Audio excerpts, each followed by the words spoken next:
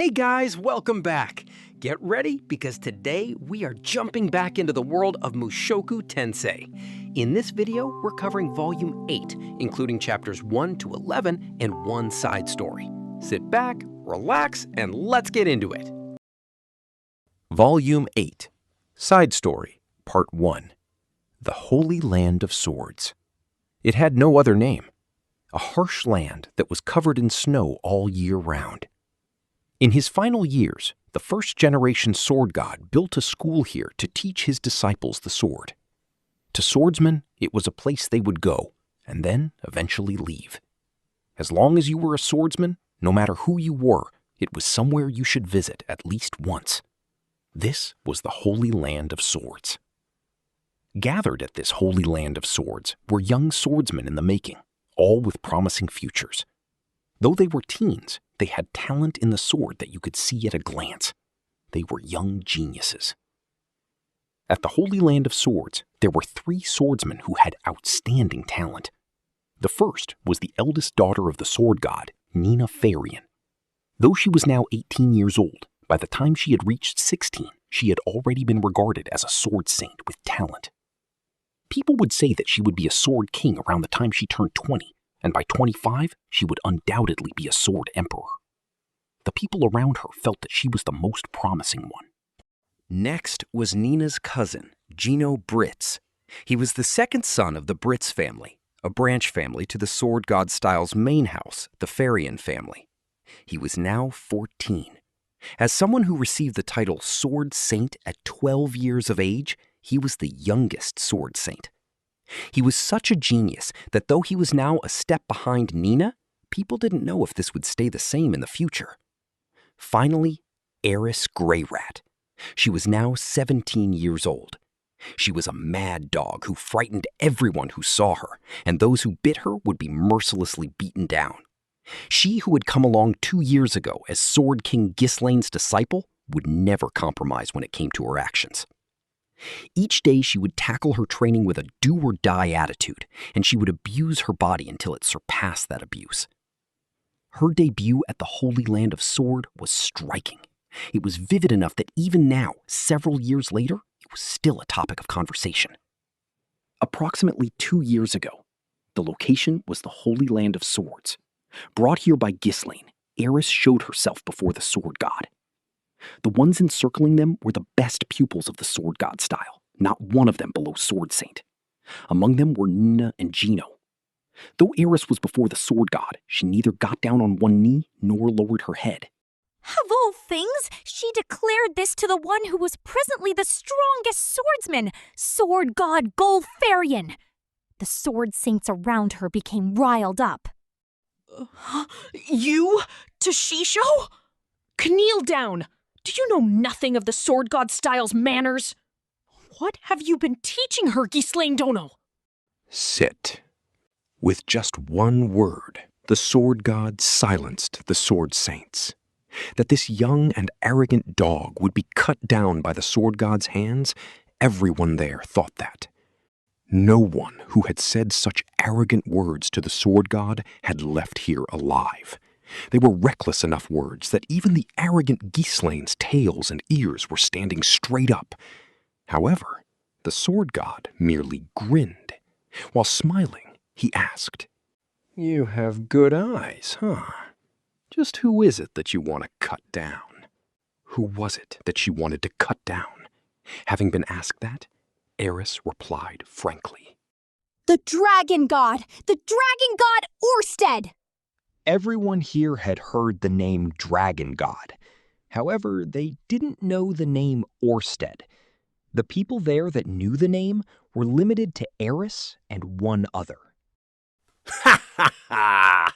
I see. If you compare me to Orsted, then I'm certainly a small fry. I see. So it's him that you want to cut down. So there was someone besides me who wanted to cut him down. The sword god energetically slapped his knee while cheerfully laughing. Everyone there gulped at the strange scene. That sword god was laughing. Arrogant words were thrown at him. He was called a small fry, but he was laughing. It was something impossible. However, only the sword god knew. To plan on killing Dragon God Orsted, it meant, in other words, to aim to become the strongest. But it's easy just to say it. Can you do it? I will! Eris declared it as if it was natural. There was neither fighting spirit nor hesitation. She had eyes with not a single hesitation. The sword god raised the edges of his mouth. All right, let's see your sword. Gino, be her opponent. Yes! Called by his uncle, Gino Britz stood up. Of about the same age as him, a girl, making his uncle laugh with empty words. A disagreeable girl. He wanted to give her a scare. He's our youngest one.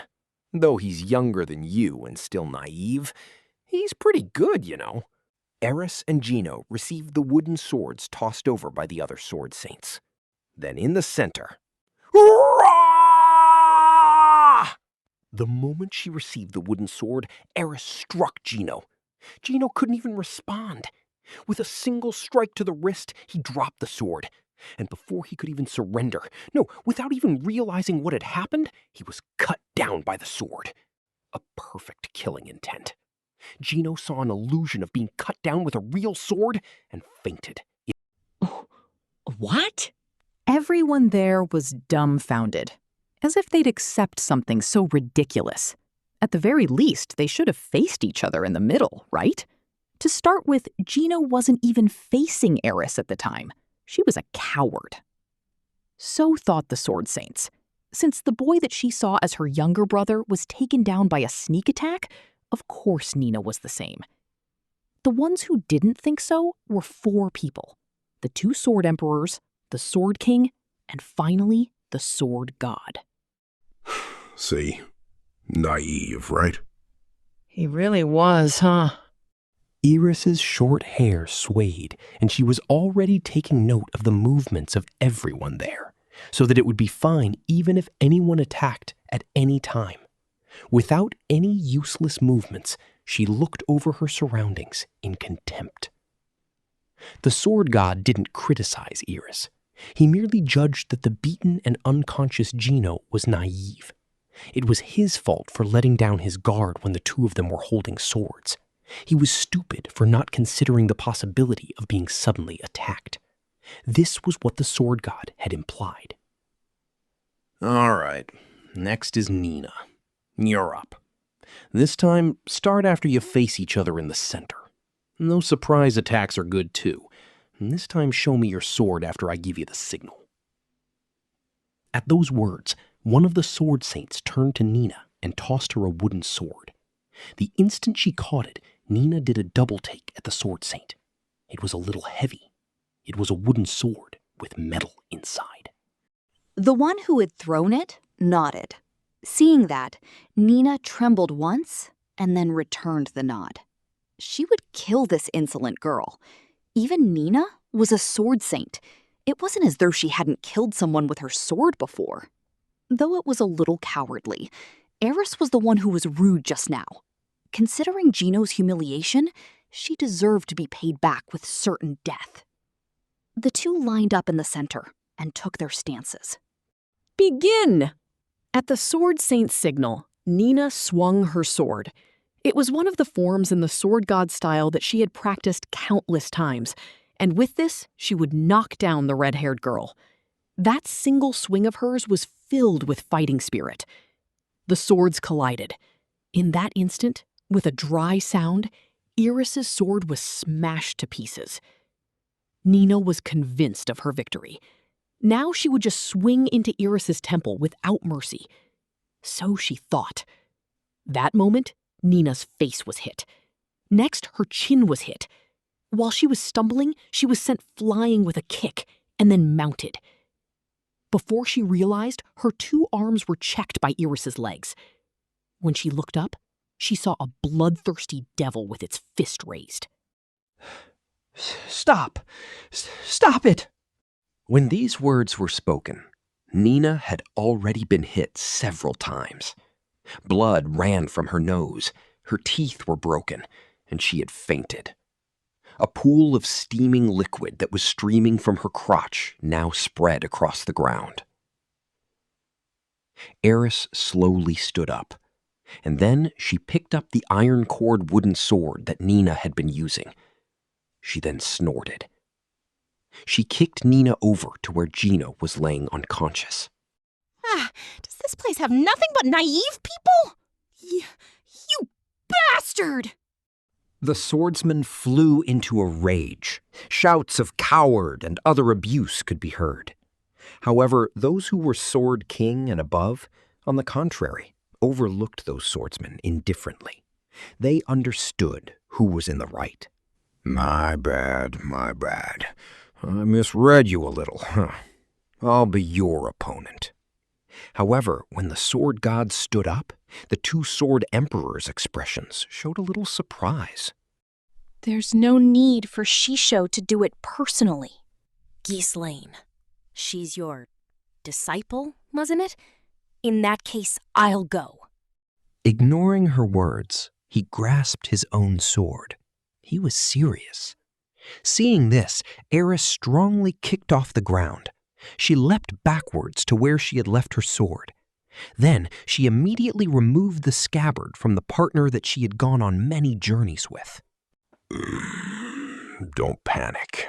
I'll properly give you a handicap after all. Oh, that's a good sword you have. It's one of Yulian's, right? I don't know. It's something I got from the Meagard clan, you see? Ah, I see. This guy here is also one of Yulian's works. While saying this, the sword god slowly drew his sword. It was a sword with a sparkling golden blade. It was one of the sword god's 7 swords. It was one of the 48 swords that the Demon Realm's craftsman Yulian Jalisco created from the bones of King Ryuo, the demon sword Windpipe. The sword god held the demon sword loosely in his hand. The sword saints all held their breaths. It was rare to see the sword god get serious outside of training the sword emperors. And then the sword god lightheartedly muttered, All right, I'm coming. In an instant, Eris was blown away. Her body flew outside, smashing down the gate in the process, and smacked into a pile of snow. Before anyone had noticed, the sword god was already standing still in the terminal position of a strike. No one had seen the motion at all. Amazing! Amazing! You were truly amazing! The surrounding swordsmen unanimously praised the swing of his sword. It wasn't the power of the demon sword. The fighting spirit emitted from the sword god had blown Eris away. That insolent person had died. Everyone thought as much. However, Eris hadn't died. Oh, God. Raising a groan, she struggled weakly in the snow. Though she received an attack from the sword god, she was alive? Nay, the sword god had gone easy on her. However, there was no need for the sword god to get serious on a stray dog like her. Afterwards, it would be fine just to excommunicate her from the sword god style and throw her out into the snow. However, the sword god spoke words completely contrary to the expectations of the sword saints. Ghislaine, treat Eris. From today onwards, she's a sword saint. Starting from tomorrow, the great me will teach her the sword. The grinning swordsman froze in place. To teach her the sword meant, in other words, that she would become the sword god's direct pupil. It was something that hadn't happened since Ghislaine. She was the best pupil amongst the best pupils. Ridiculous! The title Sword Saint is something that isn't given to anyone but those who have learned the long sword of light. To teach a brat who's the same as a barbarian is... The sword god raised his sword towards the man who had spoken and cut off his words. Didn't she just defeat 2 of the people who had learned the long sword of light? However... A sword god isn't something that you can become simply by memorizing a skill or something, you know? Even though someone special like me didn't get special treatment, why is there a need to treat sword saints that way? I've spoken inexcusably. The swordsman didn't say anything more. They had noticed that their feelings were those of jealousy. The sword saints understood that jealousy was something that would dull their swords. But they misunderstood. The sword god advocated swordsmanship based on desire. According to this, the majority of those with dirty emotions like jealousy would have their swords sharpened instead. However, the sword god didn't intend on spoon-feeding such important things. He believed that if they were the type who couldn't realize this themselves, then it was pointless even if you told them. Like that, whilst creating a striking impression, Eris became a sword saint. Part 2. Nina hated Eris. She had been knocked out in front of a large group of people and made to wet herself after all. Humiliation. Right, she was humiliated. The sudden appearance of that barbarian. When her sword was broken, she started hitting her opponent instead. She clearly had the attitude of a bad child. She was unsuitable for the title saint, at least within the sword god style. That was what everyone had been saying. For nearly 2 years, the words directed to her had no effect. She was completely left out by Gino and the people around his age. However, every day, Eris would do nothing but continue her training with either the sword god or Gisling. When she slept, she'd be in Gisling's room. There was no contact between them, and she had no need to converse with Nina and the rest. Speaking of conversations, at most they'd exchange a few quarrelsome words during the day of the month that all pupils practice together. In regards to that practice, Eris and Nina's abilities rivaled each other. Nina thought that she had won more often. Dropping your sword or breaking your sword counted as defeat, and as long as such rules were in place, she wouldn't fall behind, Nina thought. Though that was part of her naivety, this wasn't something that she would come to realize until a later time. A rivalry. That was how it was seen from outside. But to Eris, it was as clear as writing that Nina and her lot had no fangs. On a certain day, Nina was chatting with some girls around her age. As befitting of young girls, they were talking about things like who was cool among the other students, or how had their first time with the person they were dating been. They talked about those kind of topics. Because Nina had been training earnestly in the sword since she was born, she wasn't good with topics like this. She thought that they would continue to be irrelevant. If you asked her about men that she was close to, the only one who came to mind was her 4 years younger cousin, Gino. But they were raised together like siblings, so she couldn't think of him like that. As a result, she lived only for the sword, for if she didn't, she would be left behind by Eris. She was thinking that she would hate to lose to Eris. The one who happened to pass by there was Eris. There was steam rising from her whole body. Even when Nina had been chatting with these girls, Eris had been training. When Nina considered this, she lost her cool a little. As a result, she said, Still training even at this hour, huh? You'll probably never get a man your whole life, huh? It's fine if you want to stay a virgin forever and live for nothing but the sword. Huh! However, Eris snorted with laughter. In the face of that triumphant expression, Nina winced. What? Sorry, but I'm not a virgin. That she was a little proud about it, and that she was blushing a little as well. That was what everyone was thinking. That's a lie, right? Who? With who? Nina couldn't hide the unrest in her heart at all. While unsightly and flustered, she started questioning Eris. Someone I grew up together with since I was young! Though Eris was usually taciturn, when it came to that man, she continued to talk about one thing after another. About how they had grown up together since they were young, about how they traveled from the magic continent to their hometown, about how when they met the dragon god, that man managed to land a hit. And then about how she had her first time with that man, about how it was for his sake that she wanted to become stronger. It was a love story that detailed the events from when she fell in love with him as a girl until that love was fulfilled.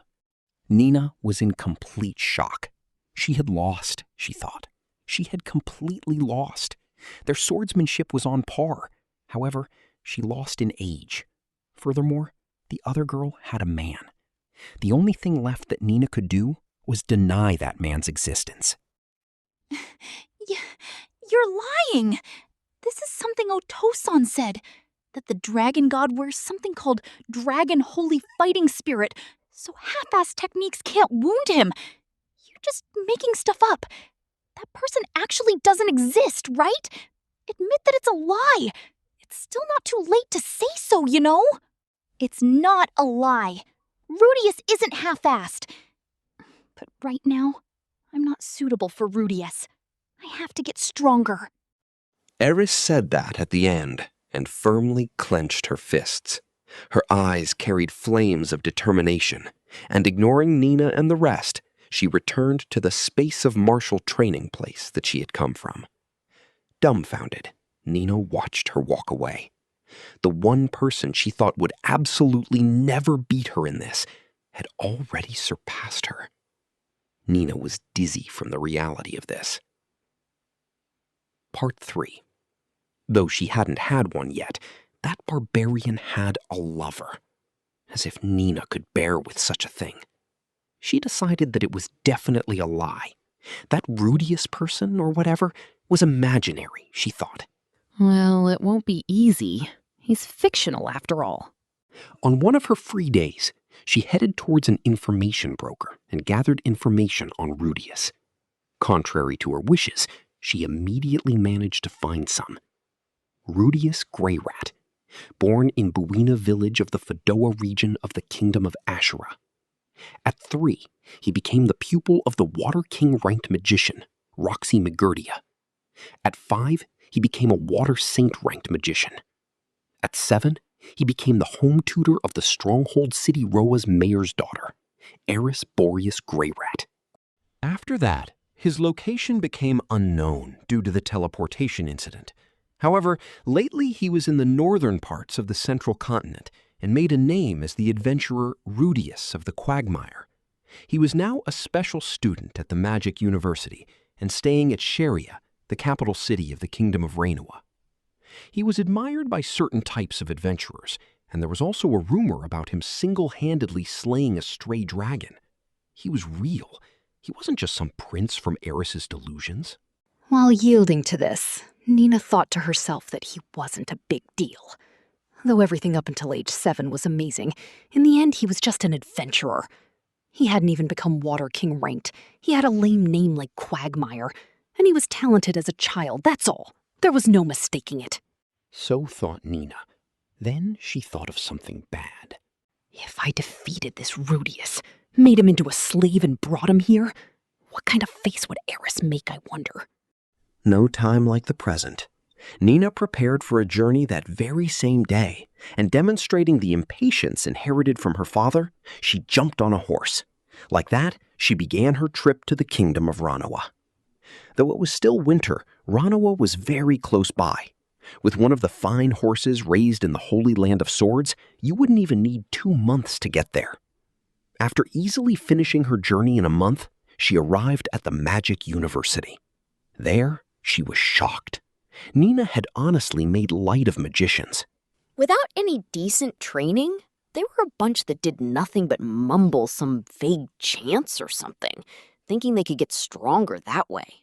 However, walking down the road were muscular men. For some reason, there was a lot of beast people, and people dressed like warriors. Though there were also those in robes and those in cute uniforms, the overwhelming majority had robust bodies. Nina was ashamed of her ignorance of the world. Her view of magicians had been narrow until she was as old as 18. At any rate, Nina called out to a nearby young man. He was well-built and was a beast race who definitely appeared to be a warrior. She tried asking him about Rudeus's whereabouts. When she did, he replied that he was heading to Rudeus as well. Thinking this is perfect, Nina followed him. They arrived at a uniformed youth. He was said to be Rudeus. He was just as Nina had imagined. Though he had trained his body, she couldn't feel any ambition from him. Though his face wasn't bad, he had an unconfident expression, and he had no appeal as a man. He was perfect for Eris. Right. Time to beat him down. But the instant she thought this, the young beast man raised his voice. I assume that you are the lone horseman who defeated a stray dragon, A-ranked adventurer Rudeus of the Quagmire. I challenge you to a customary courtship duel. Nina was shocked. The man had suddenly challenged Rudeus to a duel. No, I have piano lessons, so... Though it was unmanly, Rudeus immediately rejected him. However, with this or that reason, the man ended up in front of Rudeus, and because there was no use talking, he attacked. Nina thought that in the next instant, Rudeus would be cut to pieces. Though he wasn't as skilled as she was, Nina could still see that the young beastman was quite strong, and Rudeus was a magician. The common sense of a swordsman dictated that as long as you closed the distance, a magician was weak. At this distance, there was nothing a magician could do. However, the result was the opposite. In the blink of an eye, Rudeus had defeated the young man. It might have been within 3 seconds. It was truly an instant. Then, without paying another glance at the dumbfounded Nina, he quickly went away. Part 4. After Nina somehow managed to compose herself again, she once again asked about Rudeus's whereabouts. She found out that he was at the library. When she headed towards it, she found a huge line of beast people lined up in front of the building. Thinking that it had nothing to do with her, she made to enter the library when... Are you here to duel Rudeus? Yeah, that's right. Then get to the back of the line. Don't cut in. He became angry. According to what she had heard, the people in this line were all here to duel Rudeus. There were 30 people. While trembling in trepidation at the reality of this, she quietly waited in line. It's a pity, huh? She had no idea what was going on. She just waited like that, and it became afternoon. Then he appeared. A demon with pitch-black skin like a lump of muscle. With a very self-important attitude, he overlooked the surroundings. Ho! Is this a line for an attraction or something? It's the cue for dueling Rudeus Greyrat. Ho! There are this many of you?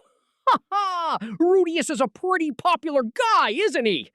I don't mind waiting, but isn't there any way I can get further ahead? The people around became angry at the man who boldly declared this. They had lined up and waited for their turn.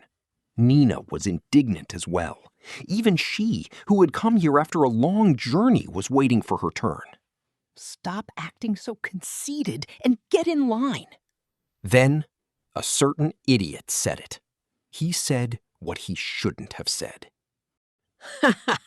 If you want to get ahead no matter what, then how about you do so after beating down everyone in front of you? That's fine. I'm good with it. Well then, all of you come at once.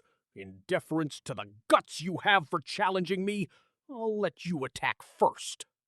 At that excessive haughtiness, everyone there became mad with rage. What did you say? Don't get too carried away. Then, thinking to let this guy know his place, they attacked. Before she knew what was going on, Nina was participating in the attack as well. Then, she lost. Though Nina was attacking as well, the demons stayed composed. Their swords couldn't pierce that black skin. After letting loose her bloodlust, she finally wounded him with her long sword of light, but he healed in an instant. Body gaudy, boasting and powerful. I am the Demon King Body Gaudy. Ha ha ha! If you can defeat me, I'll grant you a hero's title. Nina ought to have been putting up a good fight.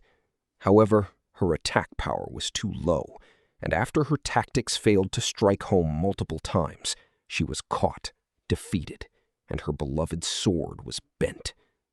Then came the terror and the chaos. Why am I doing something like fighting a Demon King here? To begin with, why is a Demon King of the Magic Continent at a place like this? That was what everyone there was wondering. A little while after Nina was beaten, everyone else was as well. Miraculously, though there were injured people, no one had died. He had held back. When she realized this, tears fell onto Nina's fists. However, though it was mortifying, she had already lost her sword, and there was nothing left that she could do. The heck is this? Around the time everyone had been defeated, Rudeus appeared from inside the library. After saying this and that, he moved locations. While frowning due to the pain in her body, Nina followed them. They arrived at a large field. Rudeus and the Demon King continued to glare at each other. Seemingly having some sort of conversation, sometimes the Demon King's loud laughter could be heard. However, Nina couldn't tell what they were talking about. The duel began when a terrifyingly fast youth brought a staff to Rudeus. The duel between Rudeus and the Demon King. Nina watched the duel from beginning to end. Rudeus received the staff and unsealed it. After some brief words, he pointed his staff at the Demon King, and in that moment, the Demon King's torso was shot off. An opponent that she was helpless against was defeated in one blow. In the face of that reality, Nina was purely dumbfounded. She couldn't remember what happened afterwards very well. Nina returned to the Holy Land of Swords. Now that she knew the level of strength that Eris wanted to reach, Nina was shocked. While shocked, the gaze that she turned on the endeavoring Eris had somewhat softened. Then, since that time, Nina turned over a new leaf. She renewed the effort she had put in up until now, and to deal with cases where her sword broke again, she now carried 2 swords. She stopped looking down on attacks from Eris's fists and distanced herself from the trivial acquaintances from her age group. After that, she became a true rival to Eris. But that's another story. Incidentally, upon hearing about the news of the Demon King's attack, the sword god had grabbed his sword with great enthusiasm written on his face. But hearing Nina's story, he looked disappointed and returned his sword to its sheath. Volume 8, Chapter 1. Zenoba Shirone, the third prince of the Shirone Kingdom, a Miko who possessed superhuman strength from birth. He is a deviant, undeniably a deviant. You could perhaps say that he is a figurine otaku taken to the extreme. Before he had noticed, he was gazing at dolls every day. When he feels like it, he will gently pat the dolls. He will never treat a doll roughly. Though he will be unable to suppress his superhuman strength when he gets excited, he will never make a mistake in handling the dolls. He might be in love with dolls. Love. Right, he loves dolls. He dotes on them. For example, in his room is a copper statue of a naked woman. I hear that he had caught sight of it in town and bought it on impulse. It is the naked figure of a slim but bewitching girl. When I had first looked for Zenoba's room, he was hugging that statue in the nude. It was my fault for trying to surprise him by entering without knocking. There is no doubt that I was in the wrong, but when Zenoba saw me, he flusteredly put on clothes and bowed his head in an unsightly manner. I am fine, even if he does not go out of his way to explain what he was doing hugging it naked. His love for dolls is abnormal. It still snows occasionally, up here in the north. It is cold outside, and it goes without saying how cold a statue would be. Though on the verge of getting frostbite, he was satisfying his desires. It was devotion to a level that no one else could imitate. However, it is not abnormal to an extent that I cannot understand it. In my past life, I had used figurines as well, after all. However, I have never used the holy statue, the Roxy figurine, for that. It is something unacceptable, after all. Pause. Speaking of which, I did not see a Roxy doll in Zenoba's room. Did he perhaps leave it in Shirone? Part 2. That Zenoba, on a certain day, he suddenly performed a dogeza in front of me. It was something that happened at night. In my hand was the figurine I was making. Shisho, please teach me how to create dolls. Over this past month, I had been continuing to tell Zenoba to wait a little longer. Though he had been patiently waiting like a pet dog, it seems that he finally reached his limits. Did we not make a promise? Why have we not began our lessons yet? Zenoba was a little angry. Of course, I had no reason to refuse. I had promised him after all. For the sake of teaching him, I had been practicing to rehabilitate my skills. There was also the fact that my everyday life had not calmed down yet, that I was still far away from achieving my ultimate goal, and that I had not found a chance to teach him yet. My dear Zenoba, this training of mine will be harsh, you know. I deliberately spoken rather affectedly, and Zenoba was taken aback. He then nodded solemnly.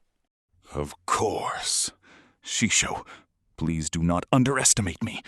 Even if I have to vomit blood, I will learn the heart of Shisho's doll creation method. You have spirit. And like that, I began to teach Zenoba my doll creation methods. Using the time before bed, I would teach him about 1 to 2 hours a day. I had my own motives as well. His love towards dolls was the real thing. Additionally, he was royalty. He was rich.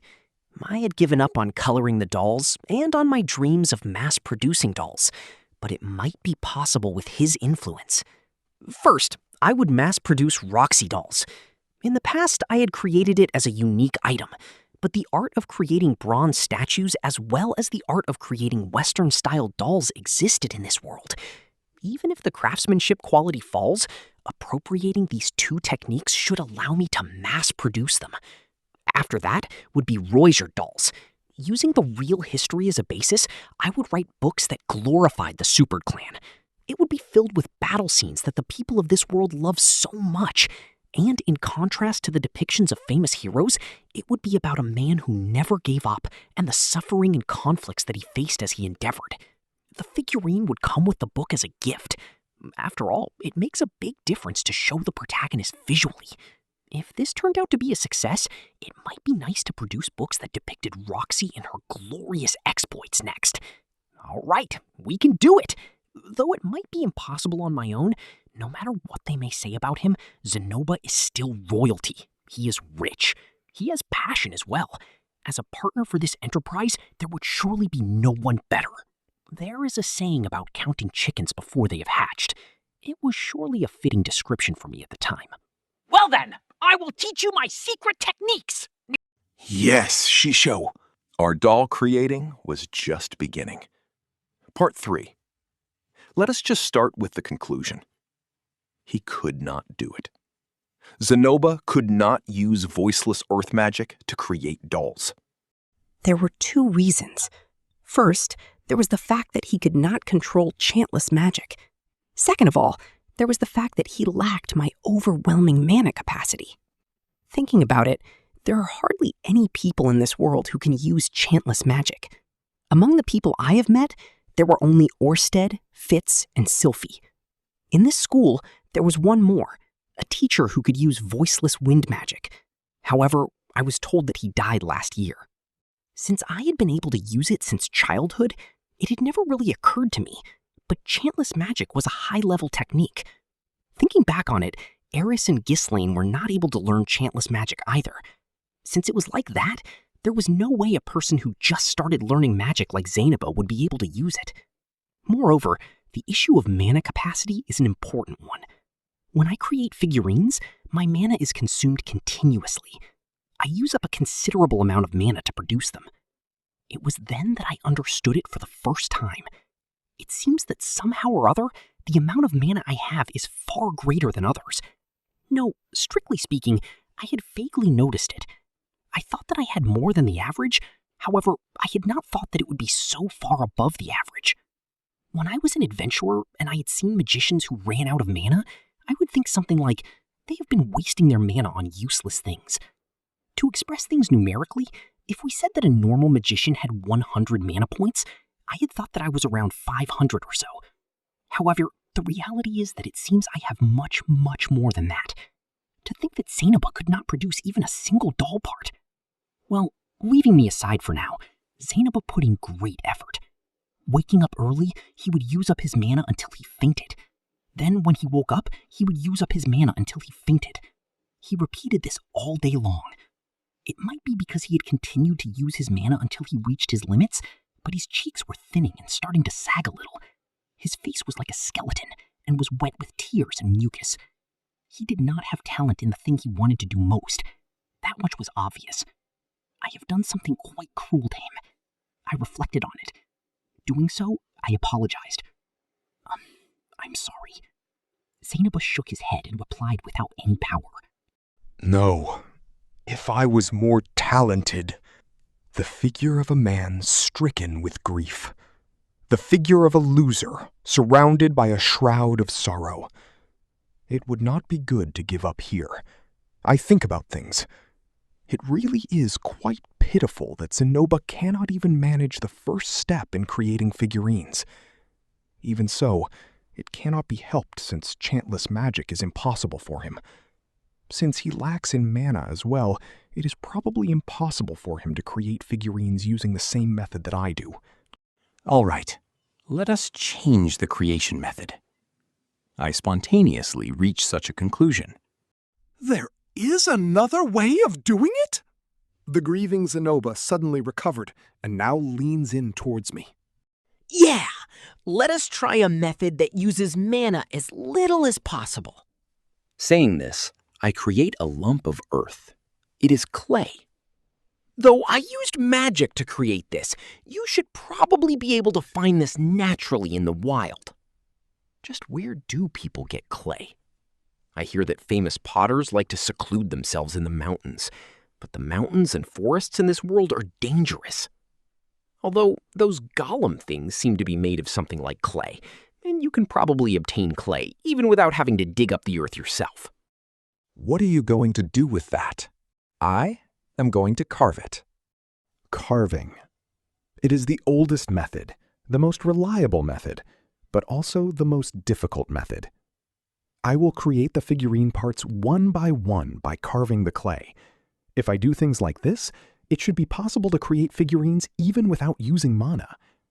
There is the problem of lacking the appropriate carving tools, but we can probably work it out by looking for a magic item in town. In the past, I have seen things like knives that can cut through stone like butter. I see, Shisho. With this method, even I should be able to do it. His expression was filled with hope. Part 4. His hope was very simply crushed. Zainaba could not use his fingers skillfully. The cause was an ability he possessed since birth, superhuman strength. Indeed, he was hindered by that superhuman strength. He could keep it in check enough that he did not destroy everything. However, that was as far as he could control it. It was difficult to perform the delicate work required to carve the parts. Zainaba persevered each day with bloodshot eyes. His passion was the real thing. Without even a wink of sleep, he immersed himself in doll creation until he almost starved himself to death. Because it had not gone the way he had wanted, he redid things again and again. Each time he would cry, shout, and let out strange noises. And then it would be finished, the doll that he had created from scratch. It could not be called beautiful by any means. The workmanship was bad, and had it been in my previous life, I might have laughed at it in scorn. It was like the badly done joke photoshops that you could find in abundance on the internet. However, I knew that this was his passion. I would never laugh at him. However, even without me laughing, Zainaba himself could tell that it was badly done. Shisho, I cannot do it. I cannot do it the way Shisho does it! Zainaba cried. Unable to create what he saw in his mind, he cried. Stricken with grief, he seemed like he had no energy left to stand. From the beginning of our lessons to the end was 2 months. Even seeing Zanobo's depressed and worn-out expression, there was nothing I could do. Part 5. According to Fitz-senpai, those people in the capital had the knowledge but lacked the skill. That's why they would buy slaves, train those slaves, and had the slaves create what they wanted. According to what I've heard, that Zanoba-kun likes the dolls that you make, Rudeus-kun.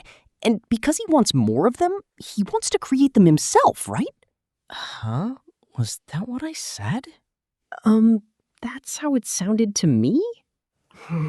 Is that so? But still, normally even if you liked figurines, you just paint them yourself or remodel them. You wouldn't think to create them from scratch yourself. When I was alive, at best I was an average remodeler. I'm sure that Zanoba-kun wanted you as his personal doll maker, Rudeus-kun, but he himself knew that it'd be impossible, and so that might be why he said something like becoming your student, right?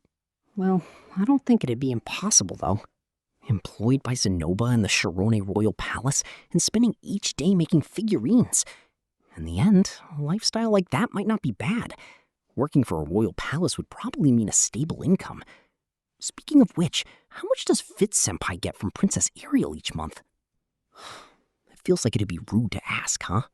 Well, I'll try suggesting it to Zanoba once. Thank you very much. You're very welcome. When I bowed, Fitz-senpai smiled bashfully. Why is it that I feel so startled when I see that smiling face of his? It's a mystery. The mysterious man, Fitz. Truly a mystery. Part 6. Buy a slave, teach them, and they'll be able to create dolls. When I told Zanoba about this idea, he agreed. As I expected, he began making arrangements to buy a slave with great joy. It seems that he had originally wanted to create them himself. However, it seems that he realized that since it was impossible, there was no choice but to give up on it. Unexpectedly, the method that Fitz-senpai had suggested was typical for this world. Be that as it may, for a student to ask their shisho to teach a slave instead of themselves was quite rude, it seems. After all, in the beginning, Zanoba tried to learn it until he was vomiting blood. That's why, although we couldn't bring up the topic, when I suggested it instead, he was relieved. And so, our next monthly break, we'll be going to the slave market. Once again, I expressed my thanks to Fitz-senpai. As someone who gave me advice when I was troubled, I really was thankful to him. I see. It'd be good if you found a good slave. And like that, the topic came to a close. Though it had come to a close, afterwards, Fitz-senpai was a little fidgety. What to say?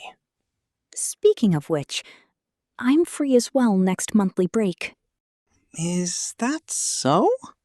And so, I don't have anything to do, and I was thinking to visit the town, but it's not like there's anywhere I wanted to go in particular. I don't have any friends, so I'd be going by myself. Is this okay for a guard?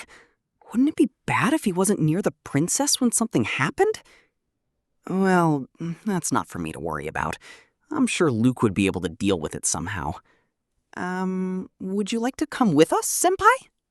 Is that okay? Wouldn't I bother you? It's fine. As thanks for your advice, I'll treat you to a meal. Really? Then I'll accept. Saying that, Fitz-senpai smiled bashfully. Like that, the plan was for the three of us to go to the slave market. Author's comment. I had originally thought to make the subheading one of the following: Rudeus versus Zanoba. Shisho's mana capacity is the greatest in the world. A flower in each hand? Heart-throbbing shopping with Prince Super Strength and Prince Bashful. But I decided against it. Volume 8, Chapter 2, Part 1. It is nice to meet you. I am Fitz. When Fitz met Zanoba, he was a little nervous. If he is a senpai, then he should act more like one, more grand and dignified. Or so I was thinking. But the thing about him being shy around strangers might really be the case. Zanoba steps forward with a jerk. Third prince of the Shirone Kingdom, Zanoba Shironoa! Zanoba was getting cocky, so I kick him behind the knees. He topples a little. It is not like I have plans to reinforce the pecking order. It is just that it would probably be best to be a little more humble when meeting a senior for the first time. Zanoba, the one who came up with our current plan was Fitz-senpai. Pay him your respects properly. I understand, Shisho. I do not believe I have had the pleasure of meeting you before. I am Shirone Kingdom's third prince, Zanoba Shirone. Pleased to make your acquaintance. No, it's all fine. Because you are a person of royalty, please stop with that. Because we are new to this, we head to a better slave market. It is quite different to my homeland. Zanoba nodded in interest. The slave market looked just like a normal building at a glance. Made of stone and earth, it was a typical building for these parts. Judging by the standards of this world, this building was on the large side. There were 3 of them in a row. Written above the door that served as the entrance was Riam Company, Slave Trade Center. There were fires burning at the entrance, and standing around were men who wore leather armor over winter clothing. They were unshaven, but did not give a particularly bad feeling. I have spent 2 years as an adventurer, though, so it might be that I have become used to this kind of appearance. I probably would have thought different about them in the past. The slave market is not outside? Fitz-senpai's voice sounded surprised. In the north, there are many slave markets that are held indoors. The reason is simple. Shall we enter? When we enter, a waft of hot air surrounds our bodies. There are fires throughout the inside of the building, and on top of the countless daises are naked slaves lined up in a row. The reason they do not do it outside is basically because it is cold. The slaves would catch colds. However, because indoor markets would lose passing customers, there are those who still do it outside. There are a lot of different sales places, are there not? Shishao, what should we do? Since it is my first time buying as well, first let us look around as appropriate. We start to walk around without much of a plan. The 8 slave stands are merchants associated with the Riam Company. Gathered around each place are possibly those who are selling slaves they have bought. They probably alternate when they have sold out, or it might be something like switching over after their designated time slot has passed. It is quite a successful business, and there are crowds of people around each of the stands. Their outfits are quite varied.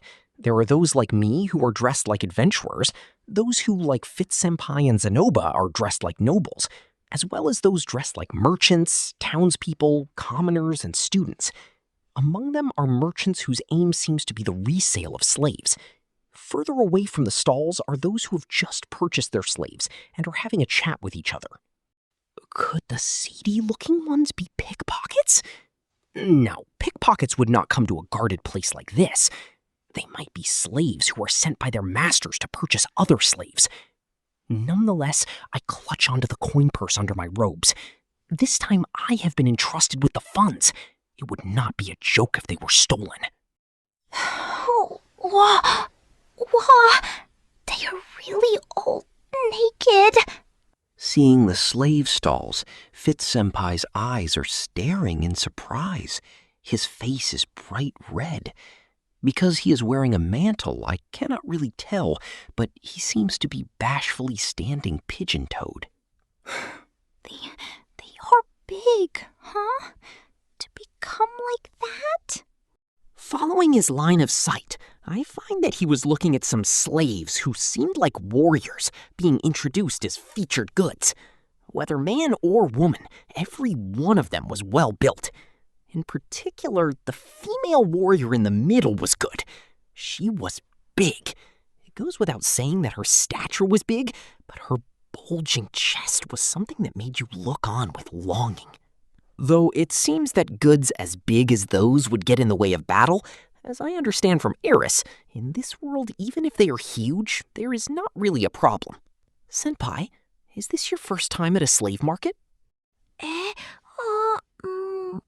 While scratching behind his ear, One of Fitz-senpai's hands was already holding his mantle in front in embarrassment. He was probably worried about the position of his thing. Truly the reaction of a DT. I was like that as well once. Now, well, look, right now my motive is a little different. You sure are used to it, huh, Rudeus-kun? I think once you have had some experience as well, senpai, you will more or less grow used to it. You think? Wait, so you have had some experience, Rudeus-kun? Fitz-senpai seems a little down. He really is young, huh? Truly young. Shisho, we have no need for warriors, so what we should be looking for is a race that can use magic and is good with their hands, right? If it is a race that is good with their hands, I guess it has to be dwarves, right? It seems so. A dwarf who can use earth magic would probably be best. Although I do not really think there is a need to fuss over the race. Fitz is a guard to the princess, after all. His master might be a court magician or something? For example, by luck, a court magician saved him, and then using that connection became that magician's disciple. He then grew up and became the princess's guard. It might be something like that. If they're a court magician of the kingdom of Azura, then they should probably be able to use chantless magic at least. An important person. They're not really, There's someone from the Fudoa region. Ah, they were wrapped up in the teleportation, huh? In that case, their whereabouts would be unknown. It'd be good if they were alive. They are alive. I've already found them after all. Speaking of which, he did mention that he was studying the teleportation incident because he was looking for an acquaintance. Wait, if he found them recently, then... Then why can't I meet them? It's a secret. Fitz-senpai laughed bashfully. Why is it that when I see that smile, my heart starts to throb like this? Oh, I can love traps when they're 2D. I was sure that I wasn't a homo, but perhaps it's just that kind of drastic measure. Part 3. Following Fitz-senpai's advice, we search for a slave that's about 5. If they're younger than that, there's a good chance they wouldn't understand us. A dwarf, because it's better that they're dexterous, so that if it comes down to it, they'll be able to use the carving method. And a cute little girl, which is my personal preference. A girl? Their gender doesn't matter to me. But, Shisho, aren't you getting our objectives mixed up? Rudeus-kun. As we piled up the criteria one by one, once we got to the final criterion, they looked at me with eyes of criticism. Huh? Since we were all guys here, I had thought that they'd have been on board instead, but, well, it seems like they aren't the type. If it was Alina-Lize, then she might have approved. If it was her, she might be suggesting we find cute little boys instead. Lately, her interest in Shota has been awakening after all. But still, if we buy a 5-year-old, then we shouldn't expect too much regarding education. They might not even understand our words. If it turns out that they can only speak the beast god language, then we wouldn't be able to teach them magic after all. I can speak the beast god language, so if that's the case, then I can teach them. What?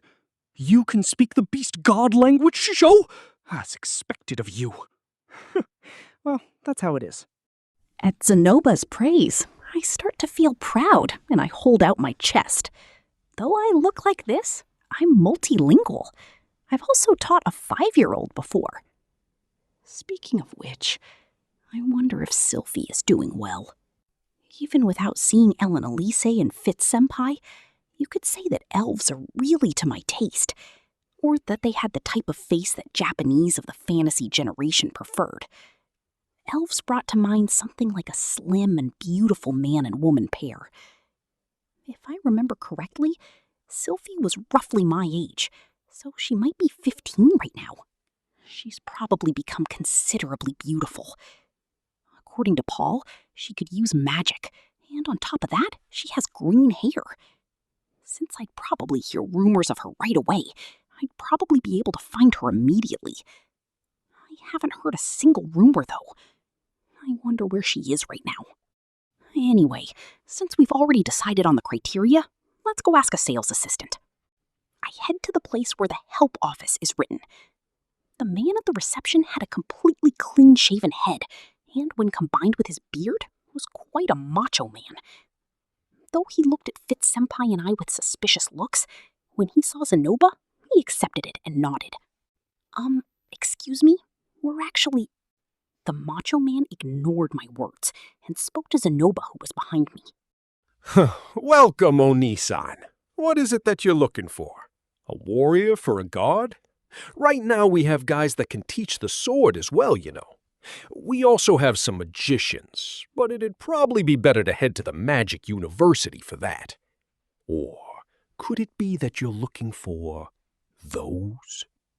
No, I shouldn't say it. You don't seem all that popular after all. We've got a real voluptuous one in her 20s, you know. She was recently a whore, so that would be perfect as well. Of course, they aren't The macho man then ate Zenoba's iron claw and was raised into the air. Don't ignore Shisho. Yakking on and on like that. I'll pull out that noisy tongue of yours. Rip off your jaw, you know. Hey, what are you doing? The guards around had immediately moved to capture Zenoba, but he was undisturbed. Conversely, with just a shake, he sent them flying. Well, he's quite high-powered. The muscular guards are being swung around by a skinny otaku-looking guy. It's surreal. So this is the power of a Miko, huh? Oops, this isn't the time to be standing here watching. No! Zenoba! Stop this! House! Yes! At my voice, Zenoba released his grip.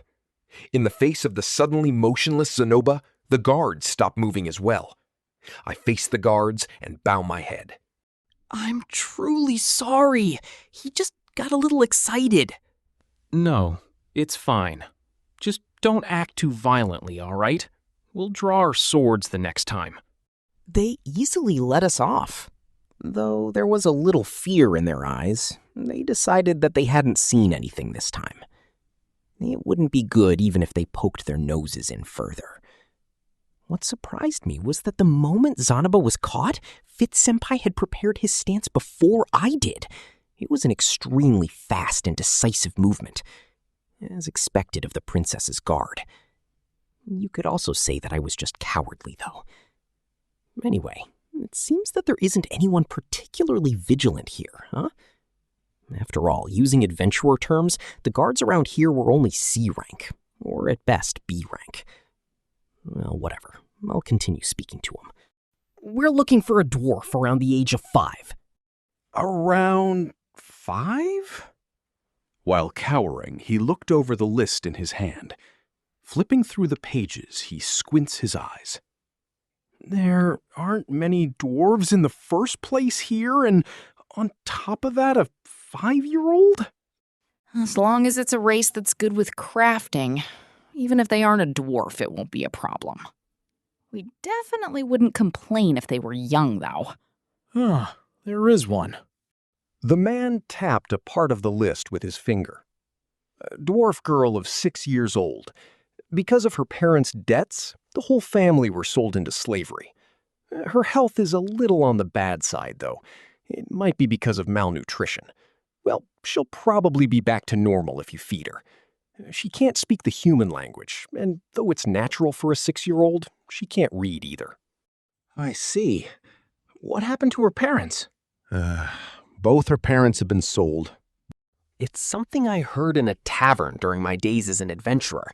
But amongst the dwarves exists a social class who believe that they can live with nothing but the mountains.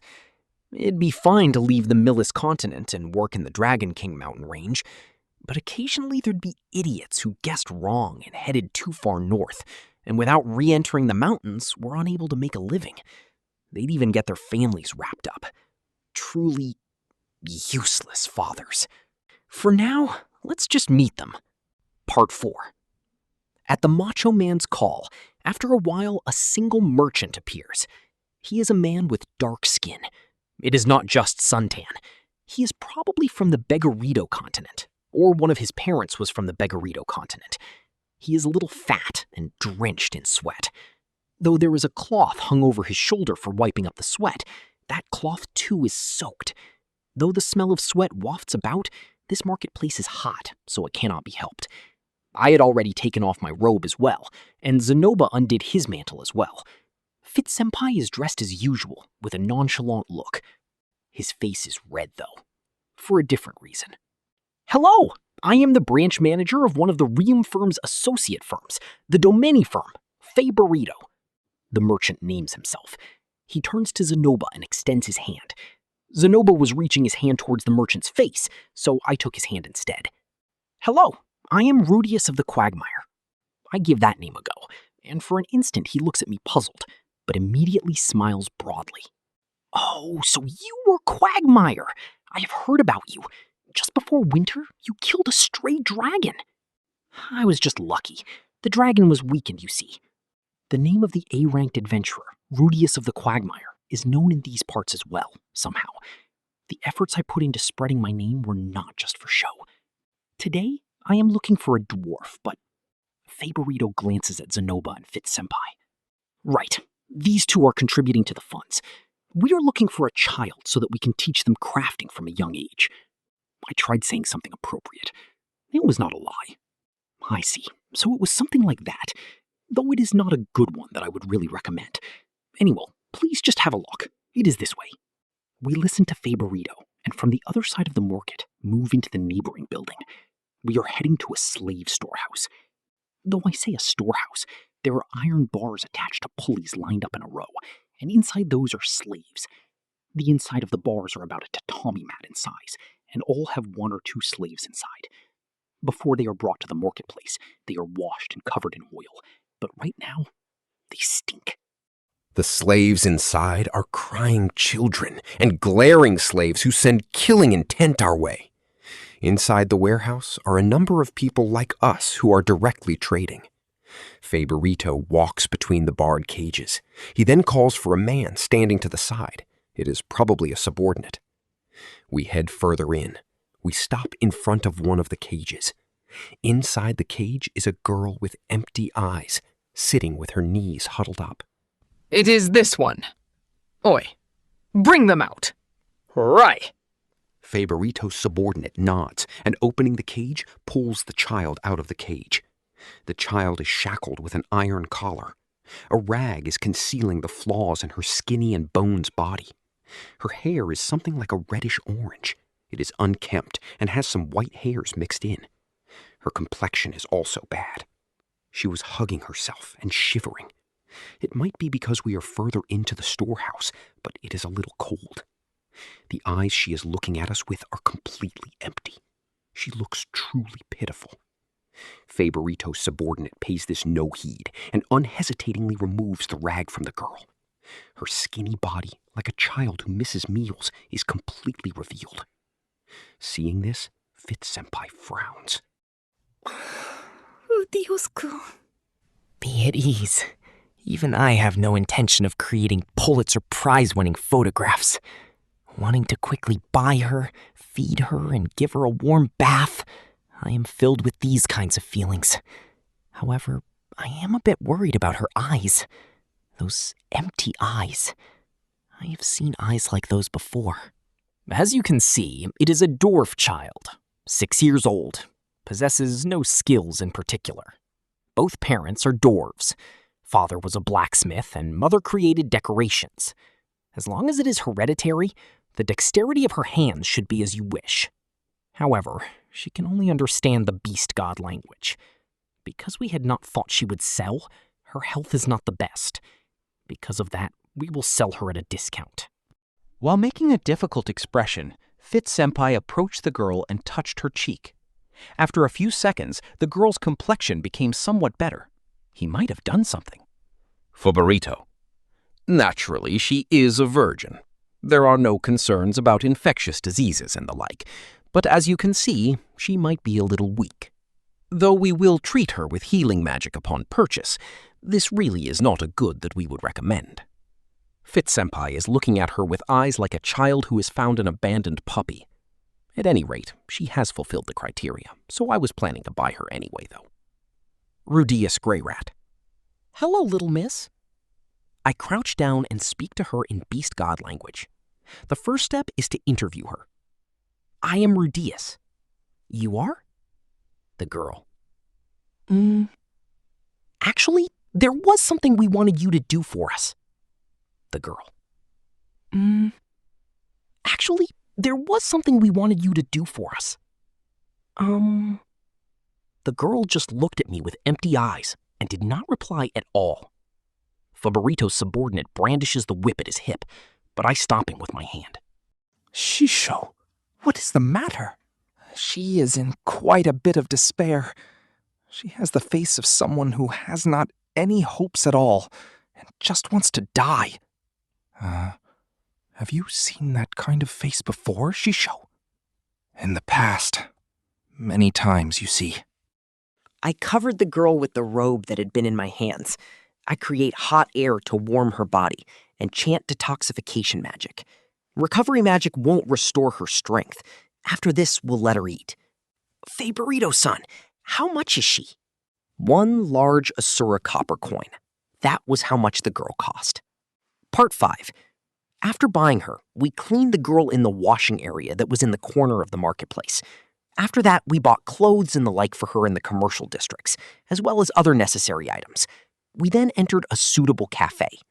It was not a simple eatery. It was a cafe with a good atmosphere. It is a shop that I would definitely avoid were I by myself. The one who picked it was Fitz-senpai.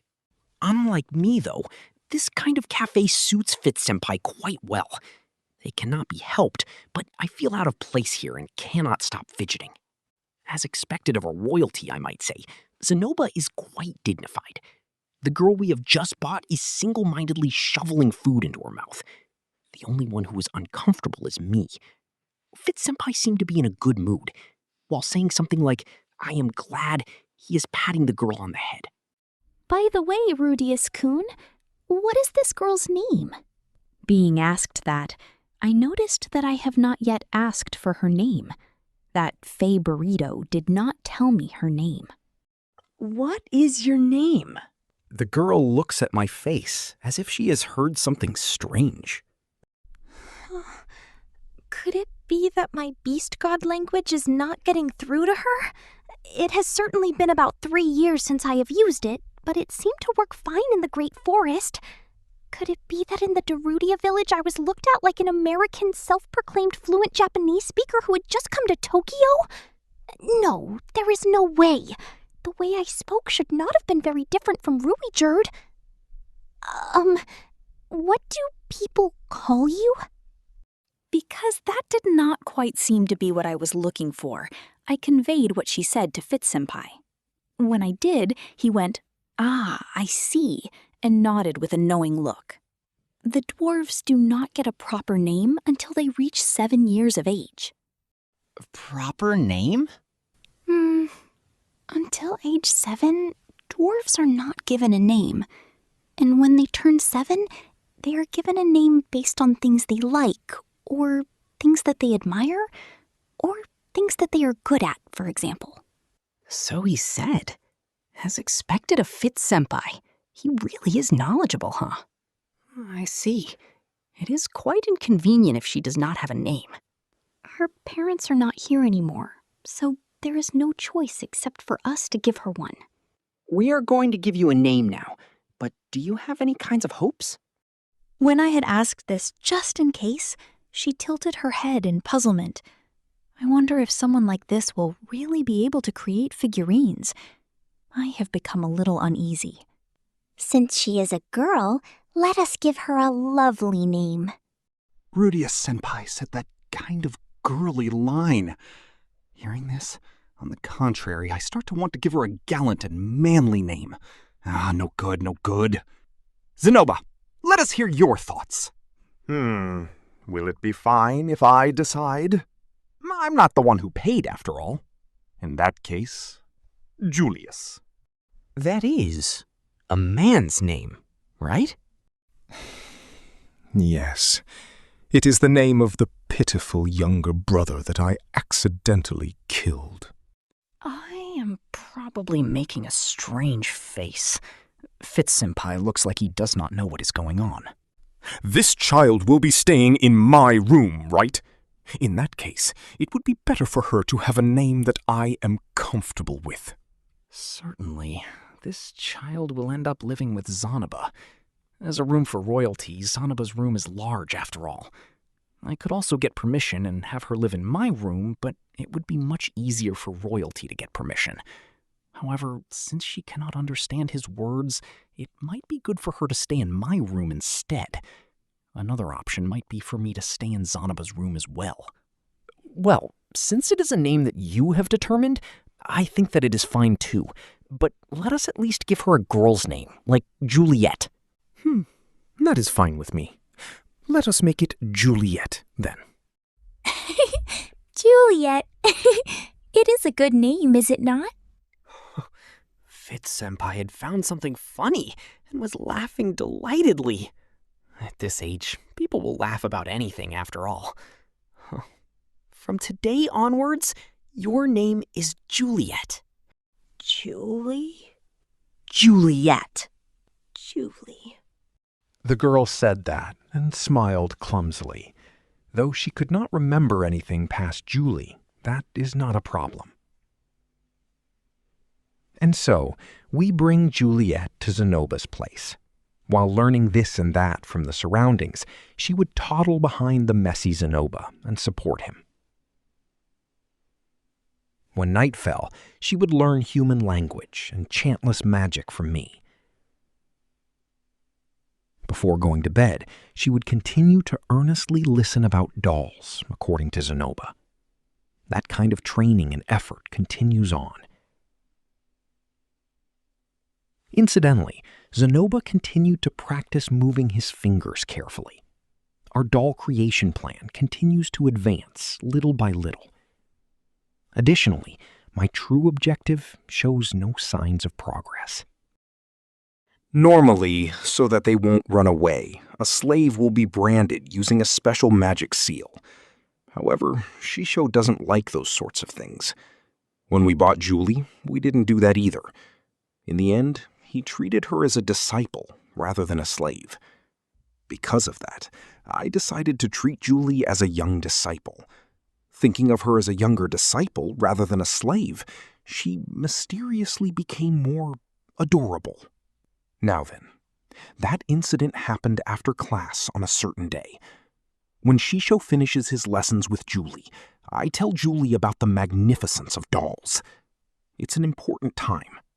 One can't achieve great things without passion.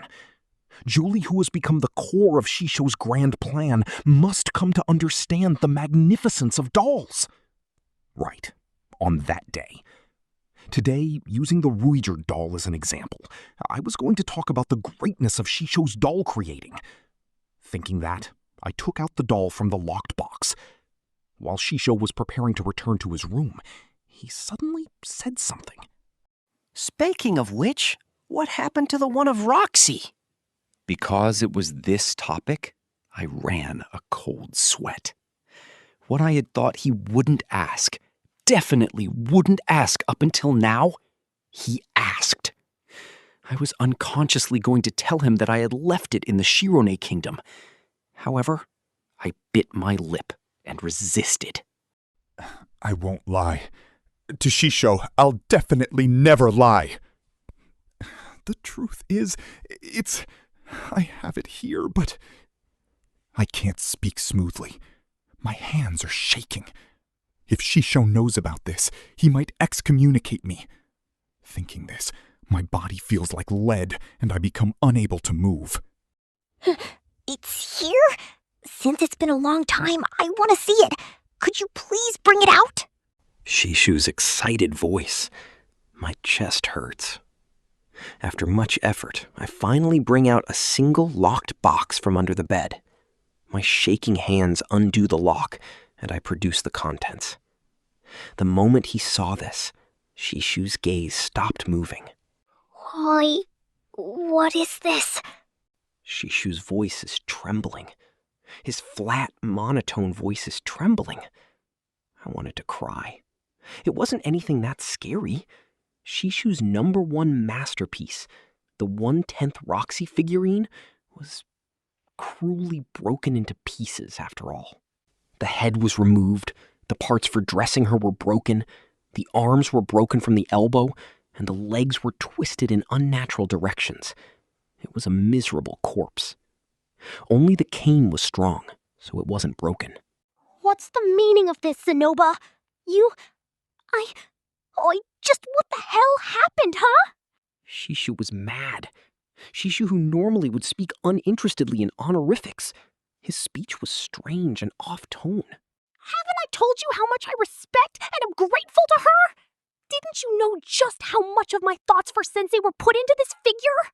I clearly understood that Shishu was truly mad. He let off killing intent.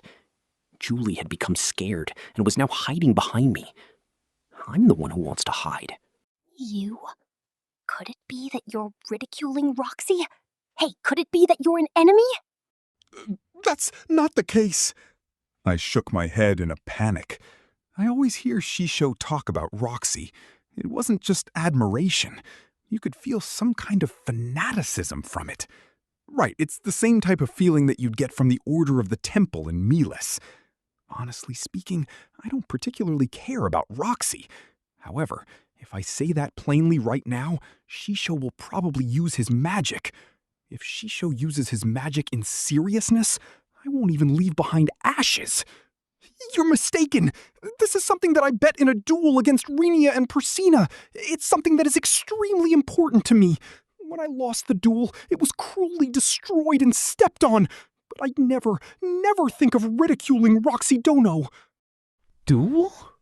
I continued my explanation. I spoke single-mindedly about how in my first year I was challenged by Rinia and Persina to a duel, about how at the time we wagered what was important to us, about how I brought the 1/10 Roxy doll. Shisho, his killing intent lessened. I see. You've suffered as well. He pats me on the shoulder. He understood. Thinking this, I raised my voice and let out a miserable he. If something like that happened, you should have told me from the start. Had I known, I wouldn't have smiled at them so frivolously. Those kind words are said with a colorless face. His tone is different from usual. Somehow Shisho has gone past anger. Let's teach those girls a lesson. Tonight, those 2 girls are going to die. I had confidence in this. I started to tremble in fear. However, after a few seconds, that fearful trembling stopped and changed into trembles of joy. I realized that I had gained a powerful ally and would be able to take revenge for the doll. Yes, Shisho. Part 3. Rudeus' point of view. What an absolutely unforgivable story! To not only steal away something a person created, but also crush it underfoot? It's an outrageous display of violence. It's the same as smashing up someone's laptop with a baseball bat. To destroy people's belongings like nothing is... Ah, shit! They're disgusting, and I can't forgive them. What I can't forgive above anything else is that they stepped on Roxy. Even if it was a doll, they stepped on Roxy. In the Edo period, the Tokugawa shogunate would force concealed Christians to step on pictures of Jesus or Mary. In the past, I had laughed at this, as if you could identify them with a test like that, I had thought. However, I understand it now. The feelings of those Christians. The disgrace you feel when something you believe in is trampled in front of you. The reality of the Shimabara rebellion. The humiliation of Kenosa. The crusaders who forced themselves forward even when it was impossible. I understand it now. I have to teach them a lesson. I have to teach those 2 stupid animals just what it is they've done. I must teach them a lesson. I must teach them that there are consequences born from doing whatever you please. Listen up, Zenoba-san. Yes. We'll catch them alive. We won't kill them. We must punish them for defying God. Punish them. I see. I think that for now, we should catch them separately. However, those two always act together. A two-man cell. Animals that move in packs really are smart. That's true. They're smart enough that you wouldn't think of them as animals. And speaking of those two, they have combat strength enough to defeat you, Amiko. It seems like it'll be quite a tough battle for us. No, I think that with Shisho here, it'll be more than manageable. It's no good to overestimate me. Victory is something that you grasp by always being modest, you know? I keep myself composed.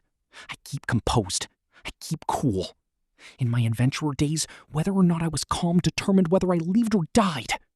I'll always keep cool, always keep composed, and beat those animals to death. Let me tell you the plan. Sir, though their battle strength is unknown, we've already grasped their attack style. One of them will quickly charge forward while causing chaos with magic. And in that time, the other will use voice magic to render the enemy powerless. It's simple, but the two of them are equally strong. Even if we attack the one in the rear, they have the ability to immediately change roles. The one attacked will devote themselves to defense, and the other will wholeheartedly try to use the stun technique. Did Fitz-senpai defeat this combination? It would have been good to hear about it. No, whatever. It's probably fine. However, this time it'll be 2-on-2. If you use your real power, I don't think that you, Amiko, will lose to them. No, even if it wasn't a 2-on-2, I think that Shisho alone would be plenty, though. Zenoba, you admire me as a Shisho. I'm glad. Regarding close combat, however, I have a childhood friend who's 2 years older than me that would always beat me up. Since then, I've been trying to work out, but frankly speaking, I have no confidence at all. There's a person who can beat Shisho up? There certainly is. At the very least, I know of 3 such people. They're Eris, Ruijerd, and Orsted. Though I only know 3 people. If I searched, I'd definitely find more. And it isn't necessarily true that Rinia and Persena aren't among them. If I use my demon eye and magic, I can win against Eris. However, I've virtually never fought with her for real. Rinia and Persena are about the same age as Eris. It would be better to treat them as having that level of power. Shisho is being too humble. Zanoba-kun, victory is not something you can be certain of. We mustn't let Roxy-sensei be trampled on again. I actually want to ask Elanali-sei or Fitz-senpai for help. Unfortunately, the 2 of them are busy, so this time it'll just be us. Ellen Elise doesn't really get involved with personal quarrels, even though she had been in Roxy's care. Isn't it fine if it's just a doll? It's not as if Roxy herself has been done in, she would say. She's a cold-hearted one. Sir, in that case, let's immediately send them a letter for a duel. In my country, we have an ancient custom of sending a letter with a knife and a single flower when we duel. The Dorudia tribe have a similar custom where they throw a rotting fruit at their enemy's head. However, I've never heard of such a custom, so it might just be a lie, but it's what I heard when I dueled them. What will Shisho be doing? I'm going to ambush them. Isn't that unfair? If it's unfair, then great. This isn't a duel. This is a crusade. Since it's a crusade, being unfair is fine. As long as it's in the name of religion, anything is acceptable. Victory is all that matters. Part 4. However, I gave up on the ambush. I could not think of a way to fool the noses of the Dorikia tribe after all. In the end, we simply waited to attack them. It was from the front, fair and square. There is a separate building a little distance away from the main school building. From there, we search for a route to the dorms and position ourselves somewhere with no people. It is by the forest and is an open space that is hard to see from elsewhere. Rudeus. There we wait grandly, taking imposing poses. It is evening now. There are few passerbys. I do not have a policy of holding my duels during the evening or anything. It is because right now is when their lessons end and they are leaving the school building. By the end of the day, their mana is depleted. Or so my plan went. Even so, they are late. They disgrace all delinquents because they properly attend their lessons, even though it would have been fine to gather on the rooftop late in the afternoon. My arms are crossed, and together with Zenoba, I am waiting in an imposing stance. It had gone past evening, and it was just about to truly darken, and was around the time that I would be done with dolls.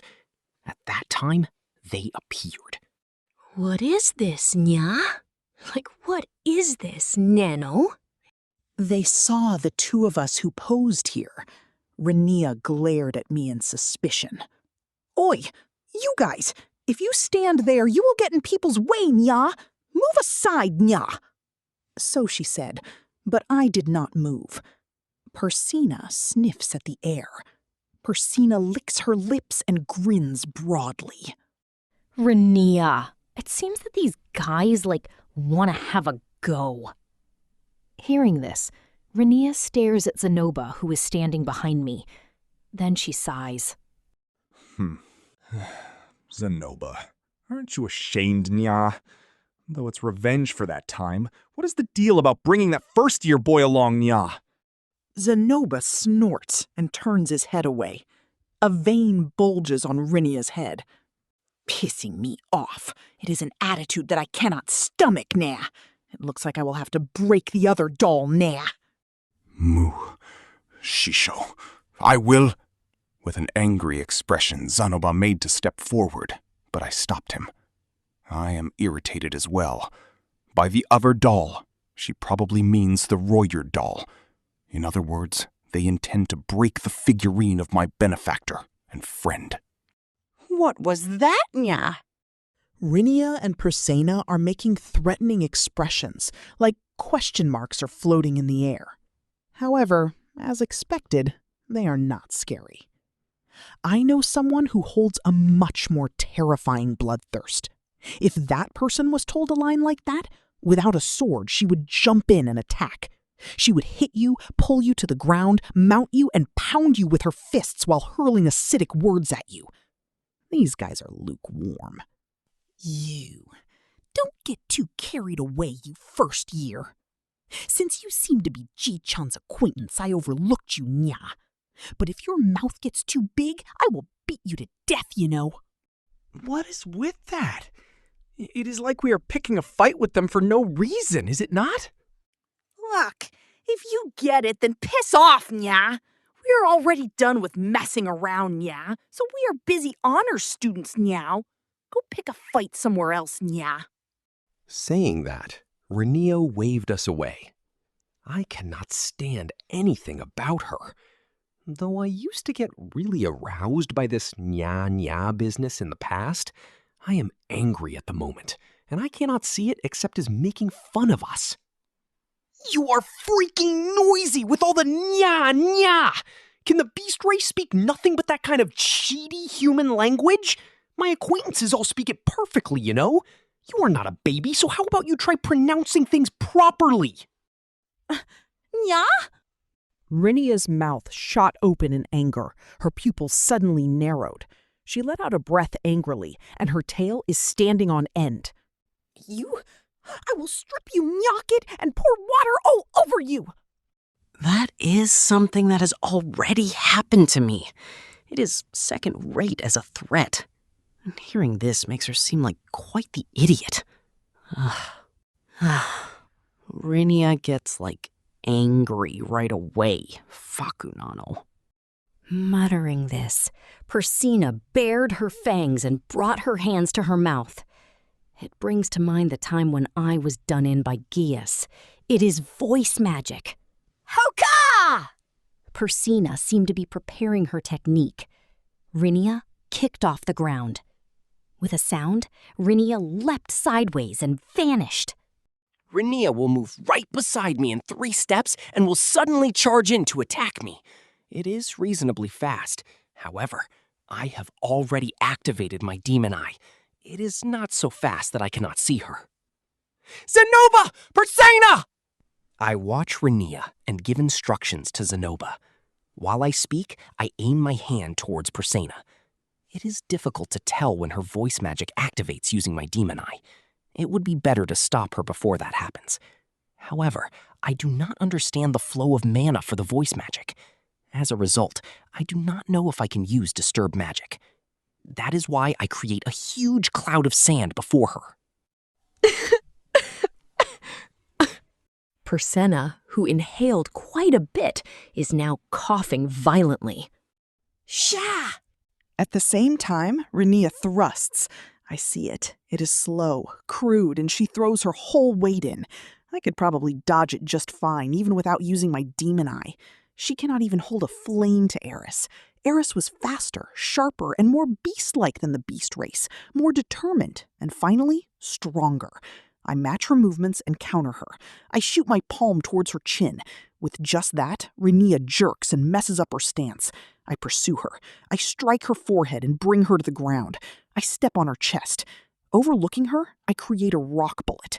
A clear sound resounds. Kinyan? Renia easily parts with her consciousness. I remove my foot from Renia, who looks like a squashed frog. Because of the force from the fight, her skirt is upturned. It is white today, huh? I turn my eyes towards Persena and Zenoba.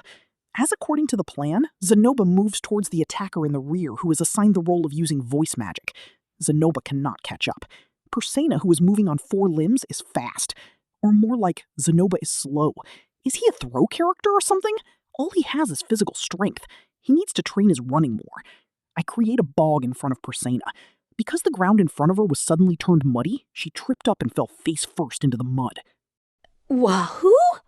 At the same time, I use earth magic and harden the mud. What? What is this, Nano? Persena was trying to pull out of the hardened mud in a panic.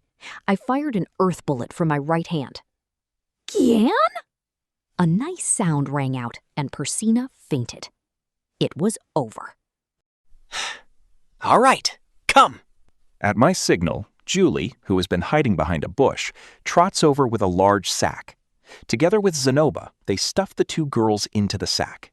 Still, that ended more quickly than I had expected. Is that just how these things are? Eris would never think of going out of her way to attack from the side. Her fist would always find the shortest path. Also, she would never have been hit by that first counter. It was the same for Persena's situation, too. If it were Eris, she would not have tripped up just because the ground in front of her turned into mud. She would properly keep her balance, or she would stand still and get out of it. Of course, there is no way Eris could do this in the beginning. Because she stacked up a lot of experience in battling me, she became able to cope with it. However, when I did something like that to Paul, he dealt with it even on the first time. As long as it is an advanced ranked swordsman with plenty of experience, they would be able to avoid something like a bog. Moreover, these days even monsters will not be caught by bogs. Even the stray dragon? The stray dragon got caught, did it not? Could it be that Paul and Eris are just really strong? I had heard that they had talent, but... As expected of Shisho, I did not even get a turn. Zenoba returns carrying the sack. I stop thinking about those things and turn to face him. Even I was surprised.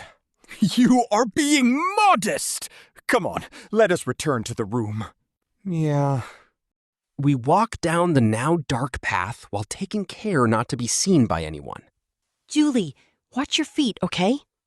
I am fine. It feels that there's a bit of fear mixed into Julie's eyes when she looks at me. Author's comments below. I was wondering just which of these I should pick as the subtitle. Rudeus versus Renia versus Persena. Good-for-nothing Bludeus. We are going to get 2 pets. Huge chaos due to pet turmoil, but decided against it. Volume 8, Chapter 4, Part 1. We returned to the room, and a little time had passed. A cat-eared and dog-eared girl in school uniforms. Their hands are bound behind their backs with shackles made from earth magic, and they're gagged. Zenoba and I were sitting on chairs, waiting for them to wake up.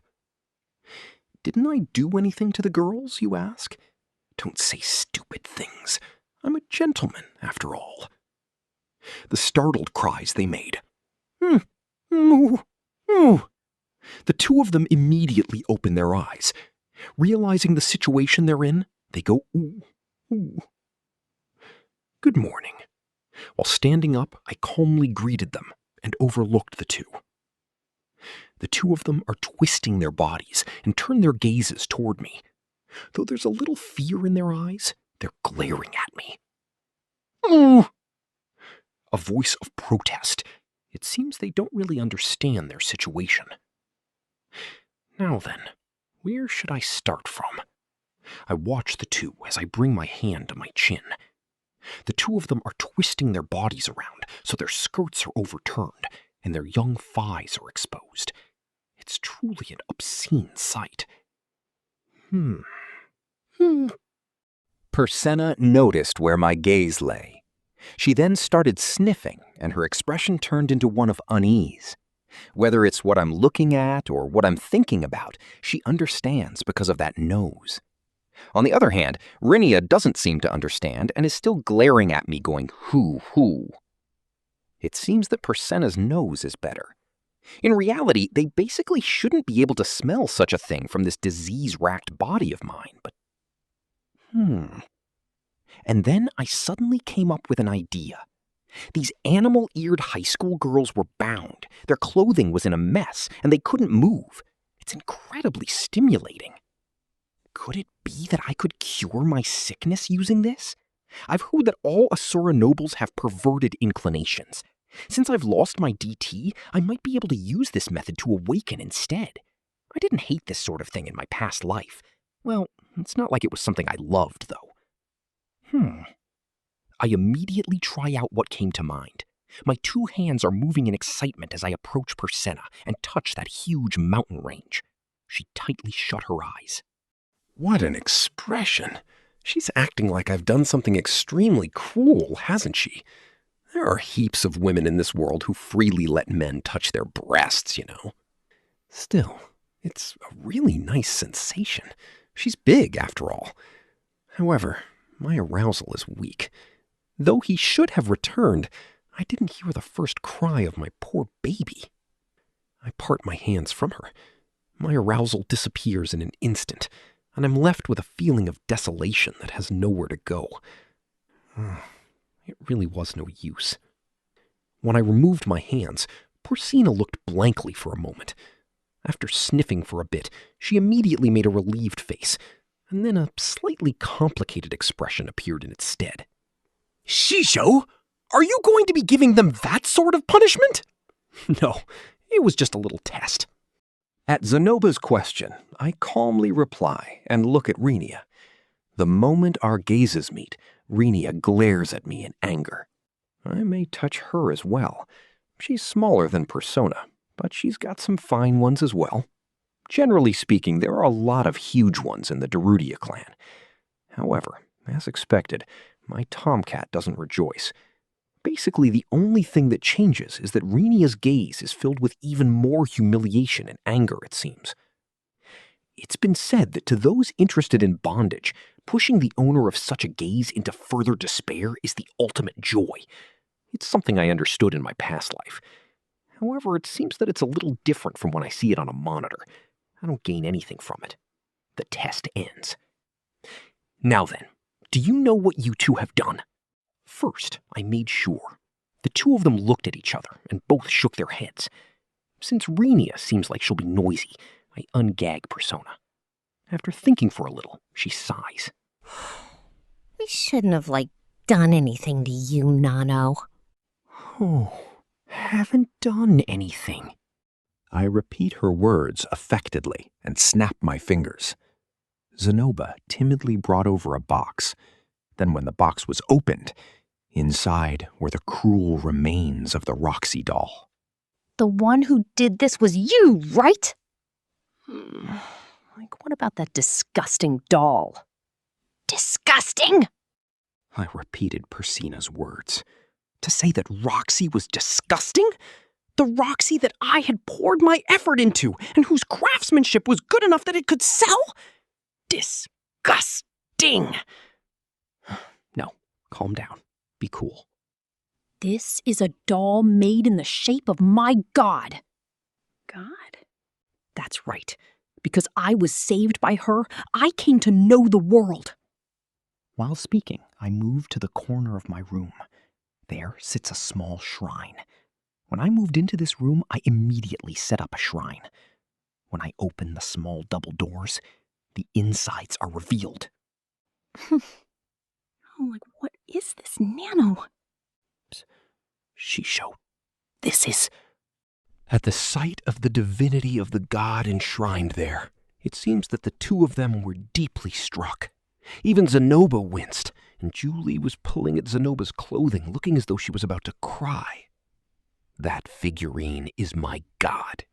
You two kicked it, stomped on it, and broke it into pieces. Rinia and Persona's eyes widened, and they looked between my face and the shrine. They then slowly looked at Zenoba and Julie, who was about to cry. They returned their gazes to me. During this whole chain of lookabout, their faces gradually paled. Their faces are like Blu-ray discs, huh? It seems that they understood just what it was that they had done. Now then, do you have any excuses? Persona thought about my question for a few seconds. She then spoke. You're mistaken. The one who stepped on it was Rinia. I told her to stop. Mm-hmm. For her to make excuses before apologizing? Very well. Since it's amusing, I'll undo Rinia's gag. When I did, the two of them started clamoring in high-pitched voices. The one who said it was gross so we didn't meowed it was Persona, meow. But the one who stepped on it was Rinia, Nano. Oh, my foot just slipped.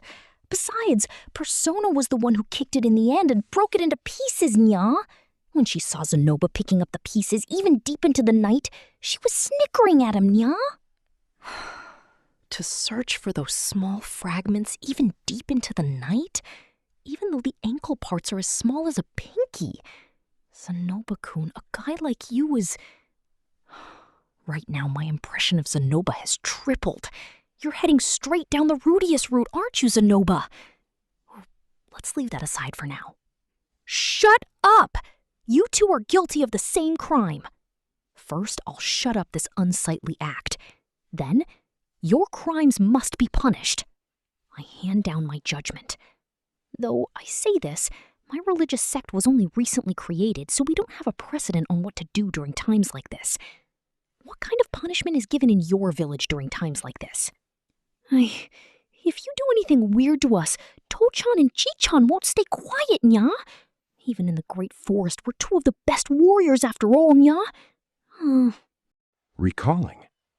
It seems that Rinia has recalled it, that Gaius and Gustav are my acquaintances. Then I remember. The Great Forests. Punishment. Gaius-san. I've remembered. I was given false charges by him. I was said to have done something indecent to Holy Beast-sama, and was stripped naked, had cold water splashed all over me, and spent a week in jail. I see. So shall we do something like that for you two as well? By the way, I'm not in the least resentful about that incident. However, that's how these girls seem to have interpreted it. The two of them are speechless and have become horribly pale. As expected, to that race, that punishment amounted to a terrible torture. No, I'll do whatever you want, so just spare me from that, nya. You can do whatever you want to Rinia's body, so please have mercy on just me, Nano. Right, nya, you can do whatever you want to me. What? Even when the two of them are begging, they're doing a manzai routine. They sure aren't reflecting enough, especially the dog. Your Darudia tribe was really cruel when this happened to your esteemed Holy Beast-sama, you know? Whenever something happened, they'd suspect me and pile false charges on me. Compared to that, your crimes are the truth, through and through. I'm begging you, please forgive me. I didn't know it was such an important doll. Indeed, That does seem to be the case. I won't do it a second time. What second time? Like you'd be able to do it a second time. Things that are broken will never come back, you know? Do these guys understand how it feels for a person to have their precious things broken in front of them? Even now I remember that moment, when my younger brother destroyed my laptop with a bat. I don't have any intention of getting angry about that all over again, though. All I remember is the despair and emotions I felt at the time. They were emotions I had when my only emotional support was broken into pieces. I'll apologize, Nya. I'll even show you my belly, Nya. That's right. Though it's embarrassing. I'll, bear with it too, Nano. Show her belly? Oh, it's the Beast Race's Dogeza that Gaius did, huh? Even if I see that kind of insincere Dogeza, I won't be able to calm down. If you want to be forgiven, then fix this doll. R-O-X-Y. R-O-X-Y. Right. Even Shisho can't mend it. Zanoba condemns the two of them. But Zanoba, it's not like I can't fix it, you know? You've got all the parts here. And the most important part, the cane is untouched. I've gotten more skilled at this than I was when I made this. Without any marks. Beautifully. That's right. I can fix it. I can fix it, huh? It's not like it'll never come back. They've apologized, too. The two of them are repenting. I feel like it's fine even if I forgive them. Or more like, this is a crime, isn't it? If this comes to light, on the contrary, we'll be the one in trouble. For example, if this scene was seen by a certain spear-wielding Baldy... No, that's not the problem. The problem is that these two easily broke what someone else held precious. But if I let them off easy here, they'll definitely do this again. I have to carve reflection into their bodies, in the name of the Roxy Faith. Speaking of which, since I've calmed down a bit, I'm reminded of some rather more esoteric punishments. Zanoba, do you have any ideas? Let's have them suffer what the doll did. Zanoba's eyes were extremely ruthless. It seems that he's still angry. It's natural. It happened before his eyes, after all. If I said, shall we, he probably would leave them in the same state as the Roxy doll. They'd be broken into little pieces by his hands. He'd do it. This man would do it. The neck-ripping prince is in good health. No, Zanoba. Killing them is probably going too far. I don't like killing people. In that case, let's sell them to a slave merchant. Though it's forbidden to sell those of the Dorudia clan, if I remember correctly, there's an Asura noble family that finds the beast race irresistible. The daughters of the Dorudia clan's chiefs, if they could make someone like that into a slave, even if it was breaking the law, they'd buy them. Zanoba was wild-eyed. Having said that, selling them as slaves is also probably going too far. It might end up as a war with the beast race. That Asura family is currently on the verge of being wiped out, so it'd probably be difficult. I wonder what's happened with the Boreas family. Not a lot of information reaches up here in the north. Just that it's in quite a severe condition, and it might only be a matter of time before the family is wiped out. Listen up, Zanoba. Even if they're like this, they're princesses. If we don't use a method that doesn't cause too many problems, this matter will come back to bite us. As expected of Shisho, even when blood is rushing through your head, to still be thinking about how to protect yourself is... Be silent. What should I do? At this rate, I won't be able to feel better. It might be good to just continue looking at this lovely sight. Though this isn't really my hobby, these two are counted as bishoujo as well. No, in the first place, this might have become a problem the moment we kidnapped them. It'd be better not to hold them captive for too long a time. These two seem to be reflecting as well. I can fix the doll. I'd really like to get this over with on the spot, but... Part 2. If I'm troubled, then I consult Fitz-senpai for help. Lately, I've fallen into something like a pattern. Fitz-senpai's knowledgeable, after all, and will reply properly for most problems. Wait a moment. Doesn't this mean that those two girls are in your room right now, Rudeus-kun? They are. Please be at ease. I've properly made sure they have an excuse for missing classes today and have contacted the school. That's by catching them. That is, in other words, right now those girls are confined together in a room with Zanoba-kun? So you could see it like that? 2 Kemono Mimi Bishoujo are being confined, huh? I think it was on my previous life's list of things to do before I die. But what I wanted to do back in the day was a step beyond this. A step that I don't have the ability to take at the moment. Rudeus-kun, after you confined them, did you, Fitz-senpai's face was bright red, and he was looking at me a bit like he didn't know me or something. No good. He seems to have misunderstood. No, I haven't done anything sexual, you know. Really? At the most, I rubbed their chest a little. You touched their chest? Yeah, I had something I wanted to test out, so. You didn't touch them with that kind of meaning in mind? What kind of meaning is that kind of meaning? No, in other words, he's asking if I was touching them with something sexual in mind. Broadly speaking, you can certainly take it that way. However, from my point of view, in the end, it's just for the sake of medical treatment, and was just an experiment. I don't think it was that kind of meaning. Fitz-senpai looked a little relieved. I see. But that'll be a problem, you know? Even if they're like that, they're still the daughters of Dorodia clan chiefs, after all. Please be at ease. The clan chief and the chief warrior are acquaintances, after all. Really? Yes. As long as I say something like, they were slacking off in school, so I had to whip them into shape. I'm sure they'll understand. How did they become your acquaintances? The Dorodia clan are really seclusive, so it's rare to be able to meet someone like the clan chief, you know? I told Fitz-senpai about the incident in the Great Forest. It was a pretty shameful episode of my life, if you ask me.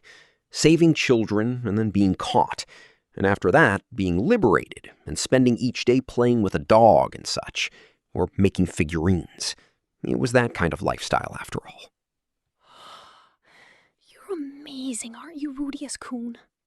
Thought that it was a shameful story, Fitz-senpai let out a breath of admiration. Just what part of that story was amazing, exactly? For the holy beast to become attached to you? I see. Now that it's mentioned, just why did Holy Beast-sama come over to me anyway? I get that it was Gisu's fault, but there's no way that it really came to like me. Even though it's just a mongrel, it seems to at least understand that I saved it, huh? You can't let a beast person hear you talking like that, okay? Obviously. If someone called Roxy a filthy demon or something and made fun of her in front of me, I'd get angry after all. I intend to clearly avoid crossing the line. Anyway, please lend me your wisdom again, Fitz-senpai. A punishment that'll satisfy me and get rid of my resentment, but isn't so harsh so that they won't seek revenge for me. Do you have any ideas? That's a difficult question, huh? Even so, Fitz-senpai went, as he was thinking. I have thought that he'd have asked me to release them immediately, though. I'm the same, you know. I can't forgive people that gang up on others, snatch away their belongings, and destroy them. Or so he said. I completely agree. Incidentally, he and Zanoba have become close enough to greet each other when passing by. Hearing about what happened to an acquaintance, he got angry as well. I had thought so while we were buying slaves as well, but Fitz-senpai might have a strong sense of justice. Fitz. All right, I've got a good idea. Oh? Since a line like that is usually bad news, I decided best not to say anything. Well, whatever. And so, our investigation finishes early that day, and Fitz-senpai and I head back to the room together. Part 3. When I returned to the room, I find that a sharp smell is wafting about. The bed is wet. It completely stinks. Persina and Rinia are completely out of it and have no strength left. It might have been better to let them use the toilet at least. Since it really was unpleasant, I used magic to dry them. I opened up the windows for some air, and removing their soiled panties and skirts, wiped them clean. The clothes end up laundered. Just to mention it, since they aren't completely naked, it should be fine. Thinking this, I had a look at their expressions to check, but the two of them had completely resigned themselves to everything. At least you could have just treated us violently, Nya. But if you were going to keep us like pets in your room, you could have at least undone the handcuffs, Nya.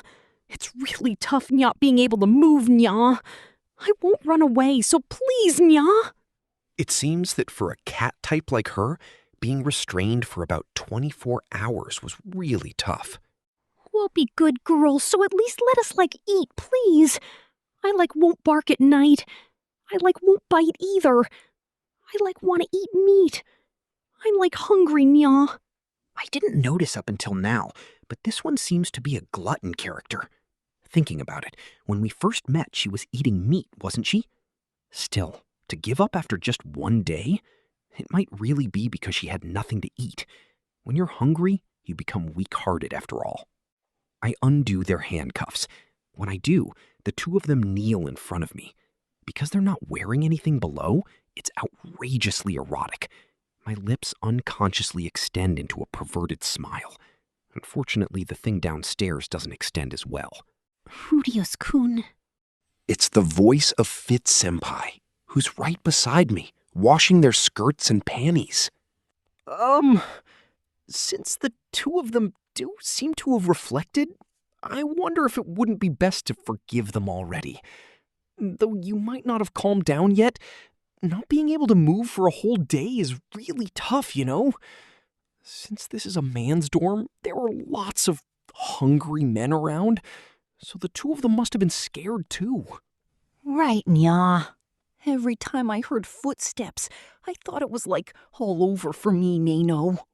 No, as far as I know, there shouldn't be that many hungry men around at all. We're allowed to go outside, and if you were starving for women, you could just head to the red light district or something.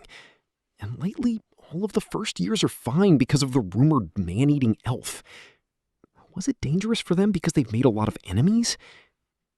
But there might be a lot of people who would just sell them off to a slave merchant if they found two girls bound like this.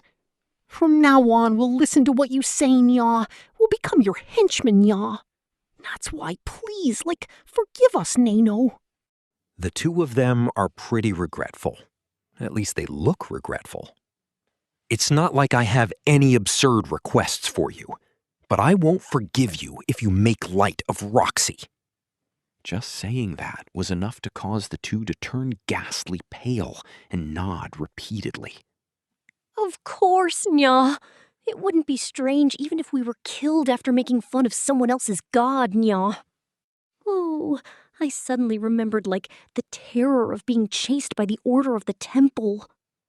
When I told them that I had family in the Order of the Temple as well, the two of them became even more pale. It seems that the saying about having money and connections was right. After a little while, the laundry is done, and the two of them happily put on their clothing. Why does the action of putting on panties so arousing? To me, it's even more erotic than watching them take them off. They've learned their place and put on their clothes. Because of this, their attitude returned. Even if I said that we'd listen to what you say, I won't do anything like making babies with you, Nya. That kind of thing is for after we've properly dated and married, Nya. That's right. But it's fine if you just want to, touch Rinia's boobs a little, Nano. Right, Nya? If it's fine if you just want to... Why me, Nya? I'm expensive. If you gave me, expensive meat, Nano. Though these two girls are delinquents, they're relatively chaste, as expected of princesses. Still, half of that meek attitude from before was acting, huh? As long as they've really reflected, then it's fine, but... That's right, Rudeus-kun. Be careful of being ambushed, okay? At Fitz-senpai's words, the two of them made shocked expressions. Nya? Hang on, Fitz. Don't say weird things, Nya. That's right. Boss is a messed up fiend of a man, Nya. If we lose again, who knows what would happen to us, so just who would do something like that? Just who is a fiend of a man? That's a really horrible way of putting it. But if they're this scared of me, then at least I'll be able to sleep soundly at night. Boss, can we, go yet, Nano? Persina tilts her head slightly as she asks. Which reminds me, what's this boss business? Not that I mind. Persina. I'm hungry, so I want to go back, Nano, to eat meat. Rana. Right, Nya. We haven't eaten or drunk since yesterday evening, Nya. Rudeus. What's with that? It's like I'm the bad guy here. Have they really reflected enough? Fitz. It seems like they haven't reflected enough, huh? Rana. Fitz, this has nothing to do with you, Nya. Persina. That's right. Like Faku Nyano. Fitz-senpai has become a little shocked. You two, Seiza. The two of them unwillingly sit down. Fitz-senpai produced a bottle from his chest. It's a bottle with black paint inside. Then he produces a brush. This is what you'd call a good idea. Part 4. When we're done, my anger is almost completely gone. Nya, Fitz, we'll remember this, Nya. Like Faku Nanu. The two of them are making resentful expressions. Both of their eyebrows are joined together into a monobrow, and there are eyes drawn on their eyelids. There's a beard that looks like something a thief might have drawn on their faces. And then on their cheeks. I'm a cat who lost to Rudeus. I'm a dog who lost to Rudeus. It's a new style of body painting. It's a bit arousing, huh? I've used a paint that a certain clan uses to leave tattoos on their bodies. If I use a special chant, it won't come off for the rest of your life. It seems to be such a paint. I guess it's this world's tattoo. Speaking of which, I saw such a thing a number of times during my adventurer days. It won't disappear if you just wash it with water, you know. If you oppose Rudeus again, I'll use magic to make sure it doesn't disappear for your whole life. I get it, Nya. I won't do such a thing, Nya. I get it, Nano. The two nodded whilst trembling in trepidation. They're making some pretty terrible expressions, huh? If it becomes permanent, they probably won't be able to become brides. Fitz-senpai is pretty nasty as well. You can leave for today, but you'll be spending all of tomorrow like that. If you do so, I'll erase it for you. However, the stuff on your bodies I won't erase for half a year. I get it. Please forgive us, Nya. Persina is in tears. By the way, some pretty indecent words are written on their backs. If it becomes permanent, they'll probably live in shame for the rest of their lives. Since we'd get in trouble if the two of them are seen in the hallway, they left from the window. Boss, even though you're just a magician, what kind of training did you do to be able to see my movements? I didn't do anything special. I just followed my Shisho's teachings and did things like she said. The training that I did with Iris wasn't for nothing, I guess. I always thought of myself as weak. Comparing myself to Iris's growth, I had thought that I wasn't growing at all. However, it seems that we were just growing at different rates, and I might have become strong as well. Who's your Shisho, Nya? It's Ghislaine, I guess. By Ghislaine? You mean my aunt? Yeah, that's right. Ghislaine the Sword King. I see, Nya. Bye then, Nya.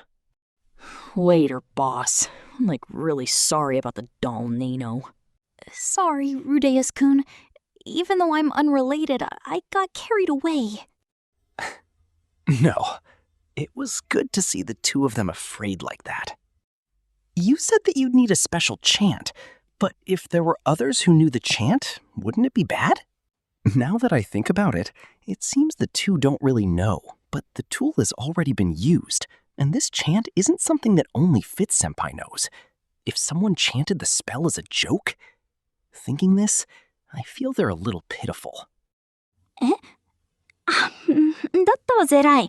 There certainly is a paint like that, but the one I used was just a normal one for drawing magic circles. It'll come off in the wash. Relieved, Fitz-senpai spoke while giggling, almost like a child whose prank succeeded. I relaxed. Part 5. Fitz-senpai stayed in my room for a little longer. For some reason, he was fidgety and couldn't calm down. Walking back and forth in my room, he asked many times about this or that he found curious. What's this? Is there something inside? Huh? So you weren't a follower of the Millis religion, Rudeus-kun? Could I have a look? The Roxy faith is... Please don't open it. I stopped Fitz-senpai, who was about to open the shrine. Our god is divine and isn't something for outsiders to gaze upon. And geez, what was up with me yesterday? Even if I showed them the panties, they just drew away from me. Sorry. Fitz-senpai withdrew his hand in a fluster. After that, he looked at this and that, but then suddenly his gaze stopped on top of my bed. He picks up my pillow. This pillow is making grainy sounds, huh? It's a self-made pillow. A self-made pillow. The mustard torrents monsters in the forests of the north drop seeds. There are nuts inside that resemble walnuts, but the shell resembles buckwheat chaff. That's why I crushed it and put it into a sack, which I then covered with monster fur. Since the day I completed it, I've been assured a good night's sleep. Do you mind if I try it out a little? Feel free. It's a good pillow, isn't it? You're the only one who said that. The only other person who's tried it is Elise. She said the best pillow is a man's arm, though. Even laying down, he won't take off his glasses. It's something he's probably picky about. I wonder if he'll let me see his real face one day. If I reached out my hand now and took them off, what would happen? No, it's probably not just pickiness. He did say that he had a reason. For example, he might have a complex about his eyes. I'd better forget it. I don't want to be hated. It's about time I return to Ariel-sama. I see. Thank you for today. See you later, Rudeus-kun. Thank you very much for everything. You're very welcome. Fitz-senpai left through the window. Though I was thinking, just leave from through the corridor, it might be that the window is closer to the girls' dorm. Well, whatever. A little smell was left in my room. I spread a powder that adventurers use to remove smells and laid on my bed. There's a smell that's different from usual coming from my pillow. It might be Fitz-senpai's scent. It's not unpleasant. This time, abducting those two girls ended up in a pretty erotic situation. But as expected, there are no signs of being cured. Whether it was looking at them or rubbing them, neither worked out. There's no progress. This is something that happened later, but those scribbles on their faces were seen by Zanaba the next day. Zanaba didn't seem as though he'd forgive them with only something like that. However, after being told, "You didn't even do anything this time," in conjunction with showing him my emergency repairs of the Roxy doll, he immediately started to smile widely and forgave them. It's not a big deal. Nio thing happened. I just lost a duel and got this drawn on in their room as a prank. NYA. That's right. Nothing happened at all. Really. Nothing happened at all. Nano. Tremble, tremble. Or, so the two of them insisted, and so it didn't turn into a big problem. All's well that ends well. Volume 8, Chapter 5, Part 1. Cliff Grimoire, the grandchild of the Pope of the Meatless Faith. Young and excellent with magic. A genius youth. He was a bit quick to pick a fight. His self-respect was strong. and he had a habit of seeing himself as a big deal. As a result, he had no friends. He had talent. However, he did not rely on this alone and was diligent in his training. Though his mouth was terrible, his actions were not. Though they were few, there were those who thought well of him. Cliff was now 16. Though he had become an adult a year ago, there was not anyone to celebrate that. His reason for coming to the Magic University was simple. In a few words, it was due to a power struggle. A few years ago in Milishan, there was an attempt on a shrine maiden's life. Because this incident was the work of the Pope's faction, the internal struggles intensified. During the conflicts, naturally, the Pope had his grandchild take refuge on the other side of the world, in the kingdom of Ranawa. Cliff, you possess great ability. Be not conceited and look outside of yourself. The Pope sent Cliff away. Cliff understood that there were expectations for him. It was natural. Though he had lost to Eris, he was still a genius after all. So Cliff thought. After a long journey, he arrived in the kingdom of Ranawa, a harsh land. The food did not suit him, the climate was harsh, and there was a fuss because his way of thinking was drastically different to the locals. Even so, Cliff continued to believe that he was a genius. He was a special student, the grandchild of the Pope, and as someone who would carry the Mila's faith in the future, he was different to others. So he thought. In his first year, he received two major shocks. The first time was by a person named Zenoba Chiron. He was a Miko. He was a person who was loved by the gods since birth. Though he was a bit messed up, his power was the real thing. He had been seen lifting someone thrice his weight up by the head and then throwing them. Though he had such power, he was at the Magic University. He was learning magic, focused completely on oath magic. From Cliff's perspective, his growth was slow. However, to begin with, there should not have been a need for a Miko to learn magic. One of the theories regarding magic stated that it was a means for the weak to imitate the acts of the gods in the ancient past. Miko were people who possessed the power of the gods. They did not have a need to learn things like magic. Thinking that, Cliff went and asked him, "Why are you learning magic?" There's something that I want to do. Saying this, Zenoba brought over a box and produced from it a doll. He then began to talk for a long time about the doll. Cliff only understood half of what Zenoba said. However, he at least understood from Zenoba's talk that this doll was something wonderful. I have become the disciple of this doll's creator, and I wish to spread dolls throughout the world with him. For this reason, I must be able to create dolls. If I'm not capable of the fundamentals of doll creating by my next meeting with Shisho, I won't be able to face him. However, I do also want to be able to create dolls myself, you see. It was what people called a dream. That was something that Cliff did not have. Nay, it was something Cliff had given up on. Even though a Miko would be burdened with the expectations of his homeland, even though upon his homecoming he probably would not have any freedom, this man had not given up on his hope, in the chance that one day he might suddenly gain his freedom, and he planned to do what he wanted to do the moment that day came. Incidentally, Cliff did not know about the circumstances surrounding the Shirone kingdom and Zenoba. The conclusions he came to were a result of his common sense. He misunderstood. However, it left Cliff with a deep impression. He thought Zenoba was quite the person. Cliff Grimoire, what kind of person is this Shishu of yours? He's a person named Rudeus Greyrat. I am attending the once-a-month homeroom. Presently, lined up around me are Zenoba, Rinia, and Persina. As expected, it is a nice thing to have your friends' desks lined up along yours. Incidentally, Julie is sitting on Zenoba's lap. As always, Rinia has her feet on the desk, and her healthy thighs are freely revealed before me. This lifestyle where I can see these up close is really not bad. Nya! Boss's eyes are always nailed to our legs, nya. So Boss is also a hungry male, huh? Looky, Looky. Yeah, don't put your hand up my skirt, nya. Since Rinia occasionally provokes me for no reason, I feel her up without hesitation.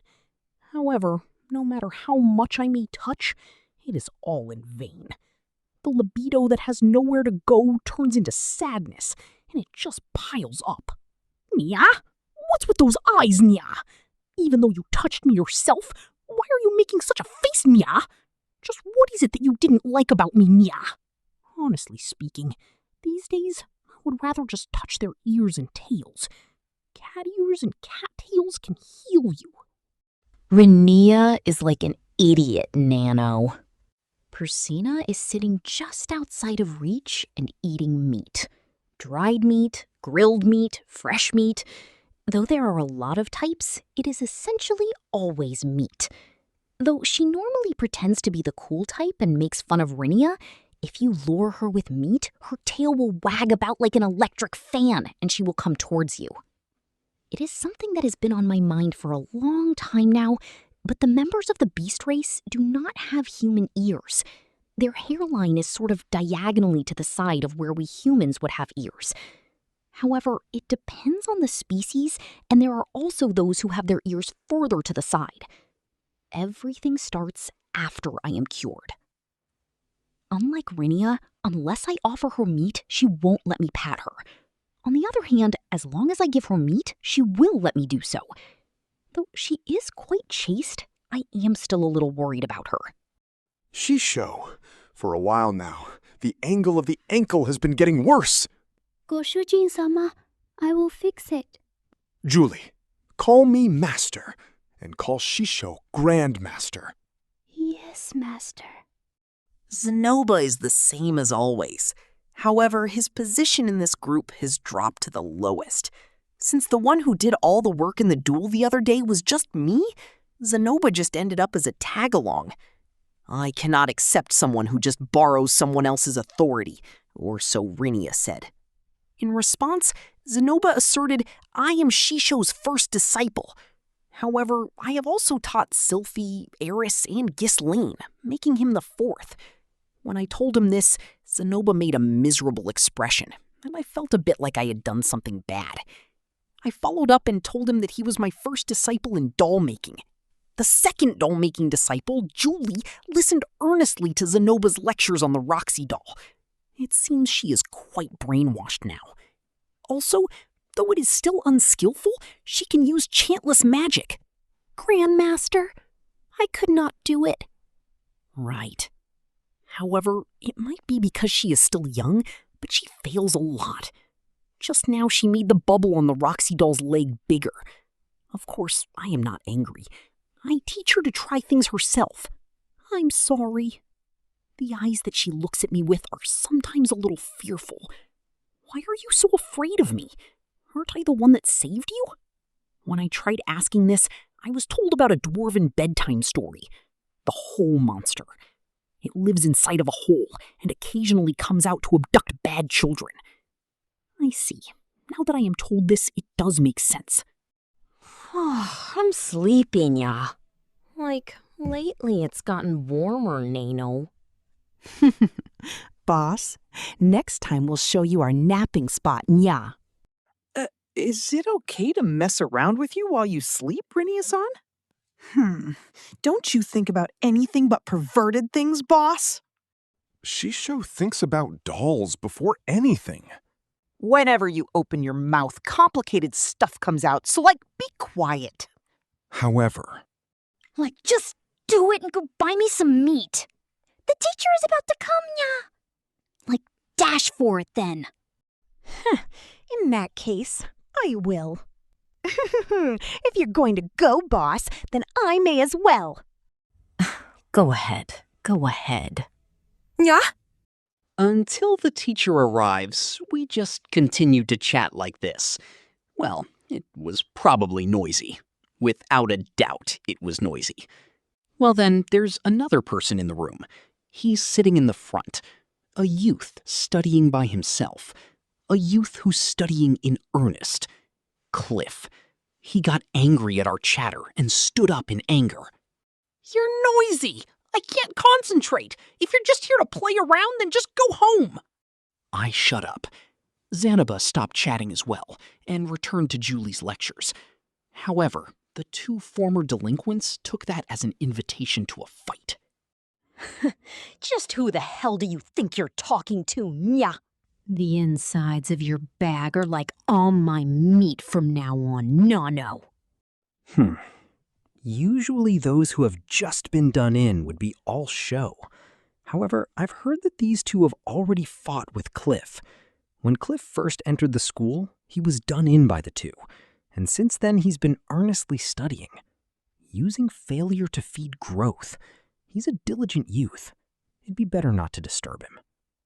We apologize. It seems we've gotten in the way of your studies. We'll be quiet.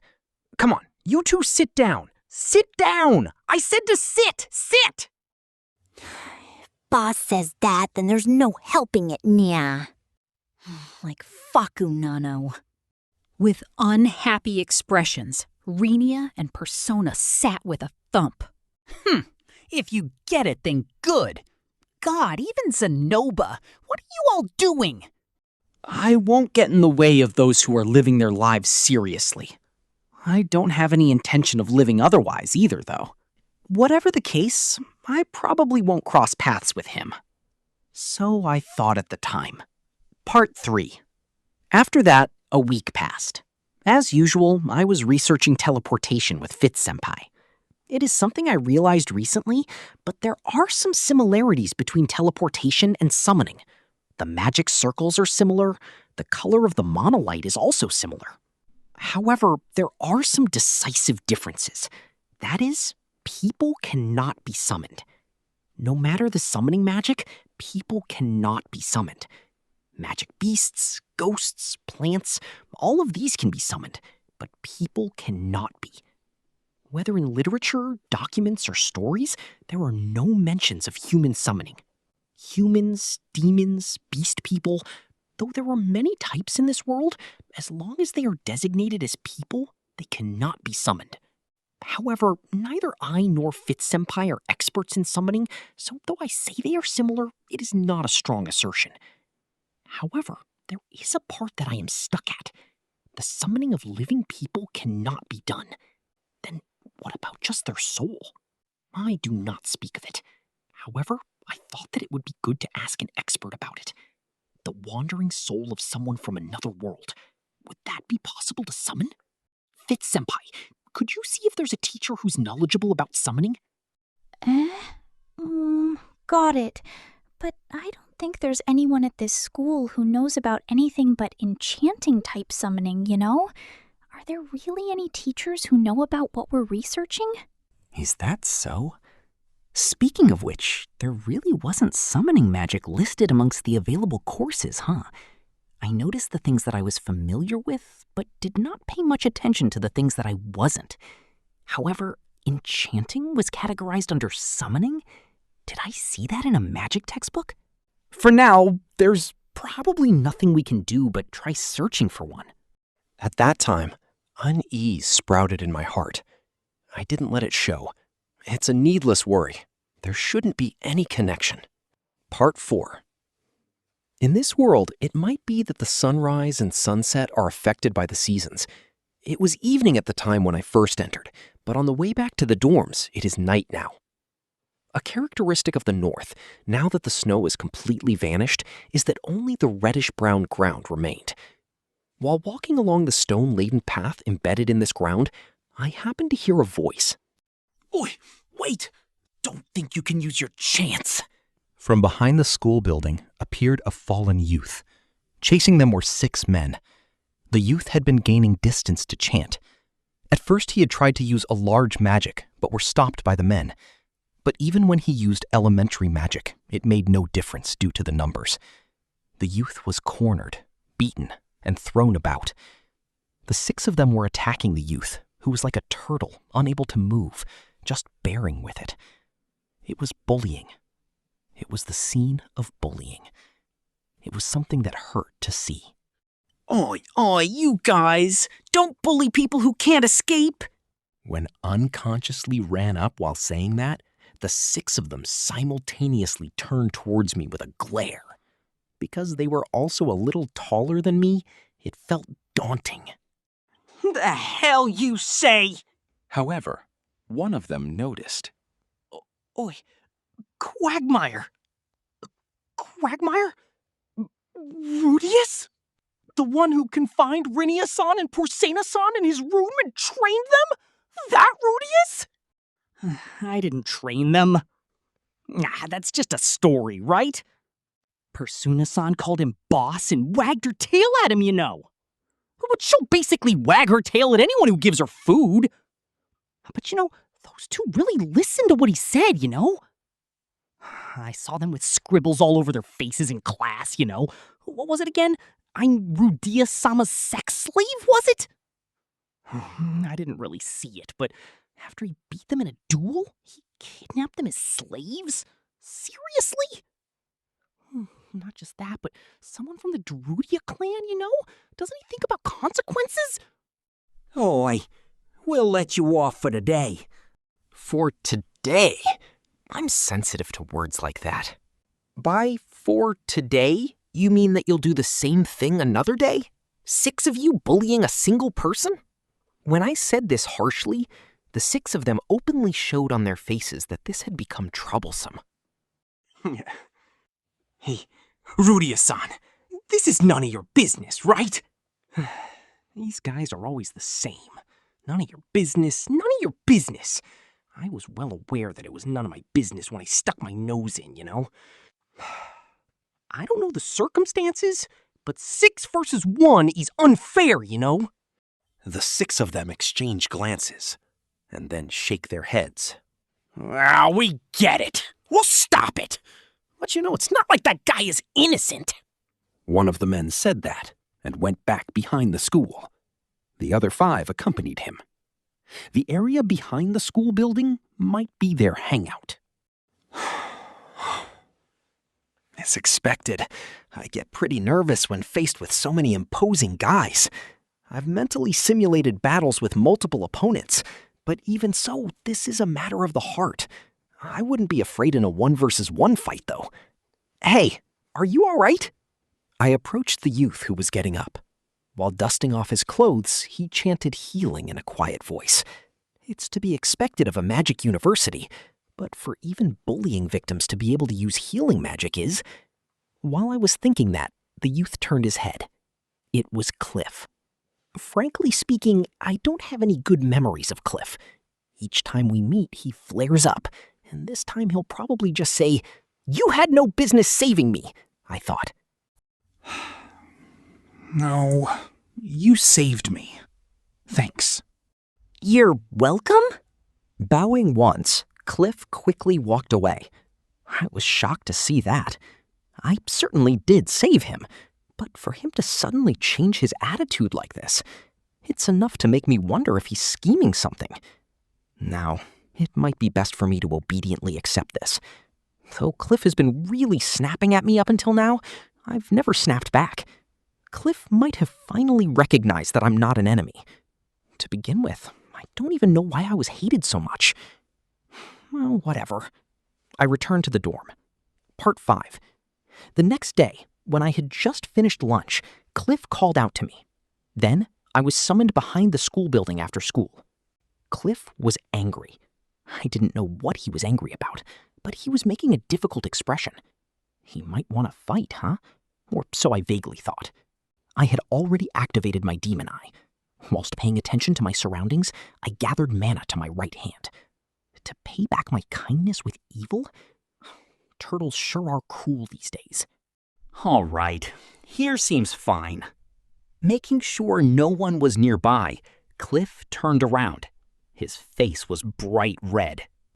Rudeus, what's the plan? I immediately understood. This was not a duel. He hadn't called me here for such a reason. On the contrary, it is a confession. That is basically how things are in a situation like this. Oh, man. No matter how many times I have failed with women, I do not recall ever becoming a pants wrestler. Whew, it is tough being popular. Just kidding. The truth is, I have decided on what to say. I will answer him with dignity. Let us just start out as friends first. Then after that, once we get to know each other better, we will still stay as just friends. There is someone I like. I? With shyness written all over his face, the completely blushing Cliff cast his eyes down. Am I going to reject this? My stomach hurts. I think about how it would be were this a girl. Though my sword is a holy sword, I do not have that sheath either. But Cliff raised his head and pointed to a certain place.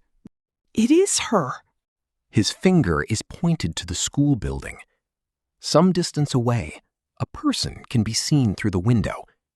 Even from here, I can see their swaying, long blonde hair. Beholding the scenery of the school dyed in the color of the evening, with a languid expression, she looks out the window. Today, I saw you, talking to her. Is she an acquaintance? That is, could you introduce me? The person who had appeared in the school building, that was a person I knew well. An oft-talked-about problem child, a devilish woman who would eat up her classmates like a succubus. It was Elise Dragonroad. Author's notes. I was wondering just which of these I should pick as the subtitle. Cliff versus Elise, the deceived virgin, the impure lust that crushes a pure love. I became intimate with that boy that bothered me, that impudent boy's crush, but decided against it. Volume 8, Chapter 6, Part 1. Good day. This is Rudeus. Right, so, you see, what happened was, the other day Cliff-kun asked me a favor, you see. He was in love with Elise and wanted me to introduce him. Right. Certainly, Elise is my acquaintance. She's my parents' former party member, you see. Right. Though I don't know much about how romance works in this world, if Cliff is in love, and if he wants my cooperation so that he can make his feelings clear, then I feel that I also want to help him out. That's how I feel. That's how I feel, but let's just recall what kind of a person Elise is. Elise Dragonroad. S-Class Adventurer, Vanguard, Warrior. Magic University first year. Age 50. Unexpectedly diligent in her studies, and has been said to have excellent grades. Has recently been able to incorporate elementary water magic into her battle tactics. Adventurers who accompany her for a long time come to hate her, but she's capable. She's good at taking care of others, and she's good in bed. Right, she's good in bed. Her body's afflicted with a certain curse. Thus, night after night, she has to slurp up men's essence. Thus, she'll never stay with a particular man, and she just repeats one-night stands over and over again. I've heard that she's given birth before. She wouldn't tell me what happened to those children. It's possible that she just abandoned them here or there, or sold them into slavery. In reality, though, she hardly ever becomes pregnant, so it does seem that she raises them properly until they're independent, though. Well, anyway, I don't know the details. To introduce such a person as the target of someone's love is it really a good idea? Cliff doesn't know that Elise is that kind of person. When I asked him about his impression of Elise, I became greatly troubled. Elise was an untainted, pure white angel. His reply was along these lines. Of course, he's also investigated Elise. The Sovereign by the window? She's extremely famous. Her name is Elise Dragonroad. It's a beautiful and valiant name that's worthy of her. Though this is obvious, she's diligent and her grades are said to be good as well. Because she was an adventurer until just recently, she's also knowledgeable about the application of magic in real combat. Anyway, I have nothing to say about this except for the Sovereign by the window thing. The window is probably just where she sticks her butt out after all. However, I don't think that Cliff knows that the Sovereign stands by windows to have sex. Still, that rumor that she'll sleep with people without discrimination is no good. It's likely that someone who's jealous of her has been spreading it. Or so Cliff interpreted for the most important part. The fight the other day was the same. The 6 men from the other day had heard the rumors about Ellen Elise, that she would spread her legs to anyone, and that they should have a go with her as well, they said. Hearing this, Cliff became angry. Don't look down on others because of rumors, he warned them. Of course the rumors are true. But the 6 of them were upperclassmen. They had strong physiques, and they were delinquents. Because they were given a warning by Cliff, who was not only an underclassman, but also smaller than them, they got a little irritated and retorted with vulgar expressions. Just the other day, my kohai and another man were taking care of her by the same time. Since you can't see the truth, how about you go have her take care of your first time as well? Cliff was enraged. In a fit of recklessness, he attacked them. Not with magic, with his fists. Cliff was supposed to be pretty good at fighting as well, but it was 6 versus 1. Their physiques were different. It would have been better had he used magic, but the moment he used his fists to engage them, he lost all chance of winning. And then, I appeared. For the purpose of gathering information, it was a splendid chat that we had. But, now what do I do? I have no obligations towards Cliff. Even if I introduce him to Ellie Nollies and that illusion of his is smashed to pieces, it's still none of my business. But even so, can I just push him onto Ellie Nollies without a care? Ellie Nollies might be grateful to me. She's generally quite happy about being introduced to men. Lately, she's been especially interested in hunting for virgins, and it can't be helped. It's nice when they're innocent and apologetic, and for their first time, they put up a strong front. It's nice when, although they were like that in the beginning, after doing it again and again, they start to change. In my previous life, this was something that I'd seen countless times in Oroji. That's why it's not like I can't understand her feelings. Cliff looks to be a virgin. Ellie Nollies will probably gladly eat him up. But how would Cliff be? He's misunderstanding the type of person that Ellie Nollies is. If he met her for real and started going out with her, I'd probably see how she really is. Wouldn't he be angry at that time? He might end up thinking that it was my fault that he had to go through something horrible. If you ask me, I'd be getting his just desserts. But if I introduce him knowing all this, I'll have my small share of responsibility too. But on the other hand, I might have no choice but to introduce him. He might come up with some weird suspicions about me if I don't. For example, that I might actually be aiming for Ellie Nollies as well or something. Were my disease to heal, I might want to try that kind of one-night stand with her as well. However, there's no way that I'd be aiming for her. What should I do? Part 2. And so, Fit-senpai, there's something I'd like to discuss with you. Is that okay?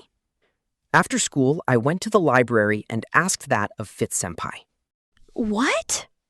It's kind of a love problem. A love problem? Fit-senpai turned his whole body towards me, almost leaning his whole body in. His mouth turned just a little crooked. Rudeus-kun, you have someone you like? He's unexpectedly enthusiastic about this. His eyes are sparkling. Well, they may or may not be. I can't tell with the glasses on. Fit-senpai is probably also at an age where he's interested in romance. No, it's about someone I know. Someone you know?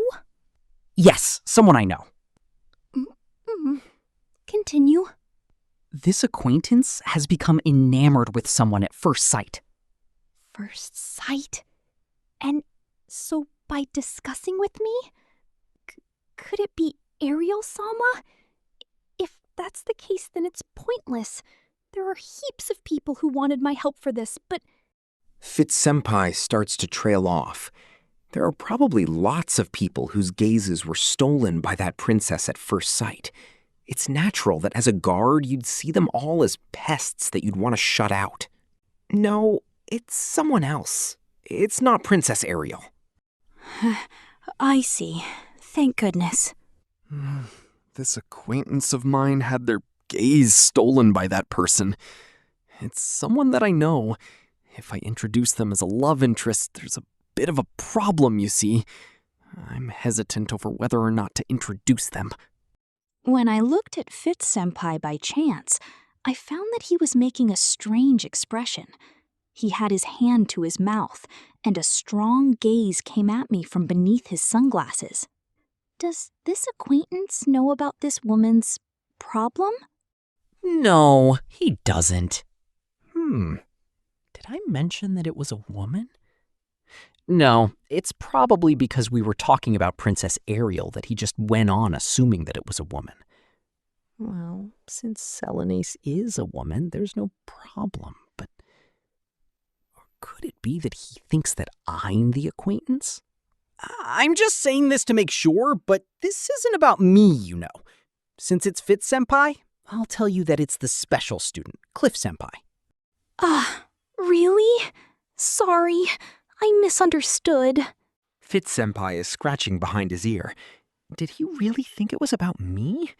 Well, saying stuff like, someone I know, is a cliched way of talking about your own matters, after all. Anyway, that's how it is. So what should I do?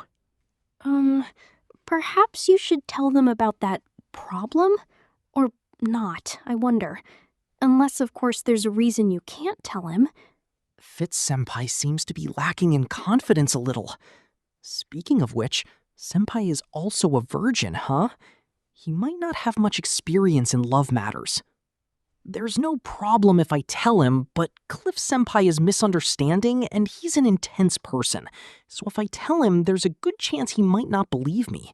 He might even misunderstand and think that I also like that woman. Oh, really? That could happen. Yes, that's why I was thinking that perhaps it might be better if he doesn't hear it from me. If I'm the one who says it, he could misunderstand a little. It might be better for Cliff to hear it from another woman that he trusts, or from words around him. No, it might be best if he hears it from the person herself, huh? Rudeus-kun, do you not like her too? I don't hate her, but I can't see her as a love interest. Since I hear that she's really skilled, I would be interested in trying a night with her, though I'd be a little reluctant to date her seriously. I'd immediately be cheated on after all. So, that's how it is?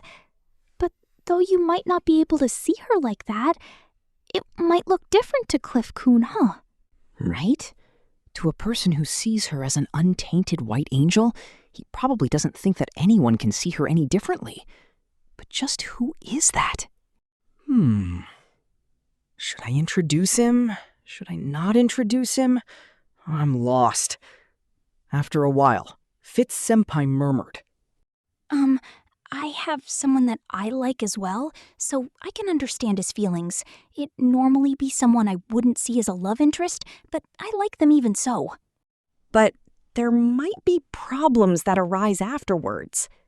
That can't be helped. I mean, after you've already introduced them, what happens afterwards is something that's their problem, right? Oh, that's true. What happens after the introduction is their problem. That's certainly true. As long as I make this clear beforehand, it should be fine. I understand. I'll try doing it like that then. Fitz-senpai, thank you very much. I'm glad that I was of help. Fitz-senpai seemed a little unconfident. He's probably thinking something like, what am I talking all big for when I have no experience? However, even without experience, what he said was spot on, so there's no problems at all. Anyway, I've decided on my approach. I'm a bit concerned about Fitz-senpai since he collapsed onto his desk when I left, but it's probably because at his age, acting all big and giving advice is something embarrassing. All I have are thanks for him, though. Part 3. The next day, I called out to Cliff. Cliff, whose gaze held a little anticipation. I don't mind introducing you, but there's just something I'd like to say. What is it? Cliff-senpai, Since I've also formed a party with Elanalise-san before, I know a bit more about her than other people do. At formed a party, Cliff's eyebrows twitched a little. I won't say anything about her temperament myself. However, that's not because I'm deceiving you. I want you two to meet in person, talk, and then decide for yourself what kind of person she is. What do you mean? In other words, what happens afterwards? For example, she's different from what you say, or why didn't you say anything? Or you've really pulled a blind one on me. I'm saying I don't want to be accused of such things afterwards. Of course! I'm a devout follower of Milas. I'll pay the proper respects to my matchmaker. However this ends, this isn't my business after all. Cliff nods, as if this is obvious. I'm prepared to be rejected before anything! I feel that you might experience something more repulsive than just being rejected, though. Part 4. Elanalise was in a room by herself. Today, she was leaning against a window as well, but today there was nothing like a two-torsoed centaur. She is looking out the window and idling about. I know what she is thinking about. Won't it hurry up and turn to night? Once it's night, the tavern will open, and in there I'll find lots and lots of men. They are probably those kinds of pink-colored thoughts. However, if you looked at her without knowing any better, certainly she might seem like an angel. Ara, Rudeus, isn't this a rare occasion for you to come to me? When Elanalise notices me, without particularly smiling, she just says that in surprise. Certainly since entering this school, I have not spoken to her much. At most, I would just drop in at lunchtime on occasion to see how things were. Ara? Who might that be? Cliff hops out from behind me. He then brings his hand to his chest and his feet together. It might be Melitian etiquette. Rudeus Greyrat. This is Cliff Grimoire. He is a special student and 1 year above us. As introduced, I am Cliff. He then bows where he is. Ara, how very courteous of you. I am Elanalise Dragonroad. And so, what business might Cliff-san have with me? Nothing in particular. He wanted me to introduce him to you, Elanalise-san, so I brought him along. Yes! I have always seen your beautiful face, Elanalise-san! Please go out with me! A silence befalls us. Elanalise is staring blankly. After a while, she slowly leaves her chair and grabs a hold of my arm. Hang on. Saying this, she brings me to a corner of the room. She then draws near my ear. What is it? How much do you want? I do not understand what she means, and a few seconds pass by. Could it be that this is a how much money do I need to pay to bring this man into my bed type of talk? That would be the worst. I do not need money. In that case, what? What is your goal? No, somehow he likes you, Elanalise-san. You are lying. Rudeus, you know what kind of person I am, right? To bring such an easily fooled boy like that to me? Please have some shame. Having some shame or whatever. I feel like I am being told this by the #1 shameless person. Well, it is fine, but I did not deceive him or do anything else. All I said was that I would introduce him to you.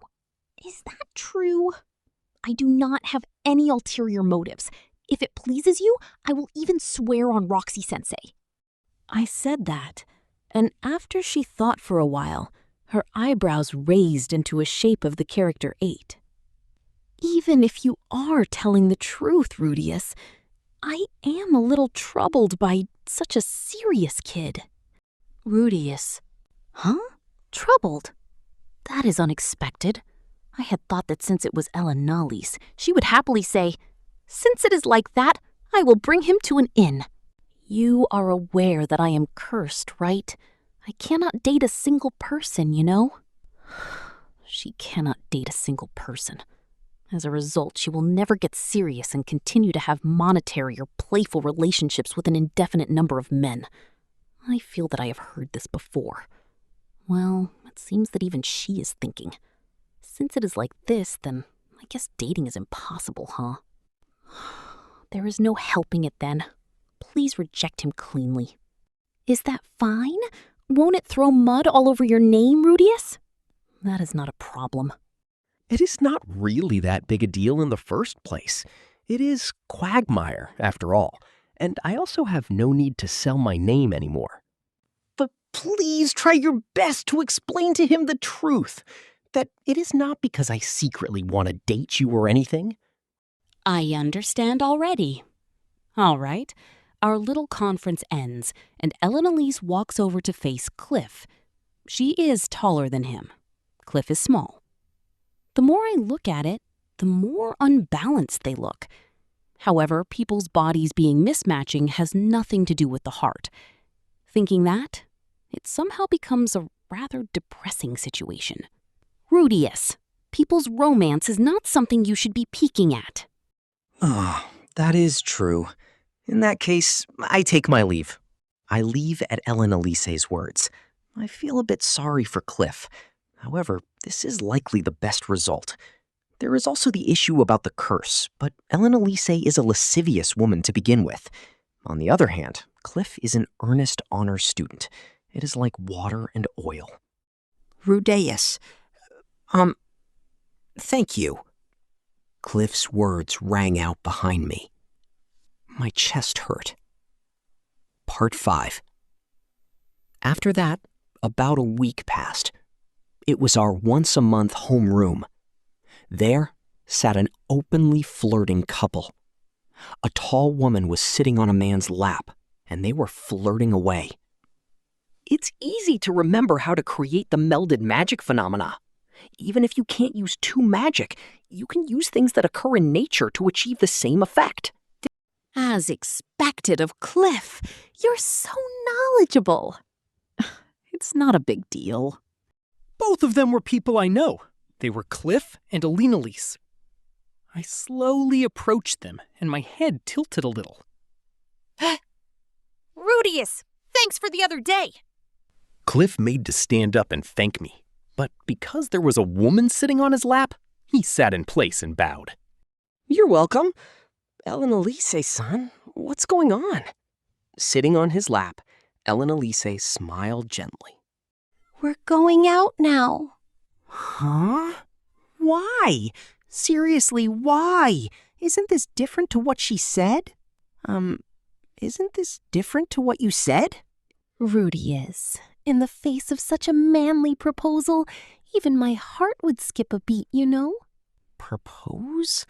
No matter what the case is, isn't that too fast? Stop it! It's embarrassing! I'll definitely save you from your curse, so please marry me. Why? And then, at the inn, Cliff's innocent. Oh, I feel like I'm going to come just from remembering it. Stop it, I said there are people here. Cliff's face was bright red. Though he said to stop it, he didn't seem that unhappy. First of all, congratulations on your graduation. I'm not really annoyed about this. Is it because I've already thrown that away as well? Or could it be that it's because I know what Elise is really like? Still, it seems he's heard about the curse. It doesn't seem like Elise plans on stopping her numerous liaisons with random men after all. Her reason for not being able to date just a single person is also valid. It's the truth after all. So why? Cliff heard about it. Propose? From now on, I'm going to try my best to endure for Cliff. I said you didn't really need to. It's a curse, so there's no helping it. So, as long as your heart belongs just to me, then... Cliff gently brushes the hair of the enraptured Elise. Their gazes meet. Because she's sitting on his lap, their faces are close. Elise? whispering, "Cliff." Then it leads to a kiss. After that, they begin to flirt as the one not there, boldly flirting and flirting out in the open. Is that okay, Cliff? Is that really okay? Although this woman may be saying some admirable things, you'll be treated like a doormat, you know? Are you just being blinded by love? As I'm about to say that, I firmly endure it. We'd agreed that after I introduced them, there'd be no complaints no matter the outcome. I feel that it'll be weird if I'm the one who says something. I look towards the back of the classroom. The three of them didn't seem to care. Persona is chewing on dried meat, and Zenoba is talking to Julie about a doll he spotted in the markets the other day. Julie's eyes are full of seriousness and doesn't register the idiot lovebirds. Only Rinia was sulking, like she'd say "ugh" at any moment. Boss, what's up with that woman, nya? When I say something sarcastic, she replies pretty intensely, nya. I don't really get it either. It's weird. While thinking that, I sort things out in my head. The other day when I left them, she said she was going to completely reject him. Then after that, the talk should have gone in that direction as well. So as to avoid future troubles, she probably tried to get him to give up by telling him all about the curse and the like, as well as the fact that the rumors were the truth. However, it seems she was proposed to. "I'll cure you, so please marry me." It seems that she gave in after being told something like that. I have absolutely no idea how, after hearing all that, Cliff ended up at such a thought. However, I consider it for a bit. If I were in Elenalee's position, how would things have gone? "I'll definitely cure you of your illness, so please marry me." If I were told that straight to my face, then I might fall in love, violently so. Though I wouldn't know if they'd be able to heal the thing that I've been worried about. They'd earnestly give it their all. I don't know just how much Elenalee's is troubled by this curse. No matter how much he likes doing those things, there's probably no way that she isn't worried about it at all. She might fall in love? No, I shouldn't just talk about Elenalee's. Cliff tried his best. He showed his manliness and softened Elenalee's. Rinia de Doldia said, "Boss, I've thought of a good idea, nya." "What is it?" "Let's go out and get them back, nya." So Rinia suggested. At any rate, it's probably a temporary arrangement. Still, I want to experiment now. Rinia-senpai, I don't mind going out, but I'm actually impotent. Will you give it your all to heal me if we go out? Yeah? At those words, everyone besides Elenalise suddenly muttered, "Eh?" Their gazes gather on me. It's like they're wondering, just what is this guy saying? Or something like that. What? Is it that weird if Rinia and I go out together? Or so I was wondering when Rinia became flustered. Boss, could it be that you heard what we said the other day, nya? The other day? That although you would confine the super attractive us, and you touched and stripped us, you didn't mate with us, so you might be floppy-dicked? The stuff we were saying at lunchtime, nya. The hell? This is the first time I'm hearing this. When I was thinking this, I looked at Persena, and she quickly averted her eyes. That's wrong, Nano. We weren't speaking badly of you. Like, it's just that on that day when you touched me, your scent was weak. So, I was wondering if perhaps that was the case. That's all, Nano. At Persena's words, all of the gazes on me turned to some, pity. They were gazes of sympathy. Still, it wasn't the dating stuff that they were shocked about, but the impotence, huh? Though I had hidden it, was it really that strange? We weren't spreading rumors about you or anything, Nano. The only one who used the words floppy-dicked was Rinia, Nano. She's totally Faku, Nano. Rinia was the one who said that you were harmless since you touched us but didn't attack us, nya. I was praising him, nya. Nya? Giving a sidelong glance at the two who began a Manzai routine, I sat down. Well, It's fine anyway. It's not something that'll trouble me if known, after all. Right, nya. It's not like we'll be prejudiced against boss because you're impotent or anything, nya. That's right. Like, whether it's an impotent boss or a normal boss, boss is boss, nya. Impotent. Stop freaking repeating it. It hurts, you know? Should I have kept it hidden after all? Shisho, do not worry about it. Let us live for dolls. Zenoba said that and patted me on the shoulder. Julie tilts her head. What is impotence? It is when you cannot fulfill your duties as a man. Should I put it like that? Even so, it's basically something unrelated to doll making. Zenoba might have been trying to console me. I understand keenly that he picked his words carefully. Renia, I had thought that you were thinking about nothing but perverted things all day. But you were actually desperately trying to cure yourself, nya. It's moving, nya. If there seems like something I can do, I'll cooperate, Nano. Like, only if you give me meat, though. Their sympathy feels a bit forced. How do you say it? It feels kind of different. I'm not going to fall in love with them or anything because of these words. Rudeus, technically, I've also undergone training for listening to the confessions of our believers. Though it's been said that I don't have much skill in it, I can at least do something like think about the problem together. If anything happens, I can give you some counsel. Cliff-san's words were sincere and warm. I kind of understood Ellen Elise's feelings a little. No, I'm not a homo, so I won't fall in love or anything, you know? And like that, Cliff and Ellen Elise ended up going out. Honestly, I think that it'll be impossible for that Ellen Elise to continue enduring this. I absolutely don't think that Cliff will be able to endure Ellen Elise sleeping with other men either. No, it's fine. Eventually this relationship will completely collapse. Though I thought this, I didn't voice it. And my sickness became something well known to those of the special class. Though I took a little damage, everyone did technically say that they'd cooperate. Have I finally taken the first step? I want to hurry up and get better so I can flirt about with someone too. Supplement.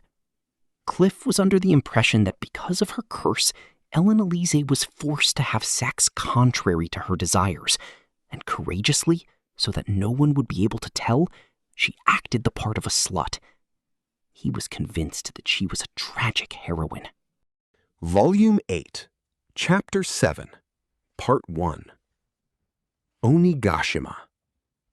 Bihiriru Kingdom, the northern lands on the far eastern tip, even further east from there. After crossing the ocean, that island is there. Onigashima, a small island called as such. There lives a unique race known as the ogre race, with dark brown hair and a horn on their head, a strong combat group of fighters led by a chief known as Ogre God. The ogre race, they are a variety of demon race, but they didn't participate in the human-demon war or the La Paz campaign. For that reason, the people don't consider them a part of demon race and recognize them as a similar race to the elves and dwarves. Even though that's the case, because they fundamentally never leave Onigashima, their popularity is low. The number of those who don't know about the existence of Onigashima is large. They are a seclusive race. The only human race they are connected with are those of the Bihiriru Kingdom. Outsiders who enter within their territory are mercilessly attacked and destroyed. However, that race as well openly welcomes guests who they recognize for themselves. Currently, there's one such guest here. He came here journeying on the ship of the sea race, but after approaching this island, his interest was piqued, so he came to land. Through great fusses, he came to be approved by the Ogre God and was a person treated as a guest. He settled down on the comfortable Onigashima. He talked with the frank and sociable ogre god, drank alcohol together with the ogres, and occasionally participated in training with the young ogres. That sort of lifestyle continued for roughly 2 years. To that guest, the time of several years is a period of time almost like an instant. One day, a letter arrived for that guest. It was sent as an urgent job request, in which an S-rank adventurer sent out the letter in a hurry. The contents were short and concise. Found the person being searched for in the Magic Triumvirate, traveling towards Ranawa Kingdom Magic University several months after.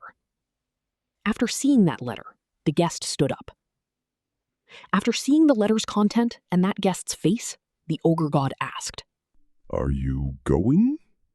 The guest nodded in an exaggerated way and responded as such. "Humu, it won't be good if I don't get going soon." The ogres who heard that each said that it would become lonely. Please don't go. Wouldn't it be fine to live here? After being told as such, the guest nodded with a humu. I would really like to do that. However, the lifespan of the human race is short. If I keep taking my time, slowly he might end up passing away. It was a short period, but I enjoyed myself. We'll meet again. Only the ogre god didn't try to restrain him. He said just a single line. Take care of yourself. The words of the ogre god, that is the decision of the ogres. Even while feeling reluctance to part, the other ogres obeyed his decision. However, at least, a final banquet. In response to those words, the settlement of ogres held a grand banquet. The ogres held a match where they often boasted of their skill, similar to sumo, as well as a number of drinking contests. The ogre god and the guest both greatly enjoyed themselves. And then, the guest set off, feeling good. A good-humored man that one day suddenly came along and spent close to 2 years freeloading in the village. He fought the ogre god, was defeated, but the next day he revived. He was defeated over and over again as he continued to revive. And then, before one realized it, he had come to get along with the ogres, the immortal man. A large man with jet-black skin and 6 arms. Ho, ho, ho, ho! Just you wait! He plunged towards the west. A certain country was surprised over his sudden invasion and attacked with advanced-level magic. A certain country was surprised over his sudden invasion and offered tribute. However, he ignored everything.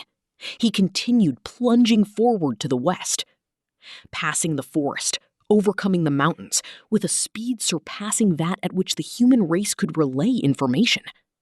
By the time the various countries set out to search for his objective, he had already passed through that country and arrived in the next, west and further west, with an overwhelming speed. And then he arrived. Humu, it is here. At the Magic University. Since I entered the Magic University, time has flown by. It's already been 6 months. The season is autumn, an autumn of good harvest. This season is extremely short. However, it's an essential harvesting period for the sake of overcoming the bitter winter. Unusually, it's a season where festivals are thrown in the town as well. And then, in regards to the beast race, it has a special implication of going into heat. During this season, the beast race men and women all get restless. It's not as if the Magic University has that many beast race enrolled. Even if you were to look at the 10,000 students, it would be at best 5%. That's still around 500 people. If you think about how vast the Magic University is, then it's not all that many. It's not all that many, but during this season, you can catch sights of those few dueling in various places. The ones dueling are men and women. During this season, the beast race duel the opposite sex in order to become companions. After the duel ends, they will end up flirting for several months, and then marry after. It seems that the one who wins the duel becomes the boss of that family. Of the Magic University? At the Kiramunka. And over there. Have a real party here. dueling. I think the plot has started. It's a woman dueling a man. So many of the usual sights that Kaiichi play so much in anime. I see. They come to see duels each other in bunches. Full moon tonight, a festival of good harvest, an autumn jewel of companions. So that's the plan for tonight. The only season where winter is a bit easy after all. Rudeus, dry internal monologue. Well, it seems limited to just being a custom that has continued since the past. In regards to the beast race, Rinia and Persena are flowers beyond reach. In terms of combat ability, they're at the top class among the beast race at this school. And then they are the princesses of the Darudia race, so of course they would be popular. Following the customs of the human race, they are regarded as adults at 15 years old, and a great number of beast race have challenged them to duels. Among them are even those who have gone out of their way to travel a long distance to come as well. Outsiders are forbidden from entering. Normally, it would be a concern from the school side to stop them. But during the in-heat period, since it's a reproduction custom, it's an extremely delicate problem. If they were to forbid everything, there's the possibility that the beast race students would riot. Therefore, from the school side, if you properly get permission, you can use observing the grounds as a pretext to enter, even if you're not a student. Well then, Rinia and Persena. In regards to the courtship of those two and winning a duel, that would in other words mean aiming at the patriarch seat of the Darudia race. You won't become the patriarch right away, but at the time when the patriarch is chosen, you would without a doubt be included among the candidates. Although, since they came all this way for the purpose of studying, it's not like they can just decide on their marriage themselves. When they turned 15 years old, they rejected all of the marriage proposals. However, even after taking such an attitude, the number of beast race warriors coming to propose never decreased. They're popular. Supposedly, there were those among them that forcefully tried to attack them. Nothing but people who think that as long as they can establish a relationship after the fact, then it's fine. Since that becomes the case, the two end up secluding themselves to their dorm rooms during this season. Rejecting them is too much of a pain. Even if they reject them, they'll be attacked by starving men. The female dorm can't be called safe, but at the very least, if someone were to intrude on the dorm, all of the girls would drive them out. Therefore, during this season, the two didn't come out of their rooms. Since that's the case, they took a vacation from homeroom as well.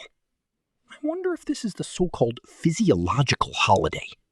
The fact that it's the in-heat period would mean that the two are currently in such a state. Rudeus, slightly aroused internal monologue. When I think that those two are getting all nyan in their rooms, I get a bit aroused as well, although it's limited to just getting excited in my head. I received a letter in my place from them stating, "We'll cause a bit of trouble for boss, but we're depending on you after." Even if you tell me you're depending on me after, I haven't done anything in particular. I wonder if that means they want me to work as their proxy or something. It's impossible, since I don't even know what classes they show up to. Furthermore, it's not just the beast race that goes into heat in autumn. And then, during this season, the Magic University won't stand for rape-like incidents. I guess you could call it an evil practice for those of mixed races. I can agree with the firm security stance they take at each of the dorms. If it's between the same race during heat, then you could call it the so-called natural providence. But if it comes down to a completely unrelated first year, they might be attacked without having any idea what is going on. Of course, the action of rape is prohibited in the school rules. For that reason, during this season, there's security guards posted within the school. Rudeus observes his internal monologue. Rape is no good, but if it's pushing someone down with consent during a duel, then it's okay. And attacking someone after they've rejected your challenge to a duel is strictly forbidden. It seems it's that sort of feeling. There was a warning about it even from the teacher in homeroom. During this season, you shouldn't carelessly accept duels, and anyone lacking confidence in their combat power should always remain together in groups when they move around. Rudeus reflects on his internal monologue. Fitz-senpai worried about me as well, and told me to be careful. Since you're strong, there might be some women who come along and challenge you to a mere training duel, but that is a lie. So after you reject it, no matter how much they provoke you, don't accept it, and quickly escape while being careful of your back. Women in heat. If it was the old me, then I might have gone around dueling everyone right and left to build up a harem. However, with this body that is being violated by illness, even if I did something like that, it would just end up bitter. Enrage is no good, but if it's pushing someone down with consent during a duel, then it's okay. And attacking someone after they've rejected your challenge to a duel is strictly forbidden. It seems it's that sort of feeling. There was a warning about it, even from the teacher in homeroom. During this season, you shouldn't carelessly accept duels, and anyone lacking confidence in their combat power should always remain together in groups when they move around. Rudeus reflects on his internal monologue. Fit-senpai worried about me as well, and told me to be careful. Since you're strong, there might be some women who come along and challenge you to a mere training duel, but that is a lie.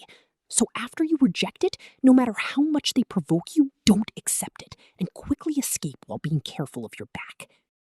Women in heat? If it was the old me, then I might have gone around dueling everyone right and left to build up a harem.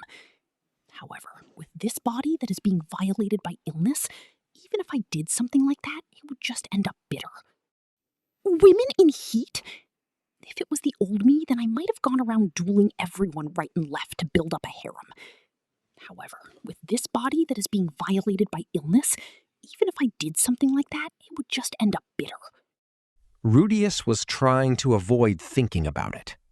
The in-heat period. It is something that is of no relation to me. Look, what has relation to me are the two young ones over there. The two who cleared things up and ended up becoming lovers, an elf and a human boy. The eternally in-heat elf is sitting on the lap of the boy and studying together. No, really, from morning to night it's hot over there. The heart bubbles are drifting over here. However, putting aside Cliff, the way in which Ellen Elise acts looks the same as she does with other men to me. Since I felt that it would be pitiful to report to Cliff, I won't say it out loud, but frankly, I can't see it as anything but an act. I wonder if everything is all right between those two. Zanaba. Shisho, wouldn't it be a good time to start with a new work? Rudeus. A new work, huh? The other day, in order to rehabilitate, I started to create a 1/8 heiress. But for some reason, when I started making it, tears were coming out, so I gave up midway. Since then, somehow my skill has been dulled.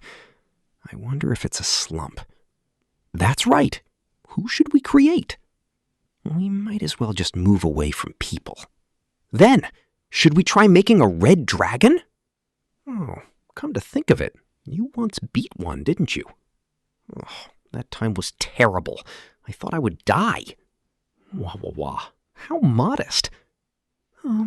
Master, what are you talking about? Since Julie was tilting her head, I told her about how I defeated a red dragon in my adventurer days. And then her cheeks flushed red and her eyes were sparkling. After all, it seems like the children of this world like these sorts of stories. She's not really receiving childlike treatment, but even then, she's still 6 years old. All right then, I'll make a red dragon for Julie's sake. No, Shisho, what about me? Won't you make anything for me? If she's your disciple as well, shouldn't you say something about helping out?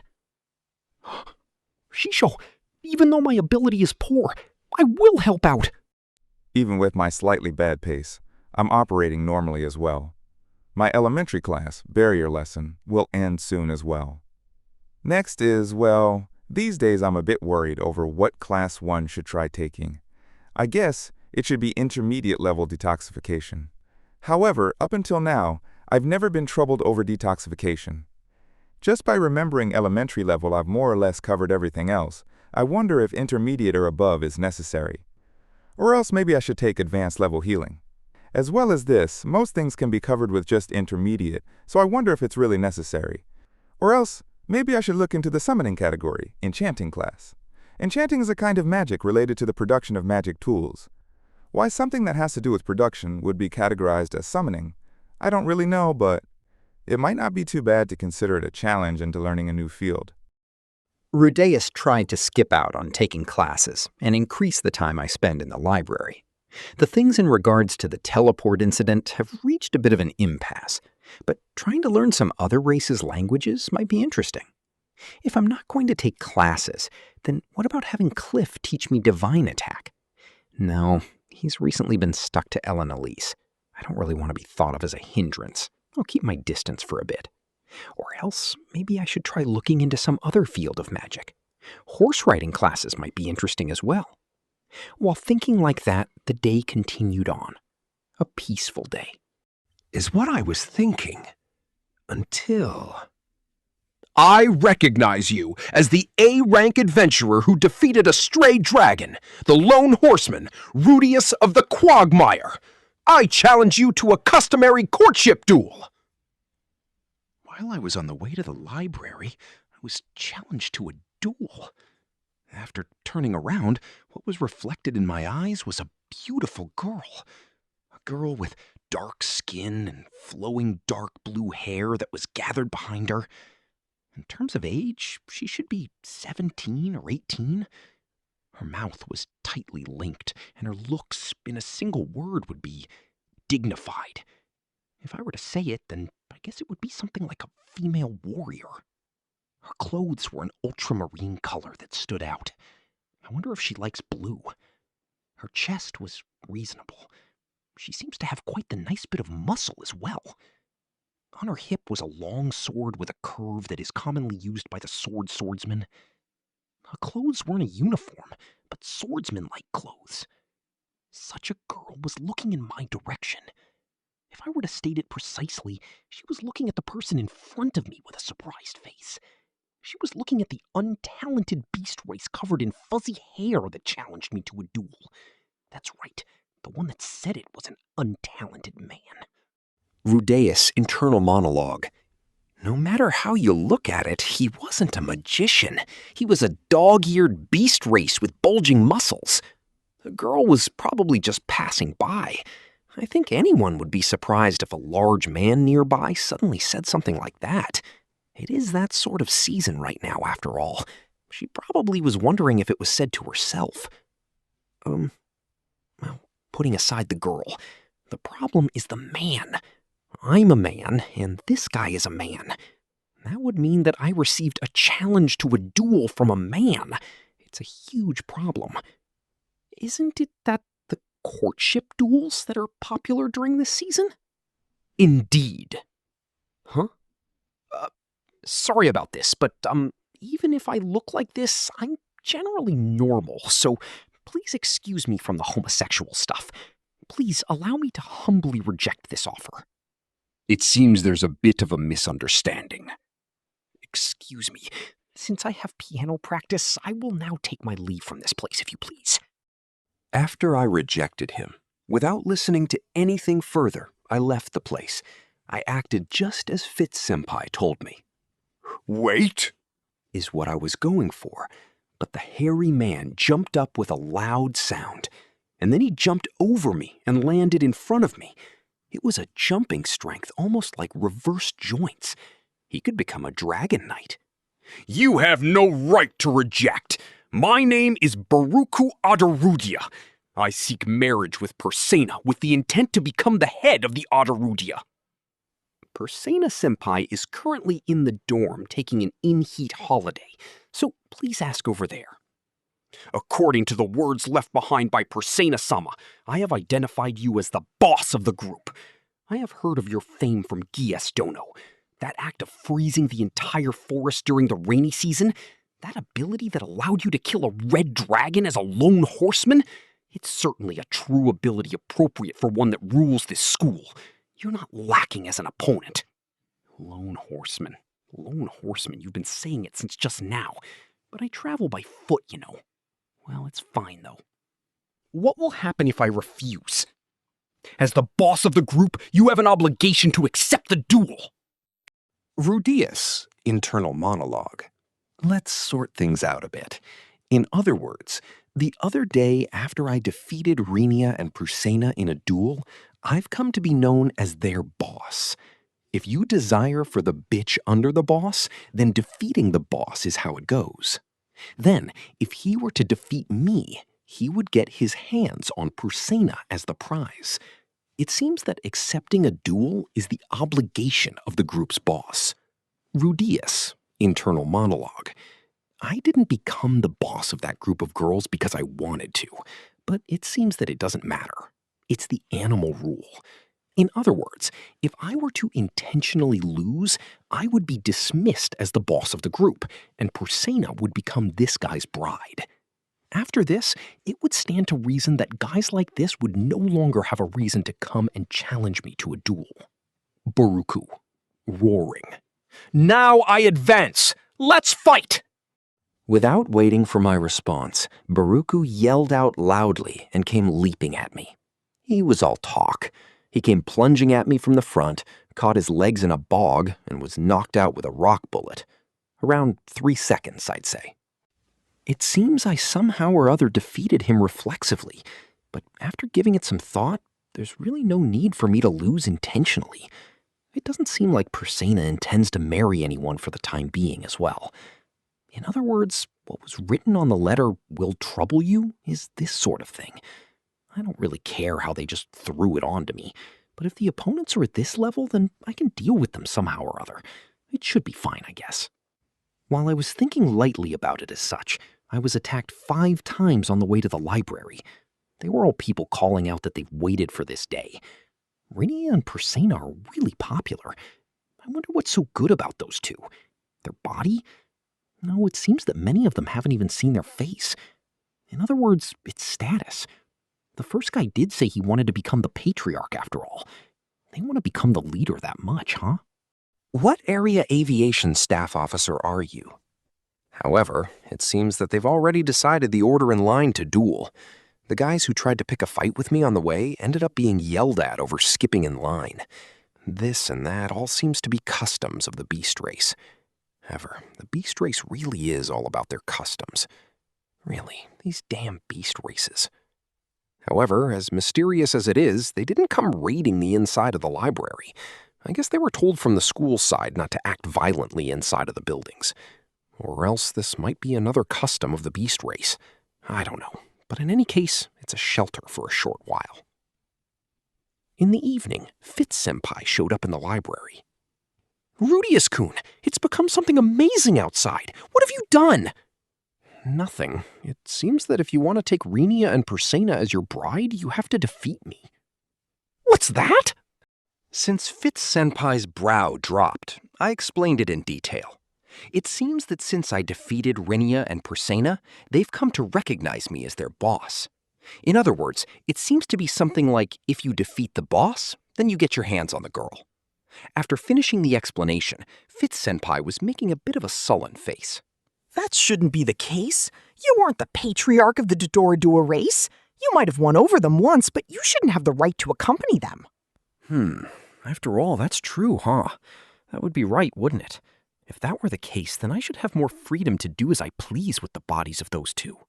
Even though that's the case, how are we supposed to make them give up? Even if you say it, the beast race won't stop during this season after all. In reality, there shouldn't be any need for you to be their opponent, but even they would give up in return if they are defeated in a duel. Does that mean in the end I still have to accept the duel? That's what it comes down to. You sure say that easily. I don't know how many there are, but it seems there's at least 30 people lined up outside. Almost all of them are untalented men who want to become the patriarch. And then I have to defeat all of them? Well then, what a troublesome thing. Dueling with a bunch of dirty men, huh? Who benefits from this, I wonder? It's not as if they're all men. It seemed like there was one girl as well. Seriously? Was she a cute girl? Rudeus-kun? Will you accept the duel from that girl? No, that can't be. I somehow or other shook my head to that threatening glance. However, I would like to see her face.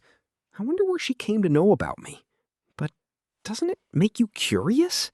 Is that so? You're curious. I don't know why, but for some reason it seems Feet Senpai's in a bad mood. I wonder if it was because he told me not to carelessly accept duels. That's right. I'm sure. Luke was guilty of something like that in the past, and he was left to deal with it. That's why he's irritated at me for thinking about it so lightly. Rudeus thoughtfully. However, if it's become this sort of serious matter, can't the student council do something about it? Fitz, firmly. It can't be helped during the in-heat season. If we were to forbid it, it would become something even more terrible. Rudeus thought to himself. It seems that the student council is quite busy with various things during this season as well. There are many students who rampaged. There are also guys who act violently outside of the school grounds. Taking advantage of the strife during the duel, it seems there are guys who attack in the darkness as well. It seems the students attached to the student council protect the students who have low combat ability from such fellows. In small groups, they patrol the school, and if any misconduct occurs, they stop it on the spot. Supposedly, Fitz Senpai as well, after he showed his face here, was going to enter into that sort of patrol rotation. Rudeus pleaded. If the student council is doing that kind of thing, then save me as well. Fitz, chilly. Rudeus-kun, you should do something yourself. You can, right? Rudeus' internal monologue. Fitz Senpai's tone today is somehow a lot colder than usual. I wonder if I did something to get on his nerves. No, it could be that he's remembered the examination from a while back. Fitz Senpai said he didn't mind that I won. However, here I'm sneakily running away. I'm sure if Fitz Senpai is known to have lost to a coward, his fame would fall. I've depended on Fitz Senpai in a variety of ways. I don't really want to do it, but here I should give it my best for once. Rudeus, determined. I understand. For the sake of Fitz Senpai's honor, let's go with massacring those guys. Fitz, panicked. Killing them is no good! Rudeus, teasing. I know that. It was a joke. Rudeus, internal monologue. Even though it's called a duel, we won't go as far as taking lives. There's that sort of unwritten law. Even though I say that, it might be that there's a strong one mixed in with them. I can't let my guard down. Let's go while bracing myself. Narrator, neutral. Part 4. Since the plan had been decided, we went outside. There, an unexpected spectacle was spreading out. Rudeus, bewildered and cynical. What the heck is this? A large number of beast race men were scattered about. It was exactly a scene appropriate for the expression heaps of corpses. They were all beast race men. There were a variety of shapes and sizes. The shape of their ears were also various. There really is quite a variety among the beast race. There were also guys wearing a uniform, but there were many who weren't wearing one as well. There is one girl. It was that swordsman-like girl from just now. I wonder if she got dragged into it. Or else maybe she fell for me? And then, in front of my thinking, a single man's laughter resounded. Ho, ho, ho, ho, ho, ho! And there he was in the wasteland of those heaps of corpses. A single man was standing there. That guy was holding on to the final one and letting out a loud laughter-filled voice. For you to challenge this one, it seems you do not know your place, but it seems that there are many with backbone gathered at the Magic University. Fitz Senpai and I were dumbfounded. After all, we came outside and suddenly this? Heaps of corpses and something amazing is standing there, you know? That guy tossed the last one aside and looked over here. Oh, they said if I don't want to wait in line, then I should try to defeat them. So I tried it, and you really came out soon after, didn't you? Splendid, splendid! One who protects their promises is greatly desired. That obsidian-like skin and 6 arms. You can recognize it as a demon race at a glance. The top pair was folded, the middle pair was stretched towards us, and the lower pair was holding on to the hips. Long purple hair that stretched down to his waist. This one's name is Demon King Buddy Guddy. Demon King? Speaking of demon kings, is it that? The ones that go around abducting young women from villages in order to eat them without a problem in a sexual meaning? The ones that, as long as they deal with the occasional assassin known by the name of hero, they can do whatever they please? No, that is fine. The problem is, that's right, what is a demon king doing here? That foresight eye. You are Rudeus Greyrat, huh? I've heard about you from my fiancée, Great Demon Empress Kishirika. That guy came walking up in front of me, and then a single line. I challenge you to a duel. If I offer up a young dog and cat girl as a sacrifice, I wonder if he'll let me go. Afterward, Godzilla vs. Rudeus, suicidal demon king B. Gotti, troubled by being surrounded by puppies, heart-pounding heat season of the Magic University? Volume 8, Chapter 8, Part 1, Demon King Invasion. That report spread like lightning to the countries in the vicinity of the Magic University. Invasion and information. Normally, the information should come first. However, since the Demon King's movement speed was tremendously fast, the time when each country received the information and the time when the Demon King arrived in the land of his objective were almost simultaneous. Each of the nations became flustered in a panic. Those known as Demon Kings fundamentally never leave the Magic Continent.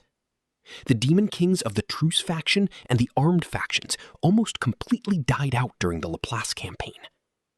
Therefore, they had already thought that the Magic Continent had no interest in fighting. Nothing but the Moderate faction and Conservation faction Demon Kings remained. However, even though they are called the Moderate faction and Conservation faction Demon Kings, they are still those who hold enough power to reign over the Magic Continent. If for some reason or other they started to act violently, they would most likely spread around an overwhelming amount of destruction. After hearing about the invasion of the Demon King Bodigadi, the three countries of Ranawa, Nerisu, and Basharanto started to move their internal night groups. Simultaneously, adventurers were gathered up. However, there was some distance until they reached the university, Magic City Sharia, where the Ranawa Magic University is located, the Adventurers Guild and Magic Guild located there, and then the three countries combined the night group that resided there. They gathered up their insufficient military force and encircled the Magic University. If it comes down to it, they must slow him down until reinforcements from the three countries come. However, the Demon King's objective was completely unknown. His shape and appearance were reasonably famous. Jet black skin and 6 arms. Demon King of Immortality, Bodigadi, living since before the Laplace campaign. One of the ancient Demon Kings. His ability is just as the name sounds, immortality. Since he is a part of the Moderate faction, there are few of those who knew of his combat power. According to one text, it is said that he fought against that Laplace as well. If that is true, then it would mean not even that Laplace could destroy him. Why and for what reason would that Demon King appear at the Magic University? And why or what reason would he knock innocent ordinary students and beast race people unconscious? Various countries, as well as the Magic University, would only come to know of that reason a bit later. Rudeus' point of view. Currently, I am in the training field for advanced magic used in the Magic University. I am in the center of a very spacious schoolyard, unarmed, confronting Bodigadi. Standing rather confidently, with my arms crossed, legs spread wide, jaw pointing down, but inside, I am currently fearing for my life. Shouldn't that be obvious? Being glared at by a large man with pitch black skin, I do not know how anyone could remain calm. Certainly, recently I have been thinking, I wonder if I might actually be a bit strong? But when it comes down to a Demon King, it is not just a matter of them being a bit stronger. I feel like I have had the nail struck in just when I was getting ahead of myself. Or rather, quite plainly, I already want to run away. I continue to run every day as training for the sake of this day. I want to run away as far as my endurance and magic power will take me. If I look behind me, there are a large number of onlookers lined up. Men and women and teachers as well. They are all looking in my direction. If I were to run away here, gone with the wind, I wonder what they would think about it. No, I am already at the point where I do not really care either way. But I cannot help but feel like I have lost the timing to run away. Suddenly, a single person appears from the onlookers, running over towards me with a quick pace. He was a man that wore a somewhat suggestive hair accessory that suited him well. It seems there are wigs in this world as well. I've heard about the situation from Gynus. I'm sorry about this, but could you please try to stall for time for a short while? Currently, we're gathering up our combat power. He briefly left me with those words and returned. Rather, who was that fellow just now? I have the feeling I have seen him somewhere. However, I understood the meaning of his words. I do not know if Gynus is aware of the situation, or what and why this is going on. However, it seems if I stall for time, they will somehow help me out. After all, at times like these, people with authority are strong. Moo. Still not ready yet? I think it will just be a bit longer. Bodigadi was waiting with all of his jet black arms folded. Currently, I have asked Fitz-senpai to retrieve my Aquahartia, the arrogant water dragon king. It seems like he is willing to follow my request and ask to wait until then. In any case, he is slow. It is not like there is all that much distance between the library and the dorms. I do not remember leaving it in a strange place either. Just as always, I have left it leaning against the side of the bed with a cloth covering the top of it. I thought it would be quickly discovered. Humu, I always thought the human race were impatient and in a hurry, but it doesn't seem like you're in a hurry, as expected of one who has been acknowledged by this one's fiancé. Fiancé? Kishirika-sama, was it? After asking that, Bodigadi nodded with an Great Demon Empress Kishirika Kishirisu. It is not like I have forgotten. The one who gave me my demon eye. I never thought she was the real thing at the time. She abruptly appeared and then abruptly left, so it was more like I was just dumbfounded. However, I wonder why that fiancé is appearing now. It cannot be that, like the beast race, he came to propose marriage. I only really talked to Kishirika-sama for a very short time, although I did receive the demon eye. Kishirika was giving you a high appraisal, saying, "Amazing, amazing." It's been quite a while since I last saw her speaking with so much excitement, you know. Even the tolerant eye felt a small bit of jealousy. Bodigadi said that with one of his eyebrows raised, grinning broadly. Jealousy? Even though I cannot remember a single thing worth being jealous over. What is it? What did I do to bother him? Could it be that time when I was half joking and requested doing her once? No, that was just an attempt. She said it was impossible because she was engaged. Oh, shit. This guy is the fiancé she was talking about that time. Rudeus, flustered and diplomatic. I'm just a small fry, nothing but a pitiful lone young mouse. I am not something so amazing that Demon King-sama should feel jealous of. I am sure Kishirika-sama was just exaggerating everything a bit as she said it. And then that guy laughed. He laughed in an extremely strange way.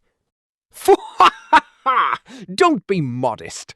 I've heard about that enormous magic power dwelling within your body. Enormous magic power? Even if you tell me that, I have only recently started to realize that it was overwhelmingly more than others. However, no matter how you put it, it should not be enough to make a Demon King jealous, right? No, but come to think of it, that time I kind of have the feeling she said something like that. What was it she said again? I could only remember it as a laughable memory. It seems that my magic power is only a little bit greater than others? That's right. Just a bit. Bodigadi was laughing for a short while. However, he suddenly stopped with the loud laughter, and then lowered his body to the ground with a thump. it would be fine for you to sit. I did as I was told and sat as well. Even while sitting, Bodigadi was huge. I guess you could call it a brawny structure. I want this kind of muscle as well. It seems you don't understand the meaning of being told you were amazing by that great demon empress Kishirika Kishirisu. Even if you tell me that? There's a guy out there with some amazing magic power, even more amazing than Laplace. For her to say something like that, you're the first. I'm sure you're just joking. While saying that, my chest was dancing a bit. At any rate, the one saying it was a demon king. The other side has actual results. I have the kind of feeling where if a pro player said, "Actually, you have talent," this one does not know of the authenticity. Kishirika generally goes with whatever works, after all. Unexpectedly, I might have misheard something as well. Certainly, in the past I underwent training in order to increase my magic power, but top class is going too far, I am sure. If they underwent the same training as I did, then I am sure anyone could be number one in the world. Normally it's something that never happens. Normally it would never happen. Then I wonder if it is something that is possible if they reincarnate from another world like me.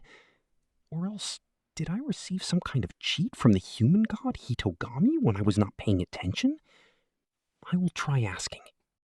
Come to think of it, Demon King-sama, there's one thing I'd like to try asking you. What is it? Feel free to ask anything. That is, the person who I am about to speak of is absolutely not someone I am the subordinate or follower or that kind of thing. Therefore, I would like for you not to suddenly attack me. Bodigadi, authoritative. Didn't you say to wait? Demon kings don't break promises. Rudeus, desperate. Have you ever heard of the name Hitogami? Bodigadi, surprised. You? Where did you hear of that name? Rudeus, honest. He comes out in my dreams. Bodigadi unfolded the top pair of arms and stroked his chin. I wonder if he knows something. I see. In a dream, huh? Rudeus, inquisitive. Do you know anything? After asking that, Bodigadi gave it some thought for a short while, but he nodded with a and shook his head.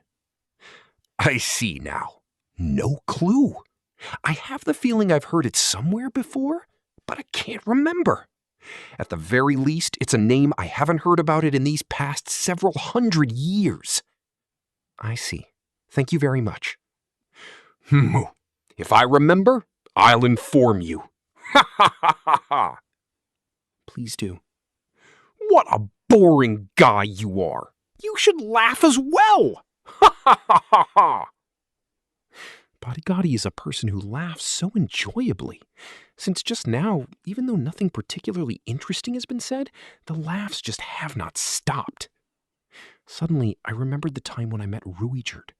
That time as well, through laughing with him, we deepened our friendship. Laughing could be considered a common language in this world. The other side has come to talk while laughing. It would be rude to not return the smile. All right, I will laugh. Ha ha ha ha ha. Ha ha ha ha! That's good! That's good! Kishirika said it as well. No matter the time, you should just laugh. I remember the last time Kishirika died as well and was laughing in a loud voice. Ha ha ha ha ha! Bodigadi said that and laughed. His appearance is frightening, but it seems that this man is not all that bad of a fellow. Around the time when I was laughing with Bodigadi, it seems like the onlookers from behind have suddenly gotten noisy. After turning around to take a look, it seems like someone is rustling around. After clearing my ears to hear, I was able to catch some of the conversation. Let go! If I don't deliver the staff! Stop it! After you deliver that staff, the duel will start! What are you going to do if the duel starts without the staff? Will you leave him to die? That is... Leave this to myself! Huh, Sanoba-kun! Fitz-senpai came flying over the onlookers, and then with an amazing speed he came running here. Those are some unreasonably fast legs, probably 3 times faster than me, but he is not red and does not have horns or anything. Sorry, Rudeus-kun, the teacher's got in my way. Senpai, your legs are fast, aren't they? Huh? Shoes are a magic item bestowed with magic power, after all. After hearing that, I look at the boots Senpai always wears. Is that so? They were a magic item bestowed with magic power, was it? It could be that the mantle he is always wearing is a magic item as well. This person, he never takes off the mantle even when it seems hot out, after all. Could it be those sunglasses as well? These as well. Yeah. No, that is a secret. So, Fitz-senpai laughed with a bit of an... I wonder why this person's laughing face is this cute. I am feeling my heart pound. Yes, Rudeus-kun, give it your best. But don't overdo it. If you don't think you can win, even if you say sorry and run away, it's an opponent where no one will say anything. Don't worry about some kind of strange pride. At least your life, right? I received the Aqua Hartia, Arrogant Water Dragon King. It has been quite a while since I last seriously fought while holding this guy. Let's give it our best, partner. Charlene? As a present for the other world, I will tell you that after we return, we will get married and have some pineapple salad. I removed the cloth wrapping my Aqua Hartia, Arrogant Water Dragon King. I understood that Fitz-senpai held his breath. Some feelings of playing a bit of a prank sprouted. Fitz-senpai, look at the magic stone at the end of this. What do you think of this? Amazing? Big? Somehow, just now a bit, I felt a bit of a shock around the back of my hips. I wonder what that was. No, let's stop with the jokes here. Bodyguardy was standing up and rotating his shoulders. I wonder if I have managed to stall for some time. Wouldn't it be impossible to hold him off with conversation until the military force gathers? Fitz-senpai reluctantly returned. It would have been fine for you to stay here and back me up, though. Rather, how about saving me? Are you ready? If possible, I would prefer to just keep talking while laughing like this. We can do that again later. Does that mean he does not intend to take my life? No, he is a person with a kind of vague feeling to him. He might think I will be fine since my aggregate magic power is large and just happens to kill me like that. It might have been better to get a few more words in just now, that I would like to go with an exchange that spares my life. Bodyguardy stood loosely with his hands at his hips. It seems he does not intend to commence attack. I wonder if he is waiting for some kind of signal? For the time being, I will open my foresight eye. Huh? I could not see anything with my foresight. In the place where Bodyguardy was standing, nothing was standing there. What are you making a surprised face about?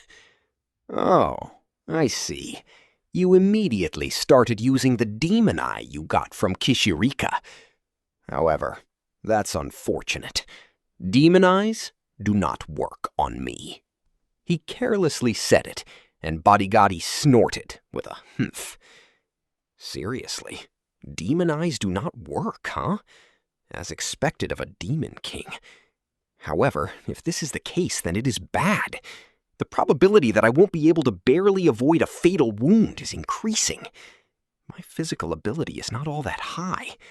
The chance that I might get hit in a bad place increased. Demon King-sama.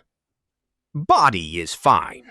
I asked you to laugh, and those who honestly laugh are permitted to call me by that name. Body-sama, I would like to make one suggestion. What is it? Even if I were to lose, somehow please at least leave me my life. After saying that, Body Gotti broke out into laughter. Ho, ho, ho, ho! Pleading for one's life before you even start. What an interesting guy. Life is meant to be treated preciously. That is true. The human race quickly dies after all. I hear there are many who think as such. However, even while you possess such a tremendous amount of magic power, it seems you don't have any confidence in your power.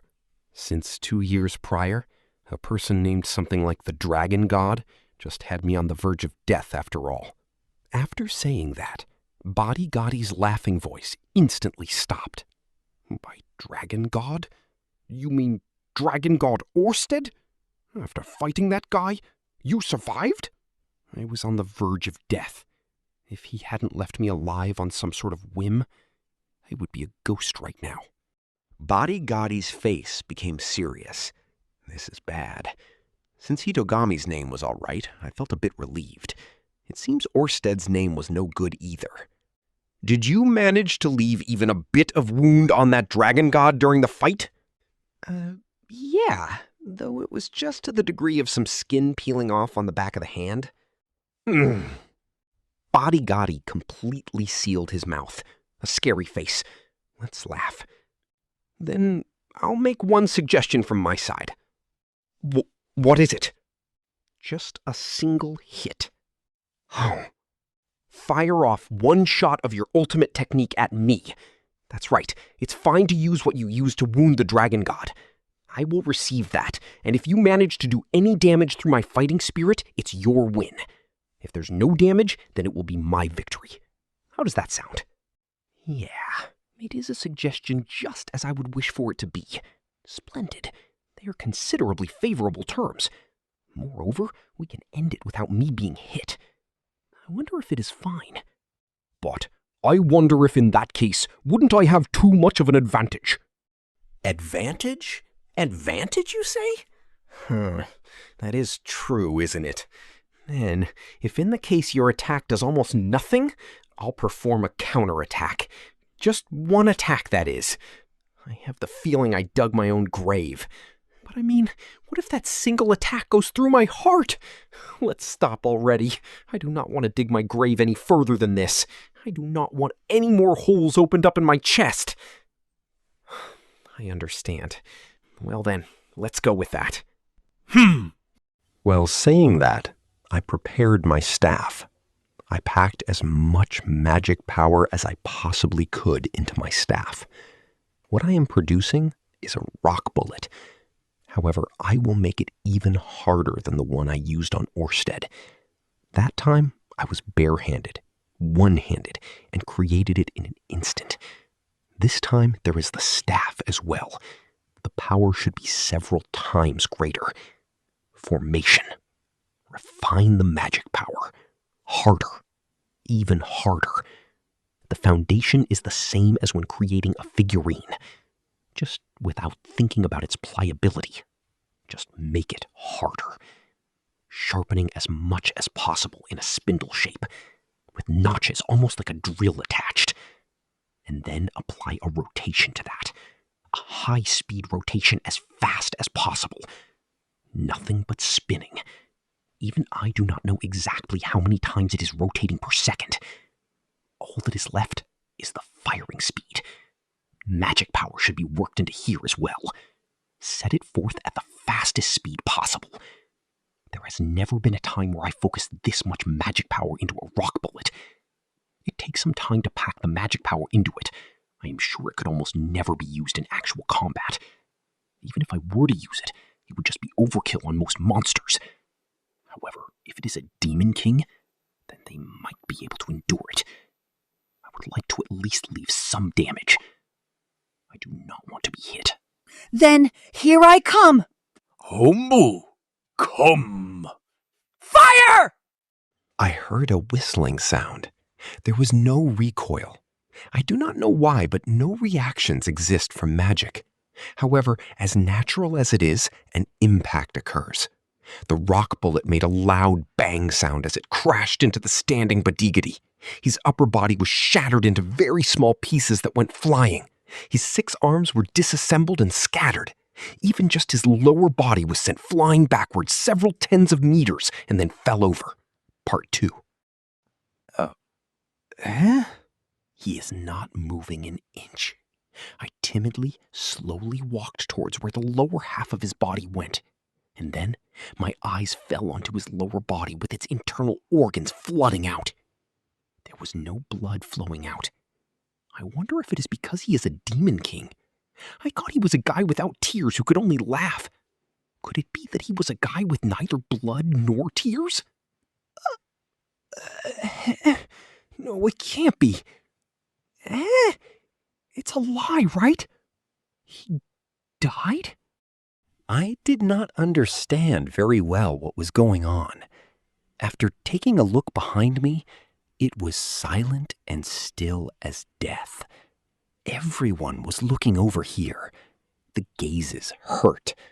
No one was moving, not even a quiver, swallowing their saliva. A loud gulp sound came from my throat. Did I kill him? No, I mean, it's a lie, right? I mean, no, why? Even though he was that full of confidence? Hey, I mean, he's the immortal demon king, right? He was full of confidence and said to come at him with just one hit. Hey. Slowly and timidly, I turned around once more. I was going to confirm what I was guilty of. Foo ha ha ha ha! My great resurrection! I was close to firing off another rock bullet. There, a half-sized bodyguard was standing. He was about the same height as me, but the large size of his face had not changed. Therefore, I was getting an unbalanced impression. Putting aside the matter of his size. Ah, you survived. I felt relieved. I thought I had become a murderer for a bit there. That's great that the opponent wasn't a human. Foo ha ha ha ha! I thought I was going to die! But, Humu, I see now. I get it well. Choosing not to fight was the correct answer. If we had fought seriously, all around here would have become a wasteland after all. Badigadi was laughing with a foo ha ha ha!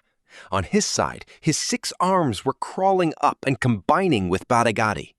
Badigadi's height continued to bulge larger, but he did not return to his previous size. Oh, it flew considerably far, didn't it? It seems that it will take a bit of time in order to return to normal. It seemed that Badigadi was a bit excited. It's your victory, Rudeus! It's fine for you to call yourself hero! No, I'd rather refrain from that. Then at least let out a cry of victory! Foo ha ha ha! While saying that, Badigadi took my right hand. He grabbed the hand holding my staff and raises it upward, almost like a boxing champion. I wonder if it was the decision for a win. It was a conclusion that I do not really understand. However, if he says that it's my win, then it's probably a win. I won! The onlookers were all still stuck in the dead of silence. I do not really get it, but they were all dead silent. Shortly after confirming that, Badigadi nodded to himself. There's really a lot that doesn't go with the flow. Well then, I'll have you let me get one hit in. That's different from our promise. Just as I was thinking that, his fist caught my face. With just one hit. Just when it came to him, he counts 3 fists as one hit. In the situation where my arm was being held onto, I could not even defend. I was knocked unconscious with 3 hits. This damn lying demon king. Part 3.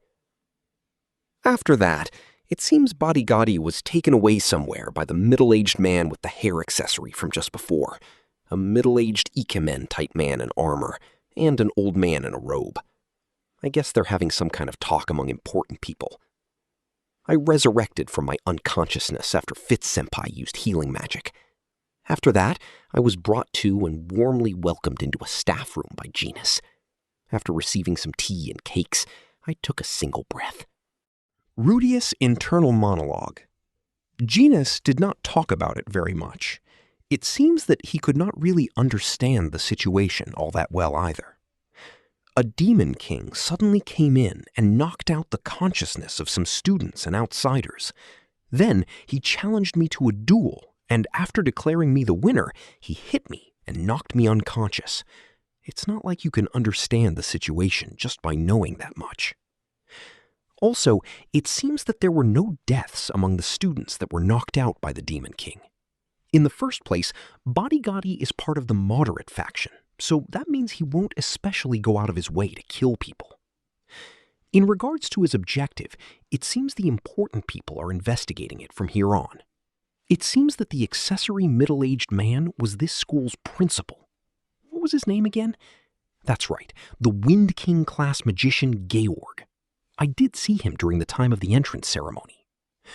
The ones taking part in the talks seem to be the leader of the 3 countries' night group which came to protect this town, and the leader of the Magic Guild. The 4 were gathered together and currently talking about various things. However, as expected of Rudeus-san, to finish off the Demon King with a single preemptive attack, and then to be recognized by the Demon King?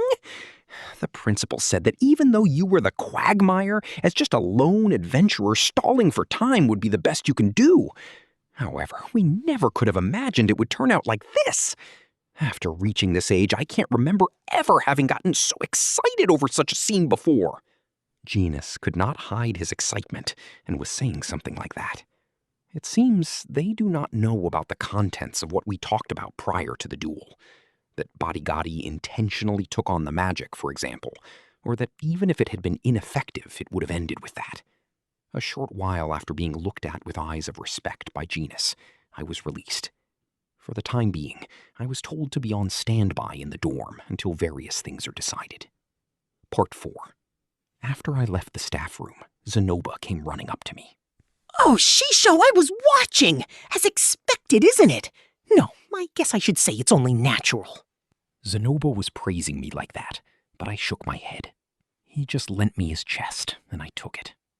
Certainly the attack was effective, but the opponent didn't evade or defend. And then from there, there's that regeneration ability. If we were to fight seriously, I can't imagine that it would just pass with my win. You're being modest. Isn't just landing a hit on a Demon King an amazing thing? Zenoba said that while laughing. Julie looked at me with eyes of even greater fear. I'm sure even from a distance it looked like a splatter. I've shown her something frightening. Part 5. On my way back to the dorm, I ran into a considerably glowing Elise and Cliff. Oh, my Rudeus. What was the disturbance about? What were you guys doing? Exactly what you think we were doing. Elise was laughing with a ho ho ho, and Cliff went bright red and got angry with a don't say anything unnecessary. It seems that the two were opening an adult meeting while the Demon King was invading. They sure are happy. Just now, Bodigadi-sama challenged me to a duel, and I somehow managed to win. That guy has already come here? Pause. Already? What the heck do you mean by already? Did you know that he would come? Yes, but he was being restrained by the ogres. It seemed he wanted to stay there for a little while, so I went on ahead myself. Look, those sorts, they're pretty loose with time, right? Which is why I thought he wouldn't move for another 10 years or so. In reality, the time when we separated was 2 years ago, after all. If you've lived for denominations in the thousands of years, I guess your sense of time would deviate. In my previous life, even though I passed 30 years, time felt like it passed quite quickly. The denomination is just a bit large. But he was a good guy, right? He didn't seem like a bad person. Among the nobles and royalty that I've met, he was a top-class good person. He laughs well, after all. He did break his promise, but if you think of the difference between one hit and one strike, then that is fine as it is. Hey, what are you talking about? Oh my, cliff, Are you jealous? It's all right. Right now, the only one whom my heart can love is just you. No, not that. Don't stick so close. Rudeus is watching, isn't he? I'm showing him. Since they had started flirting, I dispersed from that location. From behind, I heard a loud voice yelling. There's no way a demon king would come to a place like this, right? I thought the same until just a short while ago. Part 6. Fitz-senpai was waiting at the entrance to the dorm. After seeing my face, he made an indescribable face. After all, I wonder if he is excited as well. His cheeks were red and he was tightly holding his hands, feeling sort of like he saw something amazing, but the impression isn't coming out. Rudeus-kun is amazingly strong, isn't he? An average impression. That sort of word floated into mind. I couldn't have imagined you would do it in a single hit. A single hit? Since we had decided on such rules for victory and defeat, I used the strongest magic I could in terms of power. The strongest? Huh. Isn't that the same thing you used during the time of the examination against me, right? That amazing one, right? Yeah, it's a rock bullet. Although I had accumulated a considerable amount into it. Even though it's just intermediate magic? If you master it, it'll have that much power? Fitz-senpai raised his voice in admiration with a, "Oh," and started making a rock bullet that has a rotation and fired it. A whistling sound let out, and it pierced into the ground far away. He's quite good to reproduce something he's only seen once or twice. However, it didn't have as much power as mine. I don't really have the intention to master it, though. Are you normally using nothing but earth magic? I guess so. At one period, it was nothing but water, but at some point it became nothing but earth. After all, since we're using the same system of magic, that should mean I can get better at it, right? I wonder if that's the case. No, I have the feeling I did gradually get better at making the figurines. I guess so. I wonder if you call it precision getting higher? However, the consumed magic power will increase as well, right? That's right. During the times when I'm making dolls, it's considerably difficult. Fitz-senpai seemed very happy. Come to think of it, I haven't had very many opportunities to talk about voiceless incantations with Fitz-senpai. Also, sorry, I'm sure you're tired. I'm sorry for holding you back. Today, you should rest at ease. Oh, yes. After that, Fitz-senpai ran towards the school building. I wanted to talk for a bit longer, but, well, it's fine. It's immediately after that incident, after all. I'm sure he's busy with the student council as well. I returned to my own room. I leaned my staff against the wall. Things about the Demon King and whatnot. Today was difficult. My mental and physical fatigues are both building up, so I lay down on the bed. I'm somehow tired. Part 7. After that sort of thing happened, a month has passed by in a flash. The magic triumvirate talked with Bodigadi, and it seems they decided to treat him as a state guest.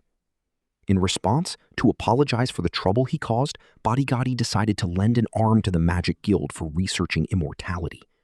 Furthermore, he ended up participating as a temporary martial arts advisor for the combined night group. And then, Part 8. Next homeroom, the two senpai came out from the dorm. Since Bodigadi put order to all of the beast races, it seems they became able to come to class. As expected of boss, nya. Thank you, nya. I'll treat you to something next time, nya. But I couldn't have possibly imagined that a demon king would come, Nano. We're such devilish women, Nano. You did well in protecting us. In return, you're free to grope the chest. Of Rinia, that is. Since I received the privilege of groping the chest, without reservation I'll grope them. Rinia's, that is. Kinya. She scratched my face, even though she said it was fine, even though she said she would treat me. That's cruel, nya. It's stingy. If it's a lady, then all of them have them. Isn't it just a bit fine?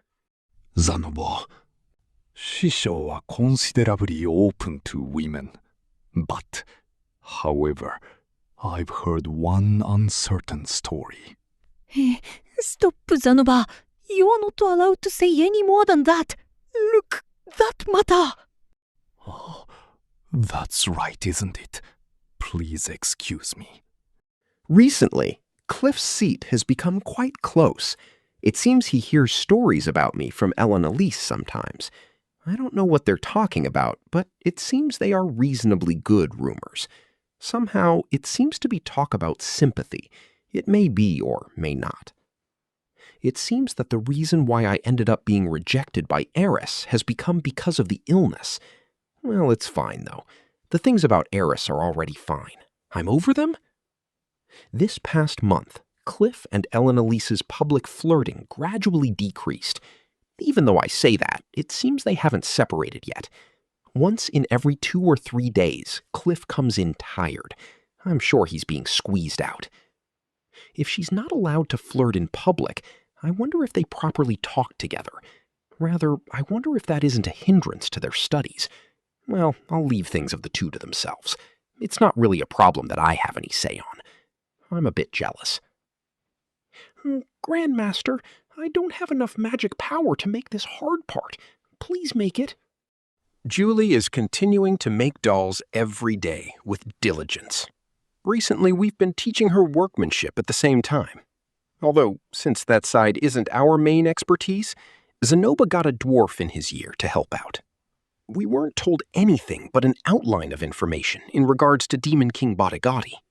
Bodigati said he came this far because he was jealous of me. In other words, that would mean I have some level of responsibility remaining for the problem? I wonder. No, I want to think that Genus somehow cleared up things like that. He's the one who scouted me after all. And then, at that time, the door suddenly opened. Excluding Silent, all of the special students were in attendance. It's still too early for the teacher to come.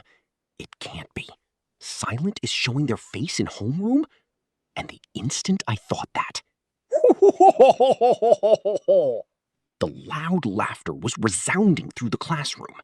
And then he came into the classroom, magnificently, without a care about what others think. And then he stopped on the platform and looked over us. The immortal Demon King Bodigati has arrived! That's a lie, right? He's wearing a uniform? This guy. And then he entered the Magic University as an advertisement, without specifically planning to learn or research anything. But it seems occasionally observing and offering some tips. Although, if it weren't for the tips, it seems that the Demon King's wisdom wouldn't be granted. In any case, just like this, the Demon King invasion incident of the Ranawa Kingdom ended. Volume 8, Chapter 9. Recently, I have been feared by almost all of the students attending the Magic University. I did not realize it at first. I just simply thought I was being avoided. For example, if some bad-looking guys came walking in my direction, if I said to them, in order not to trip, you should walk rather than run. However, for some reason, after the other side realizes it, they disappear somewhere in the hall. Occasionally, there is a guy who suddenly looks out the window and says, the weather outside sure is good today, even though it is raining. I thought, I am lucky for them to not pick fights. I could not have possibly imagined that the other side thought that as well. The first time I gained self-awareness of it was when I was returning from detoxification magic class. Recently, I have been taking intermediate detoxification magic classes where many fourth years are learning. For the time being, let us put that matter aside. After the class ended and I went into the hall and spotted Goriade. Goriade. That is right, it is the muscle-bound female who blamed me and made false charges of stealing panties on my first day. Since her body is huge, she stands out. It seems simultaneously the other side saw me, and our eyes met. For the time being, I tried to start up a conversation. Since the other side is a senpai, it would be rude if I do not say at least one word of greeting. While thinking that, I approached her, thinking about apologizing again for the events on the first day of school.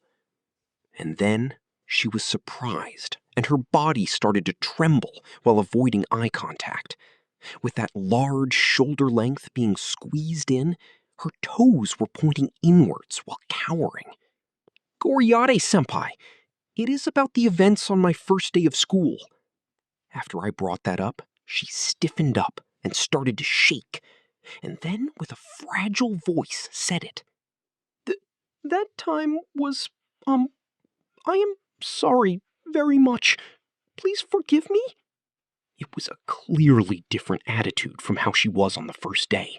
I was bewildered as well. It almost looks like I am extorting her or something. No, that is, the one that should be apologizing is me. Since I was not aware of the dorm rules, that sort of thing happened. While I was going on, incoherently, onlookers started to gather. May, look, it is Rudeus. The events from the first day, he was still bothered over that. Goriade-san, how pitiful. Even though he was the one who broke the rules. What a guy. Idiot. What will you do if he hears that? From the surrounding voices, I started to hear pity and criticism. Tears started to appear in Goriade's eyes. I felt like tears were about to appear in my own eyes as well. Strange. What is with this? The gaze is hurt. Yeah? What is this? What is this? A fight? How vigorous, even though it is noon, Nano.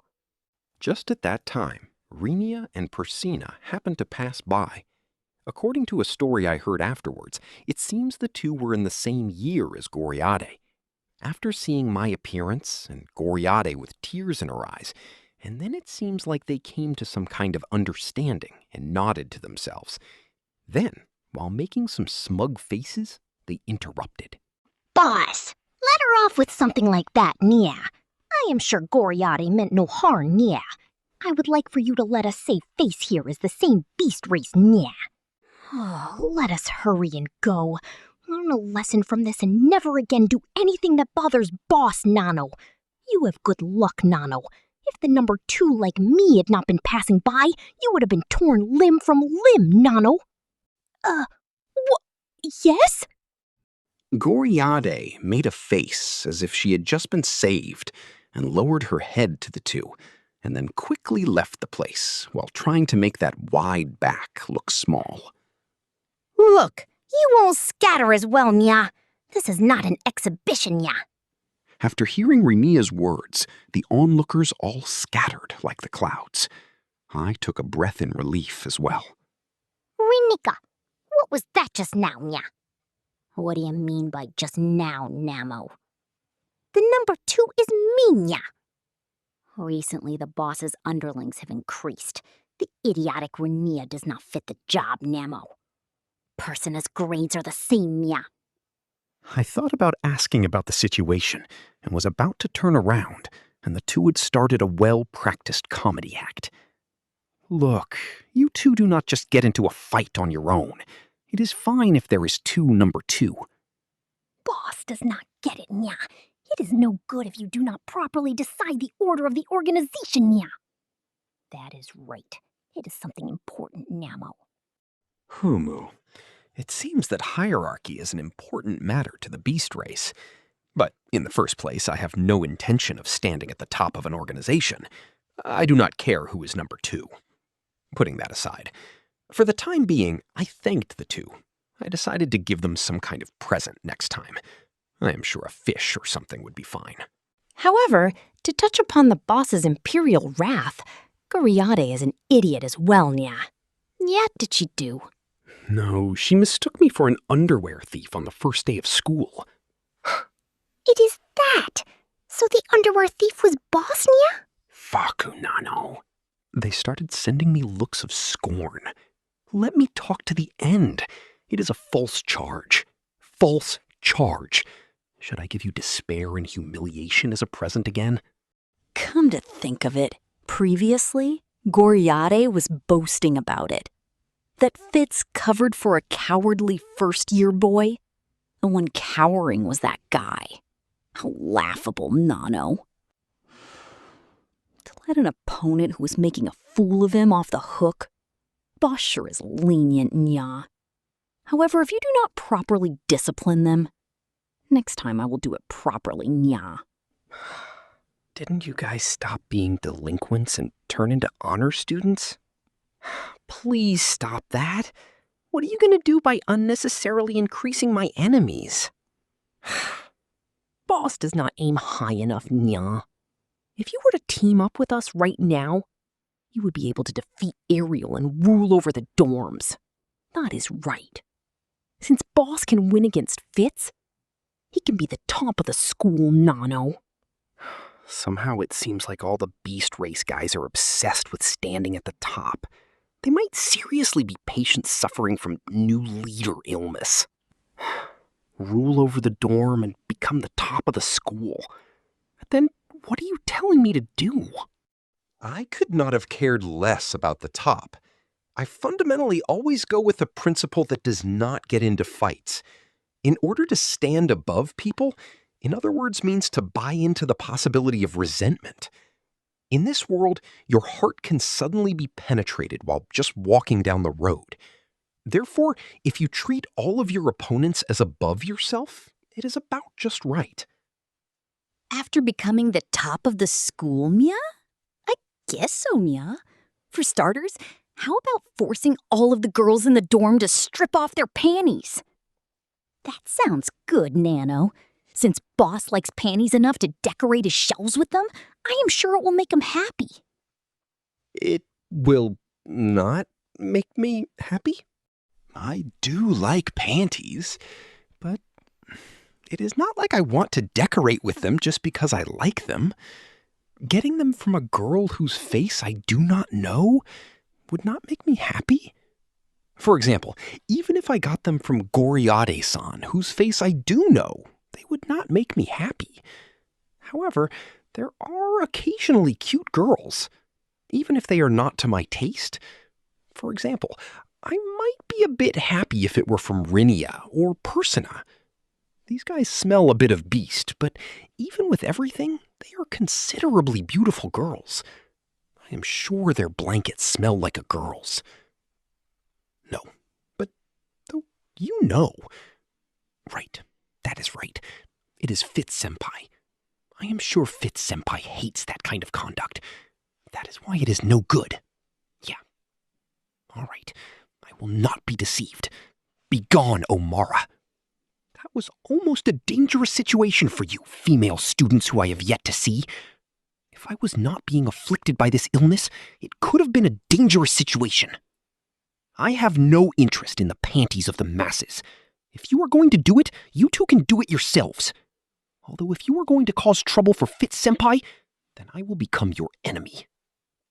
Ooh, well, if Boss says to behave ourselves, nya, then we will obey that, nya. That is right. We will do as you say, Nano. And after that sort of event happened, I finally became aware of it. It seems that somehow I am being feared. Even after I became aware of it, I did not ask why. I defeated the #1 in real ability, Fitz, forced all of the problem special students to obey, and then defeated the Demon King who brought terror upon the school in a single hit. The last one was especially effective. That is, I am sure they would be afraid. It is a story I heard from Bodigadi, but it seems that in order to leave a wound on his jet-black body clad in fighting spirit, you would need to use techniques at the level of Sword God-style King class, or else it would not work. King class. In other words, only after reaching Ruijard and Gislane's level will they finally be able to fight against him. And then, since he fights while entrusting it to his flesh, it seems that most opponents' attacks that Bodigadi receives do almost no damage. If I am to believe that story, then it would mean my rock bullet is already over King class in power. In the time I was not aware, my rock bullet has really grown to have quite the high firepower, although it is just power. According to Bodigadi, I am not wearing fighting spirit. Fighting spirit, after all, seems to be something that all of the swordsmen in the world casually wear. However, no matter how much I train, my flesh will never become as strong or fast as Rifujin or Eris. My muscles will grow, but just that. In the end, the only thing I am strong with is attack power. Thanks to the Demon Eye and other stuff, I can win against opponents around here. My aggregate magic power is on the level of Laplace. However, my flesh is normal. Although there is no way for the normal students to understand that. They probably think since my attack power is king class, then my body should have an equivalent level of strength, an existence beyond a demon king. If I was in the same position as the average student, I do not think I would want to get involved. Ross should have more confidence in himself, Nya. I am sure if you have more confidence, it will resolve that as well, Nya. That is right. But after you resolve it, I would like for you to only attack Rinia, Nano. Confidence, huh? I wonder if my son's seclusion is related to my lack of self-confidence. After hearing it, I kind of have that sort of feeling. Defeated by Orsted, rejected by Eris, and falling into despair, unable to show my power. If I were to get back my self-confidence, it might possibly stand up. Certainly, now might be the ideal chance to regain my self-confidence. The students are afraid of me. After giving it a try and walking around leading Rinia and Porcina, the sea of students split. I never stood in such a position in my previous life. It is fresh. I guess you could say it is a position where you are walking shoulders with the wind, almost like a director sensei doing hospital rounds. Or maybe Moses. It is truly a good feeling. Move! Don't stand in my hallway! And just as I was getting full of myself, I suddenly thought, could it be that the guys who bullied me in my previous life felt this sort of feeling while getting full of themselves? I remembered a bit of something bad. Let us go without getting too full of ourselves. I will not return to being a NEET. Part 4. One Day Among Such Days. I was doing the same as always, investigating things in the library. The more I try to investigate, the number of common points between the teleport and summoning increase. Calling out to and sending off, the differences between these are limited to just the shape of the magic circle and the light given off. All factors of them resemble each other. It seems like there's a necessity to study summoning in depth, is what I was thinking, but there are no teachers that specialize in summoning in this school. It seems there are some people who use them in the Magic Guild, but at best it's elementary or intermediate class. It's only to the degree of summoning useless familiars or spirits with almost no ego. There's no way I could hear about expert-related knowledge.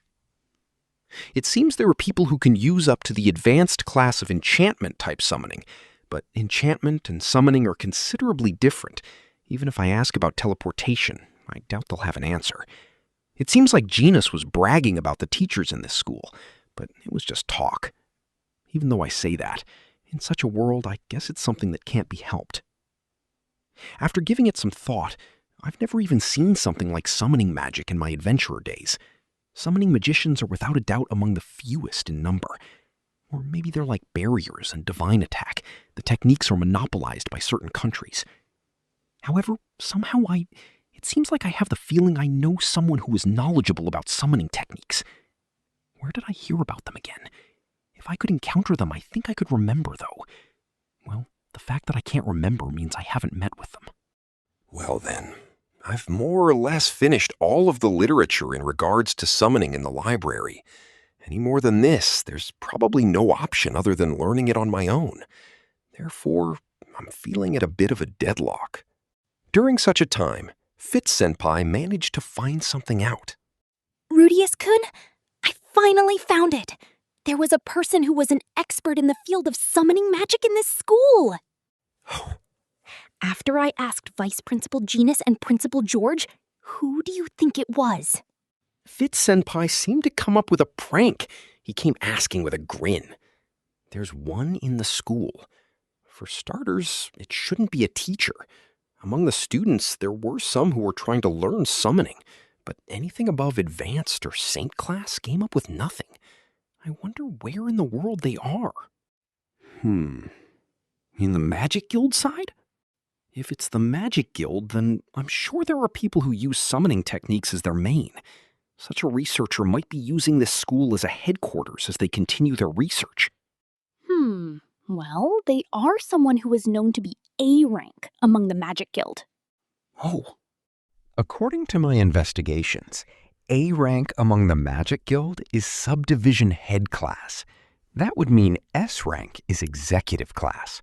Certainly, Principal George is S and Vice Principal Genus is B.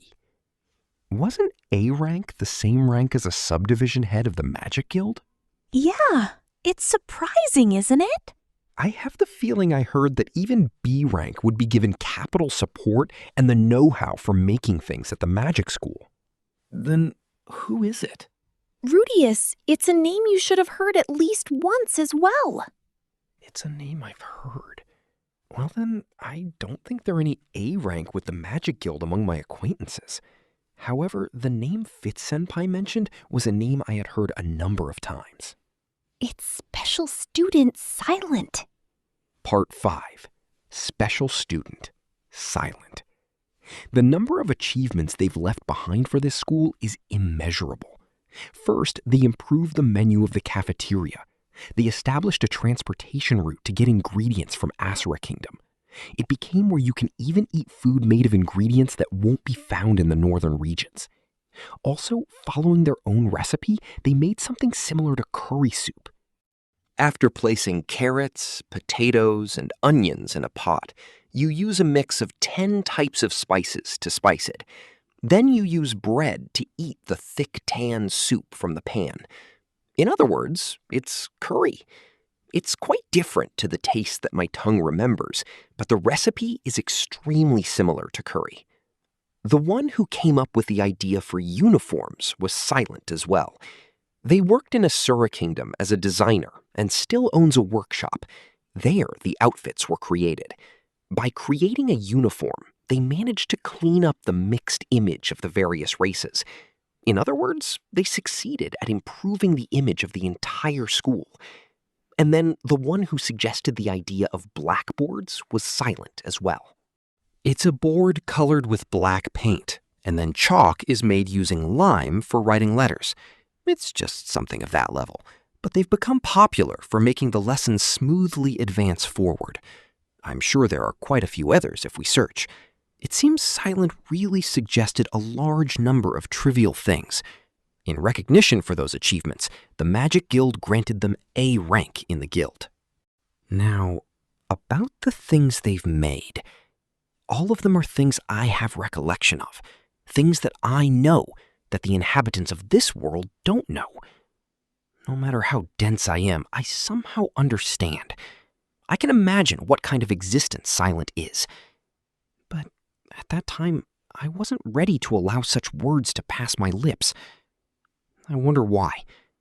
I don't know. I might have wanted to see myself as a special sort of existence. I might have wanted to think about myself as a special existence in this world, the only existence that holds memories of a different world. However, after giving it some thought, there's no way it would just be me. Rudeus, fearful internal monologue. Speaking frankly, I'm afraid of the existence of Silent. I thought that if possible, I don't want to make contact. Under the same conditions, I thought I don't want to meet someone else doing better than me. On top of that, if that person were to say, "What have you been playing around doing when you were born in this blessed of an environment?" Something like that, I would feel like running away. However, since I heard the name from Fitz-senpai, I decided on the spot to meet with Silent.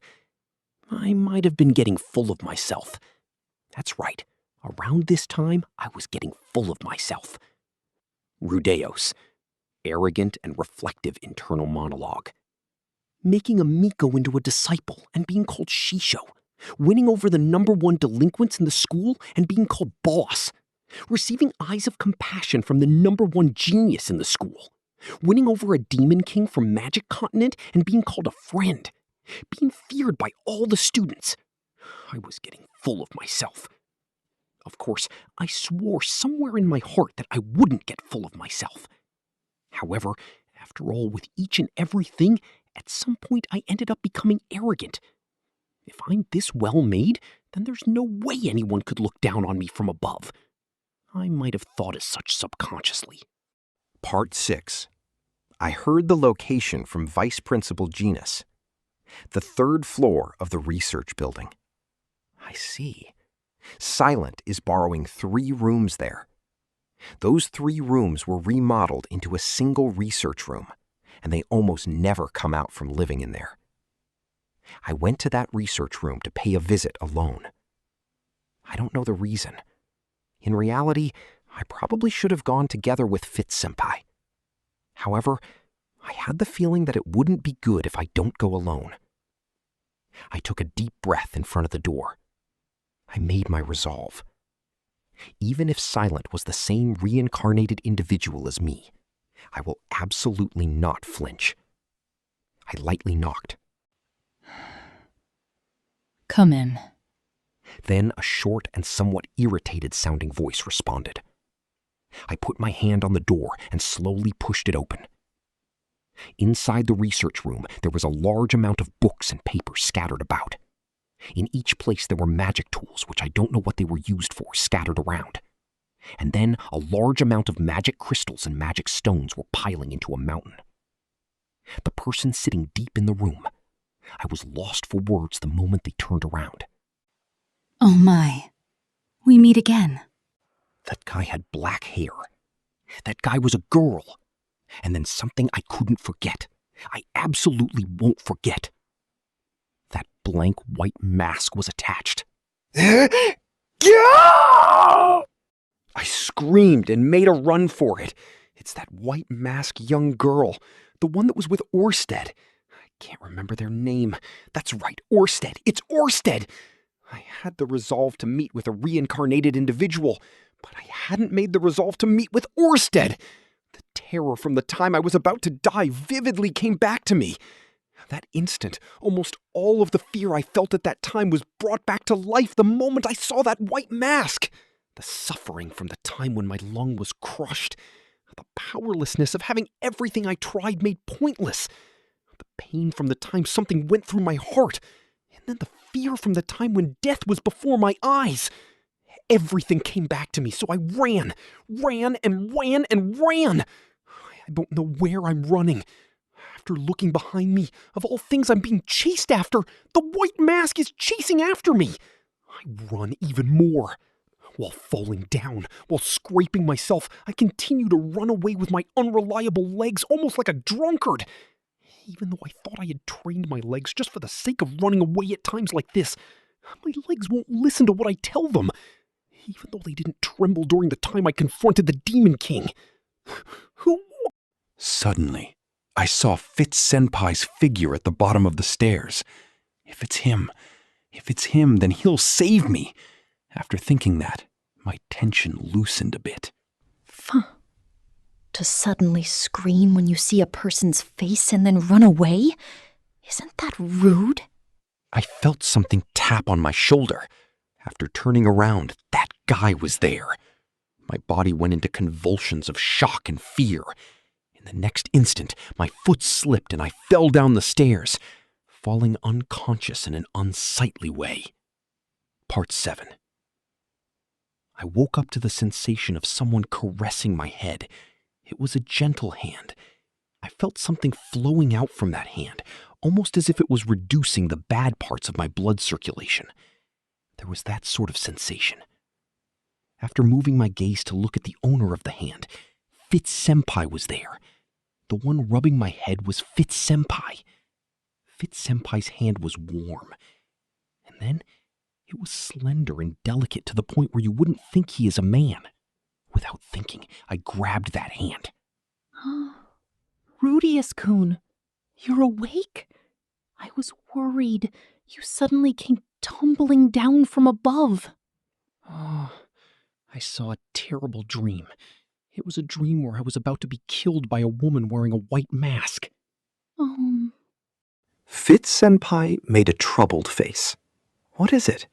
In the first place, where is this? It's not my room in the dorm. In the first place, it's not the dorm. But I've seen it before. Behind Fitz Senpai, beds were lined up. That's right, this is the medical affairs room. While lifting up my body, I circled my neck. There's no one in the medical office. It's just Fitz Senpai and I. No, there's the healer that is stationed here as well. After turning my head around even further, whoa! On the opposite side of the bed, I looked at the person sitting there. It was a woman wearing a white mask.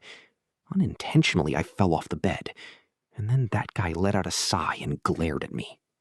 How rude. Why are you that afraid? Didn't I save you last time? You must not remember since you were dead. Since I was dead last time? After all, there's no mistake this guy is the one from that time. The one standing beside Orsted. Orsted is? He's not here. He's a busy person. The masked woman said it without care. He's not here. Orsted is not here. Really? No, I can't help it even if it's a lie. I see. He's not here, huh? Don't worry. He won't target you for a bit longer. A bit longer? Meaning if he has time again, he might come to kill me? I don't think he has such plans, though. But there is that sort of possibility. It depends on you. It doesn't seem like it will happen anytime soon. The instant I understood that, I felt blatantly relieved. I sure am a selfish guy. After seeing my state, Fitz Senpai was scratching the back of his ear and asked the masked woman.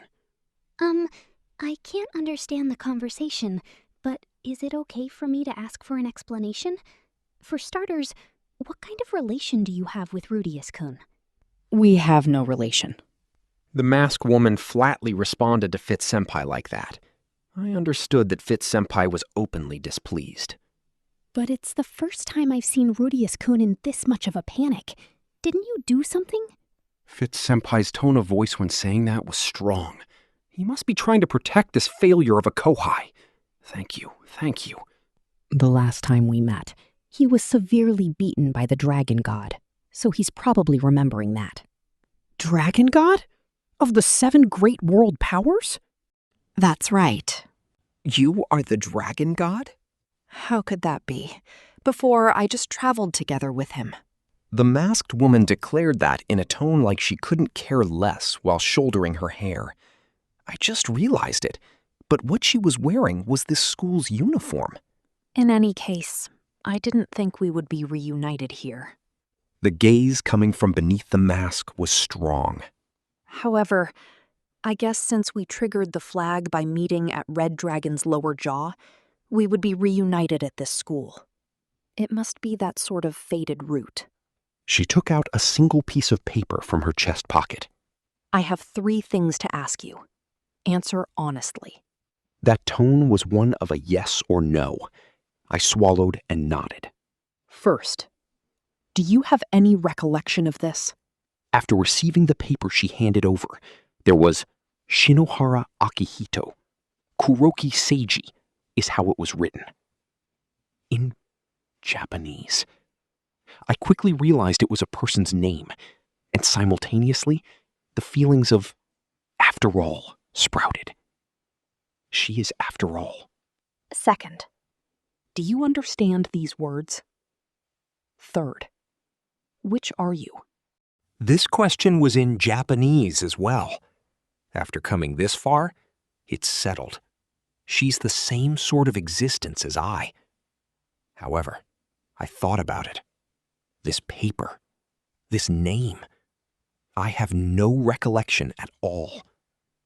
However, I was a bit perplexed, but I had the resolve. Neither. I don't know this name. I see. You understand the words, right? What language? Rudeus-kun. It's nothing. We were just from the same hometown. Hometown? There's no way that can be the case. Fitz Senpai denied it. I don't know what he was denying, though. Right now, rather than that. Then, you are the same as well? She nodded. That's right. By the time I realized it, I was suddenly thrown into this world as well. While saying that, she removed her white mask. In that instant, my memory completely was hooked. A memory of my previous life, my last moments, the pair that were having a fight. One of those people, the girl. There was a girl with the exact same face as that. Simultaneously, doubts started to rise to the surface. The exact same face. Even though 15 years have passed since then, there is the girl with the same exact face from that time. And then, just a bit, I felt something was off. Strange. Why, even though 15 years have passed, does she still have the same face? No, in the first place, why does she have the same face? If she was reincarnated, it would only be natural for her face to be different. It's the so-called trip. I tripped into this worthless world. Trip. This implication is a bit different from reincarnation. I was the so-called reincarnated individual. My body is different. I was born into this world with just my memories. Trip is different. Trip is the so-called warp. Age and body remain the same when they come to this world. She is different from me? My name is Nanahoshi Shizuka, a Japanese. I've been calling myself by the false name Silent Seven Star recently. Doubts and confusion. The inside of my head was becoming a mess. In any case, where were you born? America? Or somewhere in Europe? You're Caucasian, right? But you understand Japanese. Could it be you're a half? A foreigner living in Japan, for example? It wasn't just 3. That wasn't what I was doubting. I didn't respond. But she continued the conversation. In any case, with this one step, I can make some progress in this situation. After all, it was the correct answer to have him leave you alive. Since the point where Orsted said he didn't know you, I somehow had the feeling it was like that. Nanahoshi just kept talking, somewhat in excitement, without minding my confusion. I look forward to working with you from here on. Tell me your name. Rudeus Greyrat.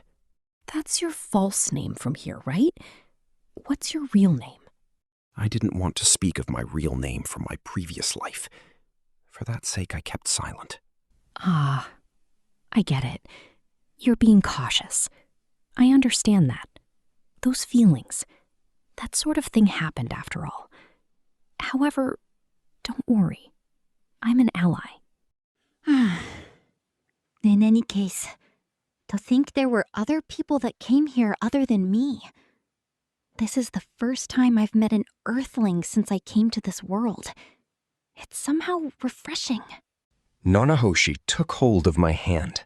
Fit-senpai's brow dropped.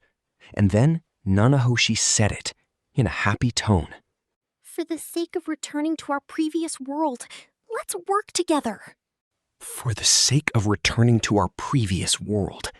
Such words put my thoughts that were in a mess into order in an instant. The words that came out were just one line. It's no. I don't want to return to my previous world. Hey? Rudeus, you and Silent as well? Talk in words I can understand. And then there's Fit-senpai that doesn't understand Japanese. In the medical office, there was somehow a delicate atmosphere floating around. Volume 8, Chapter 10, Part 1. Nanahoshi Shizuka. If it were to be written in kanji, then it is 7 stars, quiet fragrance. She experienced a trip.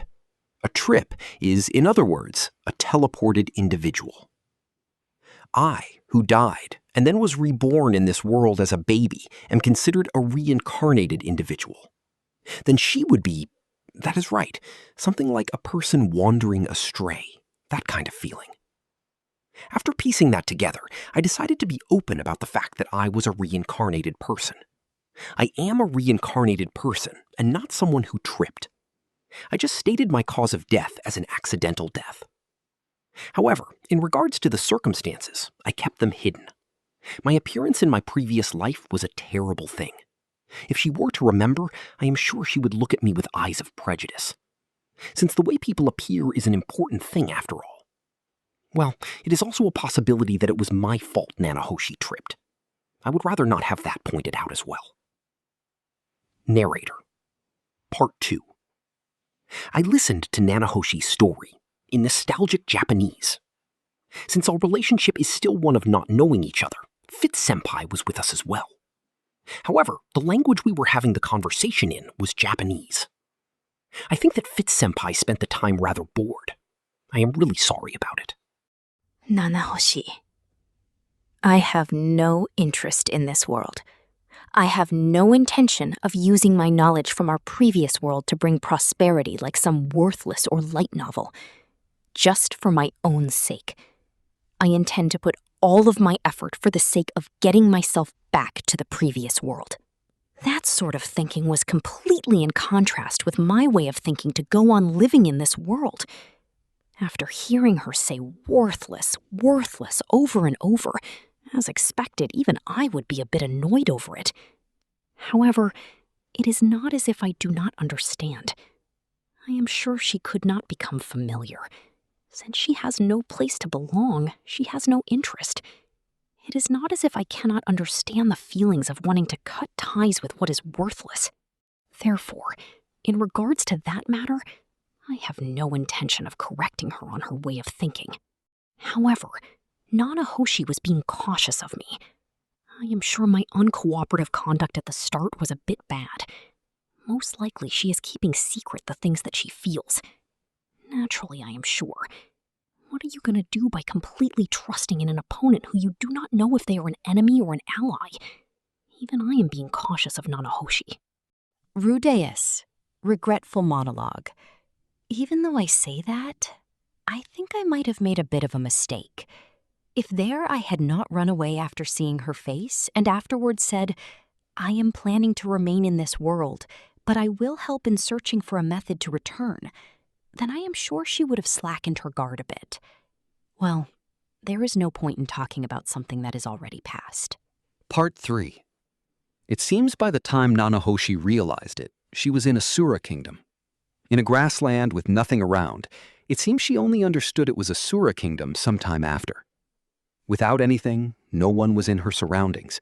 Just around the time she was troubled, not knowing what she should do, Orsted appeared, and it seems he sheltered her. Rudeus. Why Orsted? Nanahoshi. Who knows? Just, it does not seem like he was the one who summoned me. It seems she studied a number of things in regards to this world in Asura Kingdom, starting with language, the existence of magic, currency, customs for living, and so on. In that regard, she was the same as me. Amazing as it is, she seems to have mastered the human language in roughly a year. Since Orsted holds the curse that makes him hated, I am sure there was a necessary urgency for her to learn it. If they are spurred on by necessity, anyone can learn things pretty fast. Another year later, she passed time in Asura Kingdom. During that time, it seems she made various techniques for cooking, clothing, and instruction while earning money. Making use of those concessions, she created a structure that earns her an income. The fact that she had the backing of one of the 7 great world powers, the Dragon God, became something widely known, and she made use of that credibility and her own confidence in speech to establish trade routes. It seems she currently already has enough assets to play around for the rest of her life. That is pretty amazing. She learned her language and even created a good foundation with money. And all of that was nothing more than a stepping stone in order to return to our previous world. Being dragged around by Orsted, she collected various information for the sake of returning to the previous world, and then she thought that 2 of her acquaintances may have tripped to this world as well, so she spent around 1 year traveling the world. It seems that Orsted has many enemies, so he ended up fighting here and there. Orsted is strong, so most of his opponents are defeated in a single attack. My fight was one of those, but since only I was somehow in a different situation, it seems she advised that I be left alive. In regards to that, I honestly said words of thanks to her. Putting aside the cause or process, if it had not been for the words Nanahoshi said, I would have been dead after all. Rudeus. In any case, why is Orsted-san in a dispute with the human god, Hitogami? Since it was all so sudden, I was surprised. Nanahoshi. I do not know the details either, but he did say he held a grudge against him. Also, if he leaves alone the apostles of the human god, then they usually become powerful, so he usually finishes them off early on. Rudeus. I would prefer if he did not suddenly attack me over a personal grudge. Also, I am not an apostle of the human god. Recently, I have been doing whatever he says, but I only ever meet him once per year or so. It is not like our relationship is so intimate that I would be called an apostle. In any case, she traveled around the world, and there she met a variety of people. Orsted is someone who is hated, but the dragon god name has value to it and can be used. With just a single letter written by him, it seems renowned magicians, night leaders, and such will want to meet you. You traveled throughout the world in 1 year? I got caught on that part. It took me 2 or 3 years to go around the world once. Yeah, using a certain special method. What kind of method is that? That is right. If I were to put it in simple terms, it would be something like a warp device. Door of Trip, huh? I believe they were called teleport magic circles in this world. Do you know? I have heard of just the name. When was it that I heard about it? If I remember, it was during the time I was coming back from Magic Continent. I heard about it from Ruijerd. How nostalgic. I had heard that teleport magic circles already do not exist anymore? It seems there were still ruins remaining, created during the time of the Human-Demon War. Ruins? Where are they? I have been forbidden from saying that, so I cannot tell you. Since they seem to be a taboo in this world, so I should not really tell anyone. Although, since I was just following along as we went around, I do not really remember as well. It seems that is the case. Even though she went all around the world, it was just walking from one teleport magic circle to the next. The fact that she does not remember may not be a lie. If you were to be led around warping all over the place without a map, there is no way to know your precise location. If possible, I would like to know about something as convenient as that for once, since I never know when or what might happen next time. Turning back our conversation, Nanahoshi was unable to meet the people she was searching for. However, she met a variety of people. Among those, a certain individual said something like this. Haven't you been summoned to this world by someone's hands? Who was the person that said that? I cannot say.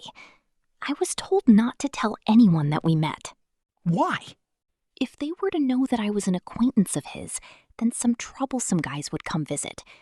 If you do not want to be involved in something troublesome, then keep my name hidden, is how he said it. That person cannot say his name. However, it seems that person is a world authority on summoning techniques. But it seems even among what that person knows, there is nothing about techniques that can summon a person from another world. In the first place, putting aside summoning from another world, you cannot summon people in general. Anyhow, she started to investigate into summoning magic and made the Magic University into her base. After contributing a large amount of the money she saved up, she bought B rank from the Magic Guild and the status enough to become a special student. Furthermore, making use of her connections with Asura Kingdom, she introduced school uniforms and such, along with a review over the education system and remodeling the tools used for education. In a flash, she rose up to A rank within the Magic Guild. Furthermore, if she would have provided all of the knowledge she has, there was talk about reaching S rank status, supposedly. However, she declined that. I will say it once more. but I have not even once thought that I wanted to get along well or become a powerful person in this world. Therefore, she only makes things that she feels are necessary for herself and doesn't offer them out. She declared that.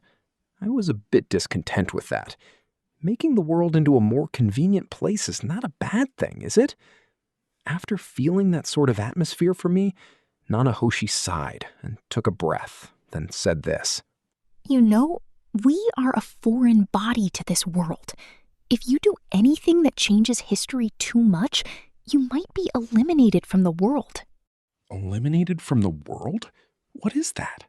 Have you not read any science fiction?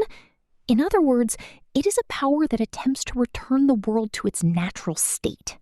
A power that attempts to return history to its original nature. Come to think of it, I think I read a manga sort of like that in the past. Was it the principle of causality? Such a thing? Does it really exist? I do not know, but I think it is better to proceed with caution. She said it like that. Those sorts of things, I think they are more for people who time slip into the past, not really related to us who end up as people in another world, though. Well, it is fine. Everyone is free to act as they please. After creating an environment where no one would interfere, she started to research summoning. The reason why she made a false name is because guys who know of the name Nanahoshi might come around for a visit, supposedly. In any case, silent, 7-star. I think it would have been fine for her to twist it a bit more. She might have wanted to leave it so the remaining 2 would understand if they hear it, I guess. Rather, are there really 2 others? I have not really heard of any names other than Nanahoshi, though. Part 4. Research into summoning magic. For that, there was a necessity to learn the foundations of magic circles. The summoning magic in this world fundamentally makes use of magic circles. If we were to describe it like this, attack and healing magic use kinetic energy from magic power, channeling it using incantations. And then summoning and barriers would make use of static magic power, channeling it using magic circles. After reading the literature, she seems to have understood what kind of thing a magic circle is. Without asking a teacher, by just reading books and past records, it seems she learned the knowledge on her own. The way of thinking of the people in this world is coagulating. They seem to think there's nothing they can do about some things that are above themselves. But since I'm doing something that no one else has tried until now, it's something that I can't be taught about. Even if you say something like that, what about me, who was nothing but taught by people? Well, up until now, I've never tried to do anything that no one else has done, so it's fine, though. Besides, we don't have any magic power, right? Therefore, even if we were to speak about the prerequisite of magic power, it would just trouble us, right? A weird voice came out, even for me. What? There's no magic power? What's wrong? Did I say something strange? I have magic power. I can use magic after all. Just the other day, I was even told I have top-class magic power in the world. After I said that, she held on to her mask. I couldn't tell her expression because of the mask, but I could perceive her movements. I see. Since you're reincarnated, I wonder if it's different. My aggregate magic power is 0, it seems. Incidentally, it seems that all things in this world possess magic power. Even the corpses lying around over there. Since I came from a world without magic, I thought that would be natural, though. Even the corpses lying around have magic power. Is that how it is? It's the first time I've heard that. However, if that's how it is, then having absolutely no magic power should be considerably severe. Also, that's right. This might not apply to you as well. After saying that, she removed the mask. It's the nostalgic face of a Japanese person. A beautiful girl, not quite going that far, but a bit above average. Unexpectedly, Nanahoshi might be first or second among her class. A face with that sort of level. Since I came to this world, 5 years have already passed. But I didn't grow any older. Eternal youth. 5 years. Her age should be about 16 or 17 years. That is quite enviable, isn't it? After I said that, her face grimaced. A sarcastic laugh, and then she returned the mask. Well, I'm sure it's better than growing old in an unknown land. Come to think of it, the version of me that comes out in my dreams with human god Hitogami doesn't grow old either, just as in my previous life. I wonder if people from another world fundamentally don't grow old? I don't know what kind of principle it's working on, but it's quite screwed up, isn't it? Well, I normally grow older, though. I see. I wonder if it's an issue with the body. Let's investigate the next time we have a chance. It might provide some kind of clue. After Nanahoshi said that, she wrote something on the note in her hand. I wonder if she's writing down things she realized or she wants to investigate later. Since I often forget about things that I only give thought, I should try imitating her. Then let's turn back our conversation. She has learned about magic circles. It seems that a magic circle is when you turn a magic crystal into a fine powder, and then after mixing it with a certain set of ingredients, you turn it into a kind of paint that you use to draw. Since the paint works as an adhesive and merges into most things, it seems it won't simply disappear. Then, when you let magic power flow through the paint, it amplifies that power. Then it displays the effects corresponding to the shape of the magic circle. It seems that fundamentally, the paint will evaporate after one use. Then, do the teleport magic circles in the ruins disappear after a single use? Those aren't written in that kind of paint, so it's different. It seems that is the case. Magic circles that use paint are simply the current standard. It seems that magic circles in the Golden Age era took on a larger variety of shapes. Currently, those methods are still around. For example, such a method as carving a magic circle directly into a stone and then letting magic power flow through it. I can't use it, so it doesn't matter at all. How self-centered. When it comes to magic circles, as long as you have the shape, paint, and magic power, most magic can be materialized. However, there is a single problem. Since the shape of magic circles is generally passed down through oral instruction, the majority of them have already been lost, it seems. Now there are no people who exist that create new magic circles. A certain mural on some ruins in the wastelands, or on a forgotten scroll deep in the treasury of a king from ancient times. Unless you transcribe it from such places, new magic circles won't be created. But Nanahoshi is overturning that situation. However, the things that I've investigated aren't things I would speak of readily. Let's make a trade. I hate this world. There's no sense of reality, the food is bad, the morality is strange. It's inconvenient. I'm sure you know, but there's no such thing as shampoo in this world.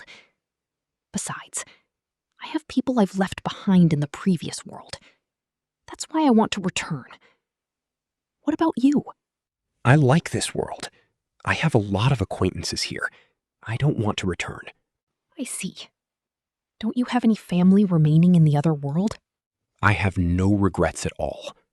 I don't even want to remember things from my previous life. I decided to live in this world. That was 15 years ago. In that time, a lot of things have happened. There were good things and bad things as well. However, it was reasonably fulfilling. Even if you told me to return at this point, I would just resist with all my power. I see. It was a peaceful death. Our objectives are different. However, we mutually have things we want. Therefore, let's make a trade. Is there something that I have that Nanahoshi-san wants? Just now, didn't you say it yourself? That you have top-class magic power.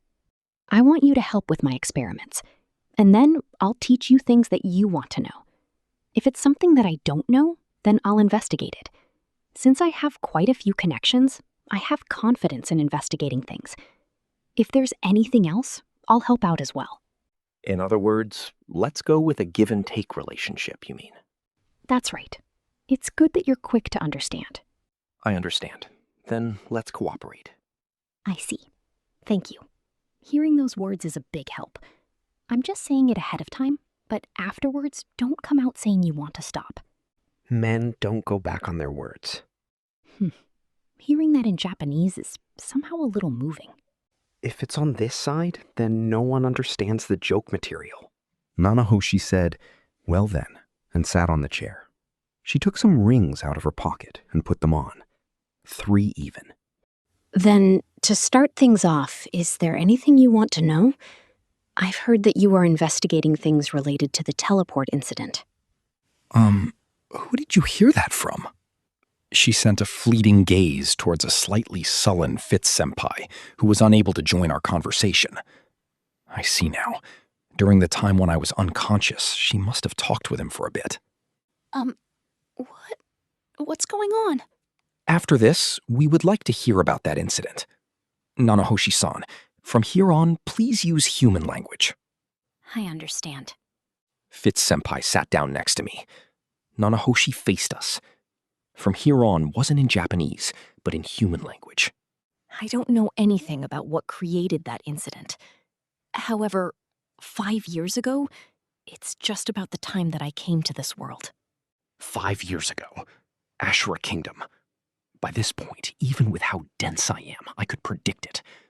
I'm sure she heard as well that I was teleported to a different location from Fitz-senpai. In other words? Most likely that incident was a reaction that occurred at the time when I came to this world. In other words, that would mean I was the cause of it.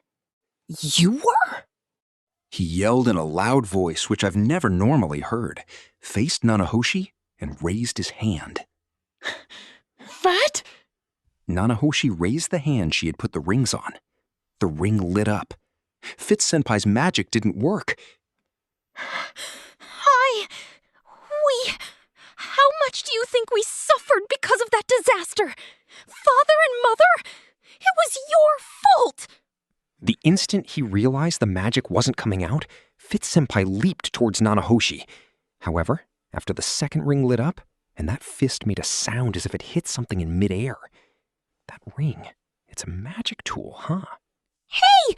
Rudeus Greyrat! Stop just watching and help me out here! Fitz-senpai, please calm down. How could I calm down with this? This person was the cause! She said it herself.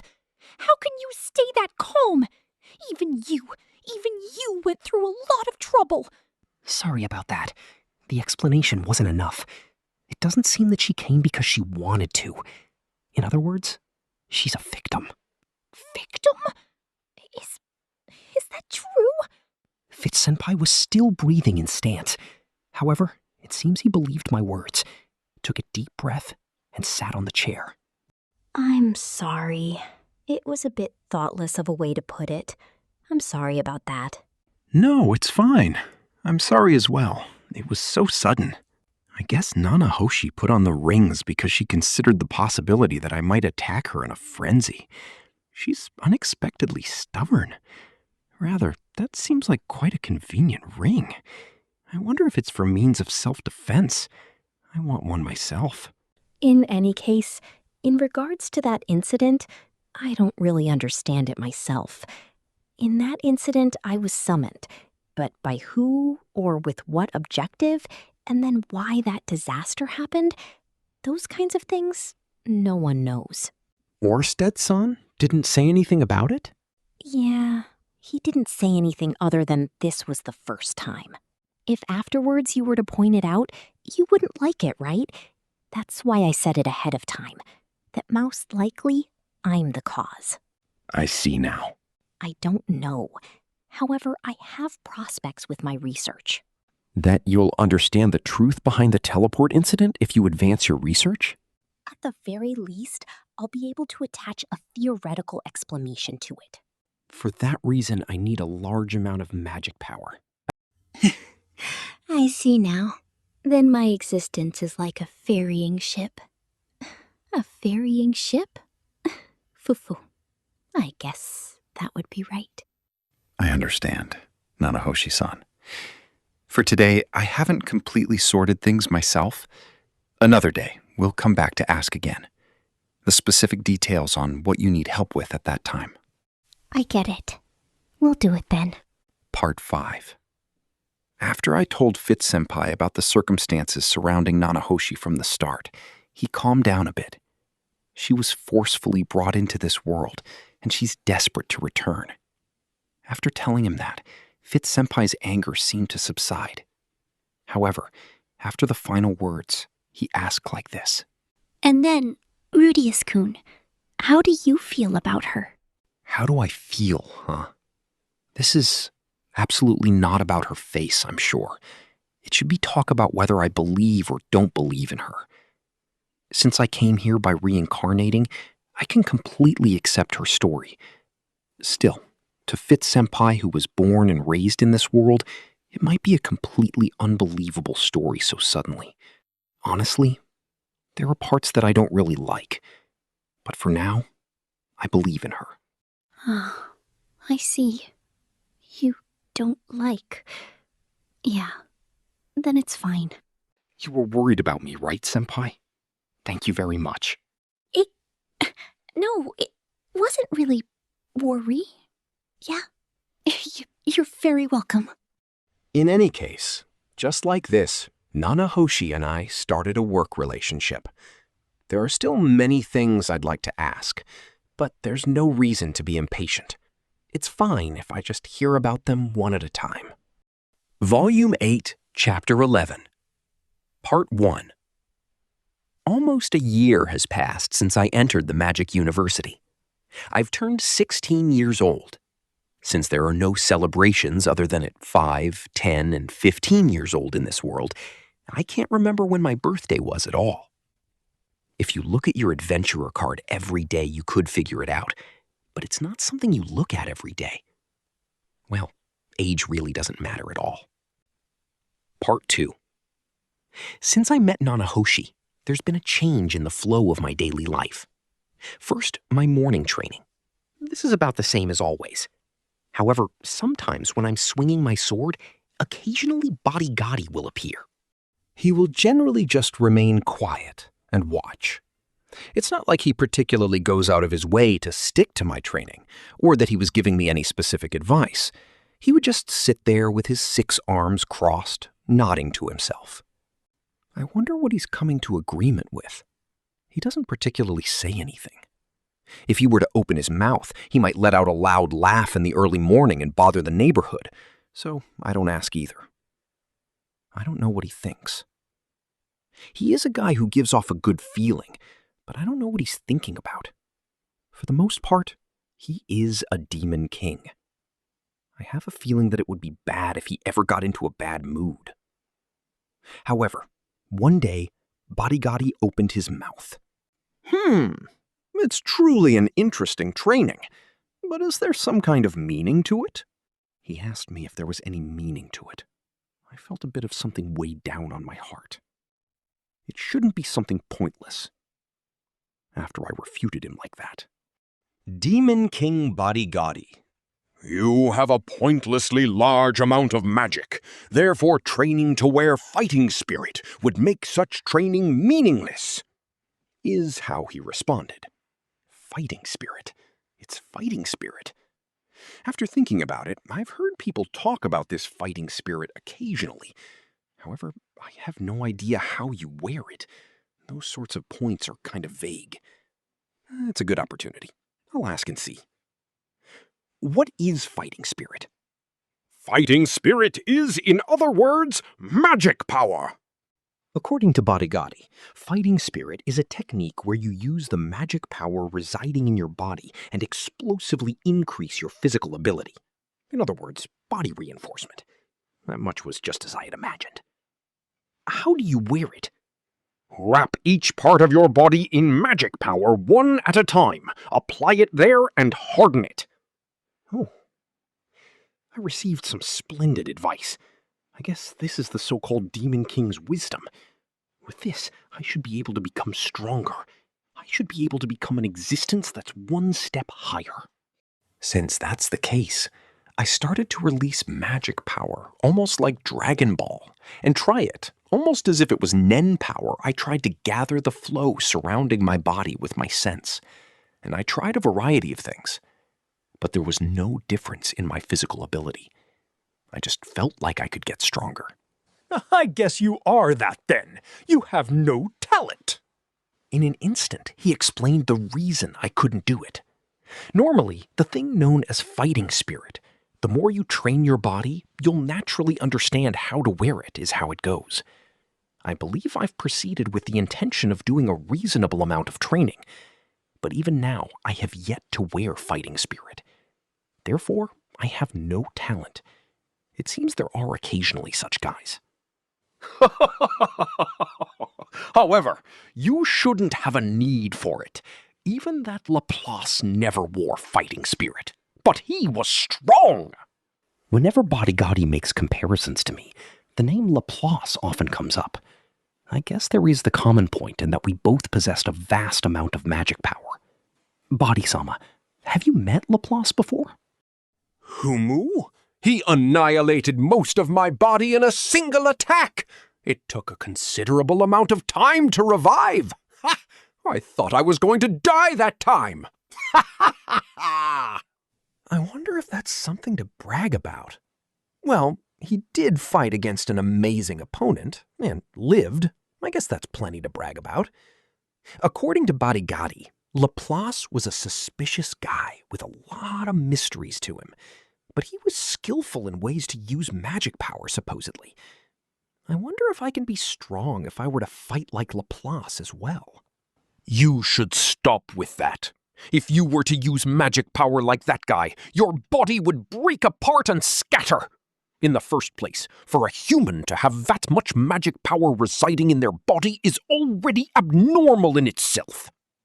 Powerful magic power will destroy your body. I somehow or other understand things like that. The operation of manipulating magic power is similar to the operation of trying to stretch your arm to its limit. If you were to try and stretch it, bent in reverse, naturally your arm would break. The one known as Laplace possessed a body and techniques that balanced out his enormous magic power. I don't hold the body or the techniques. With a human body, no matter how much I train, I won't become like Laplace, is what seems to be the case. Demon King Bodyguardi. In the first place, what do you plan to do after you become stronger? Rudeus. Even if you were to ask, what? Since I was already on the verge of death once, I think it's only natural that I want to avoid it happening again. Demon King Bodyguardi. I have known of any number of men that sought after strength and fame, but none of them were any good. This is about my nephew, but he's pretty stubborn, you know.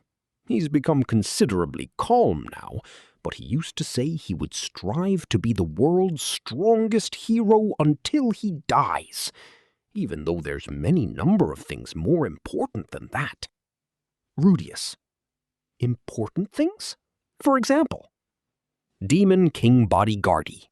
Ho, ho, ho, ho. For example, women! If you find one yourself, I'm sure you'll understand. And then Body made a triumphant look and said that. Even in manga in my previous life, those who seek nothing but strength are all generally no good. I don't really have the intention of seeking that much strength. In this world as well, the strong guys generally have a larger image, but it's not as if strength is justice after all. Rather than pursuing strength, pursue women. I can understand that enjoyable way of thinking. However, I don't know what to do in my case, since I can't desire for them due to my illness. Demon King Sama, do you know the way to fix impotency? Sir, no clue.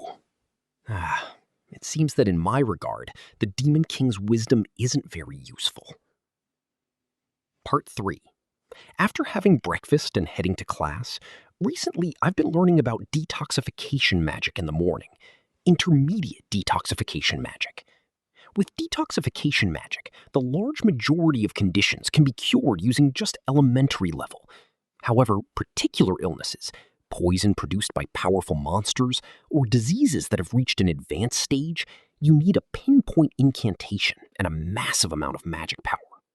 In order to use detoxification magic above the intermediate level, you learn such pinpoint techniques. Those incantations are also very long. They're already several times longer than the incantations for attack magic at the intermediate level. There's a story that some important person from the past shortened the long incantations into their current state, but it seems that didn't apply to detoxification magic above intermediate level. There are a number of categories as well. For intermediate level, you have to learn over 50 incantations. Among those, there's even magic where you create poison. Poison is medicine, is something that's commonly said. Advanced level has over 100 incantations. After you make it this far, you really can't continue at it with a half-assed memorization ability. When you get to the Saint class or above, the necessity for memorization gradually decreases, but in exchange, the consumed magic power increases. Also, King class and greater are being researched by many countries and is generally kept hidden. There are countries that create poison which can't be healed with healing magic, and then techniques are made to try and fix that. I guess it means that every world has its own game of tag with viruses and vaccines. That's what Land Safety wants! Incidentally, the God-class detoxification magic is a single magic that cures a certain strange disease, supposedly. If I remember correctly, it was called something like magic stone disease. It seems to be a disease where all of the magic power in your body gradually turns you into magic stone. Historically, it's said that there was only ever one person to use it. In regards to its incantation words, it seems that it's kept carefully in storage in the Great Church of Malishan. Incidentally, going from intermediate, advanced, saint class, the more the rank goes up, the longer the incantation gets. When it gets to king class, I imagine it's at the level where you'd have to read an entire book. No matter how high this body's memorization ability is, as expected, it would take quite a bit of time to memorize something like that. Not having any choice but to memorize scriptures, the monks and priests of every world sure have it difficult. Well, if it's me, then I would just carry a book around with the incantation techniques written down. It could be possible that if I learned detoxification magic, my illness could be cured. I took this class while thinking that, but after asking the teacher, at the very least up to advanced level, there's no such technique that exists to cure ED. Obviously, I guess. This is something spiritual, after all. Part 4. Lunch. Up until now, I've always eaten outside, but it's starting to get a bit cold out here. Therefore, I decided to create a building. I used earth magic and created a roof and walls to surround my table. In the center of the table, I created a hole and started a fire there. After opening an air hole in the room, just like that, a kamakura was completed. Thanks to the fire, the stone table warmed up a good bit. And then, after going that far, Vice Principal Genus came along and got angry. That if I'm going to the point of creating a building outside, I should just eat inside. It can't be helped, so I ended up eating on the first floor. I thought Sonoba would be against it, but surprisingly, he didn't say anything. Since Julie can't sit on the third floor. It seems there are no chairs for those with the social status of slaves on the third floor. Of course, that's a local rule. Sonoba doesn't treat Julie as a slave. To the very end, he treats her as a younger disciple or pupil. Even though I say that, since her position is still lower than his, you can still see various scenes of her being ordered around. The treatment of slaves really does come in a variety of ways. I really don't know if Sonoba's treatment is good or bad. However, compared to someone who is blatantly treated as a slave, it shouldn't feel as bad. When we went into the dining hall, for some reason the crowds of people split. Hey, it's Rudeus. Isn't he amazing? He really put the squeeze on all of the special students all by himself. I saw the time when he defeated the Demon King. A single hit. It was a single hit. I heard the rumors being whispered around. I don't remember putting the squeeze on everyone. And after I hit the Demon King with a single hit, I was knocked unconscious with 3 more. However, it isn't really a bad feeling. I don't really want to get too full of myself, though. The split in the crowd continued down to a certain table deep inside. Ho ho ho ho! As expected, even you aren't good with the cold. For some reason, Bodigatti was sitting there, drinking alcohol, which doesn't even exist on the school menu. Since his skin is black, it had changed into a dark brown color. I wonder if he's drunk. That guy's muscle is mystery meat. The surrounding students were giving off a feeling like they wanted me to hurry and sit as they watched. I wonder if this means they want me to eat here every time I use this place? Well, there's no problems if that's the case. Incidentally, Cliff and Elinalice are on the 2nd floor. There was once a time when I saw that spectacle. Truly, they are an idiotic couple. They eat while feeding each other with an on and don't care about people watching while they kiss. Since I feel empty when I see that, I try my best not to approach them. Master, what Demon King-sama is drinking looks very delicious. As expected of a dwarf, to understand how great this alcohol is with just a glance. That's right, this is a rare gem that a man was hiding in the hair on his head. Julie said something like that while pulling on Zenoba's cuff. Speaking of hairballs on the head, I wonder if it's about Principal George. I had heard that the dwarves like alcohol, but I wonder if that's the case for Julie as well. However, isn't she way too young, even if that's the case? But it seems I was the only one thinking that way. Demon King-sama, would it be okay to take one?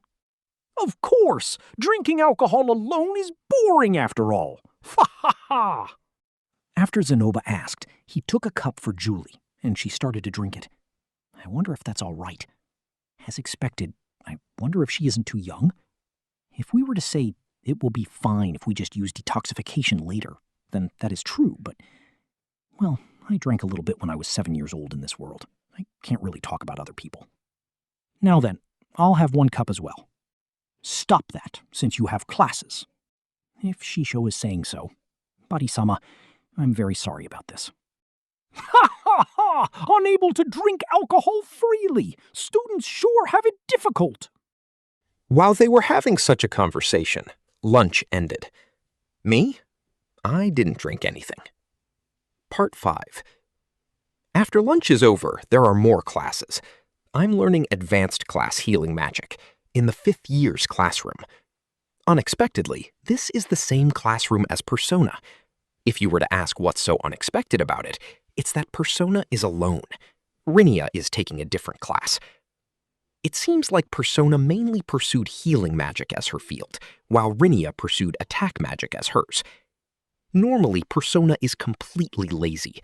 However, during classes, she takes them seriously while chewing away at dried meat. Although as a special student, moreover feared as an ex-delinquent, recently she's been alone. It seems she was troubled being unable to make a 2-person group during practical skills classes, which is why she was quite thankful for my existence. If it's to boss, then I could hand over my precious thing, Nano. And then it was to the point where she handed over her half-eaten dried meat. I gratefully accepted that and started tasting it. Well, licking it. Persona was making an amazingly disgusted face. Even though you said you would give it to me. Speaking of Rinia, recently she's come to ask me a variety of things about attack magic. The majority of it seems to be things she doesn't know about melded magic. It seems that the case where attack magicians get stuck is generally regarding melded magic. It seems that the case where attack magicians get stuck is generally regarding melded magic. I didn't get the impression that Sylphie was ever stuck, but I guess this could be the difference in the hard-headedness between an adult and a child as well. Today, it was regarding melded magic of fire and water. How nostalgic. Evaporation and condensation. I gave an explanation about the mechanisms of rain regarding fusion and mutual change. But Rinia just tilted her head. As the water in the ocean evaporates, it turns into clouds. Inside of the clouds, raindrops form, and eventually they fall down. If you can understand that much, then you can apply it some extent. But I received the doubt of, if the entire ocean turned into rain, wouldn't the ocean disappear, nya? That's a lie, nya! After all, the water in the Great Forest just soaks into the ground, nya! The water that gets absorbed into the ground is either sucked up by trees, or else enters the underground water flow. Then she tilted her head again. Even though I say that, it's not as if she doesn't understand to the extent of Ghislaine. I'm sure she'll get it eventually. Speaking of attack magic, I was able to learn Saint class magic of the Earth attribute, Sandstorm. It's an upper-class version of the advanced magic, Duststorm. Judging from the sound of it, I didn't think it would be anything great, but after I actually tried using it, a tremendous amount of sand and strong winds covered the entire vicinity.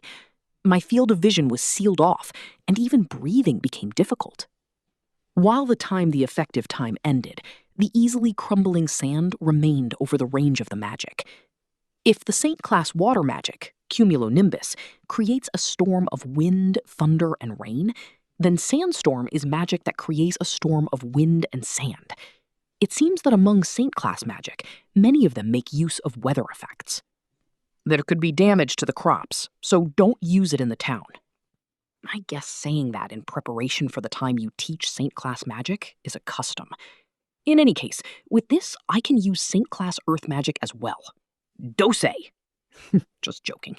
In regards to the other two attributes, if I have time, I'll try to find a teacher that will teach me them. I couldn't have imagined that you didn't already know the Saint-class magic. According to Bodigati, my chantless magic attacks are already pushing the limits of King class. It seems they assumed it was only natural I had already learned Saint class. That Demon King Sama told me that the rock bullet I fired off had power equal to Emperor class magic. It seems that he's never seen any magician who uses magic with that much pinpoint destructive power other than Laplace. Then I asked if it would be fine to call myself an Earth Emperor class magician, and I was told that calling myself that is at my own convenience.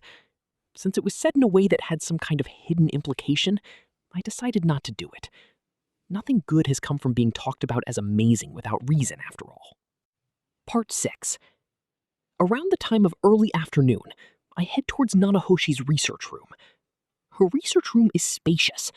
Soon after entering, you get the impression of things jumbled about, similar to a storage room. After heading to the room next door to the storage room, there is an experiment room that is covered in something like tile. Furthermore, if you head further to the next door of the classroom, it's Nanahoshi's bedroom. It seems a certain corner in her bedroom has turned into something like a food warehouse. I wonder if things like mice and cockroaches come out from keeping food in the same place that she sleeps. I understand it just from glancing at the features of the room, but she has the talent to become a hikikomori. Since I'm the one saying it, there's no mistake. Incidentally, entry into her bedroom has been forbidden. Fundamentally, what we do is experiments relating to summoning magic.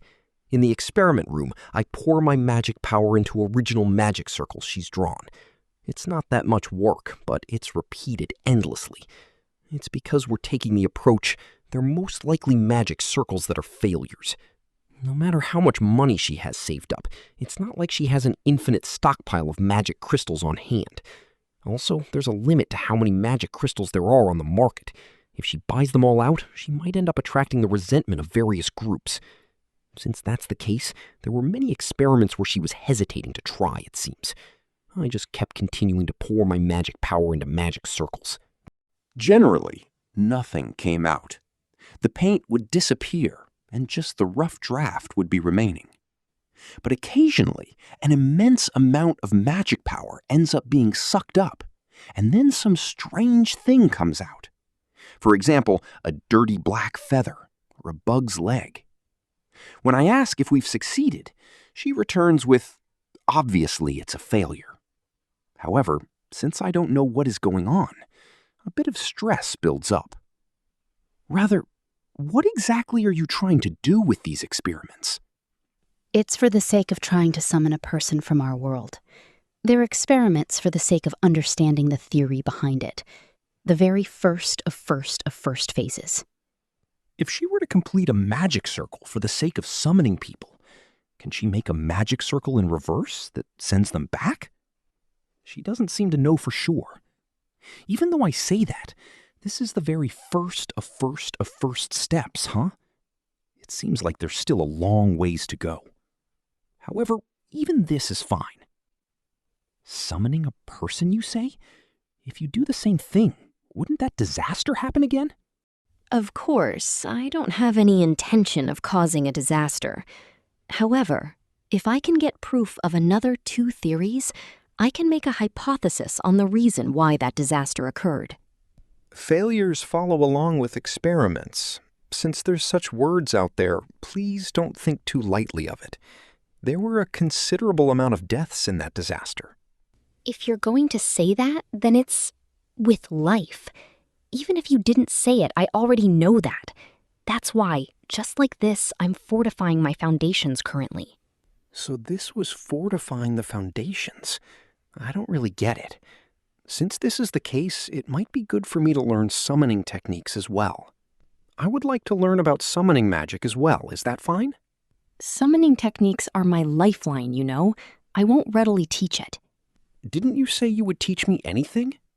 After saying that, Nanahoshi went "che" and clicked with her tongue.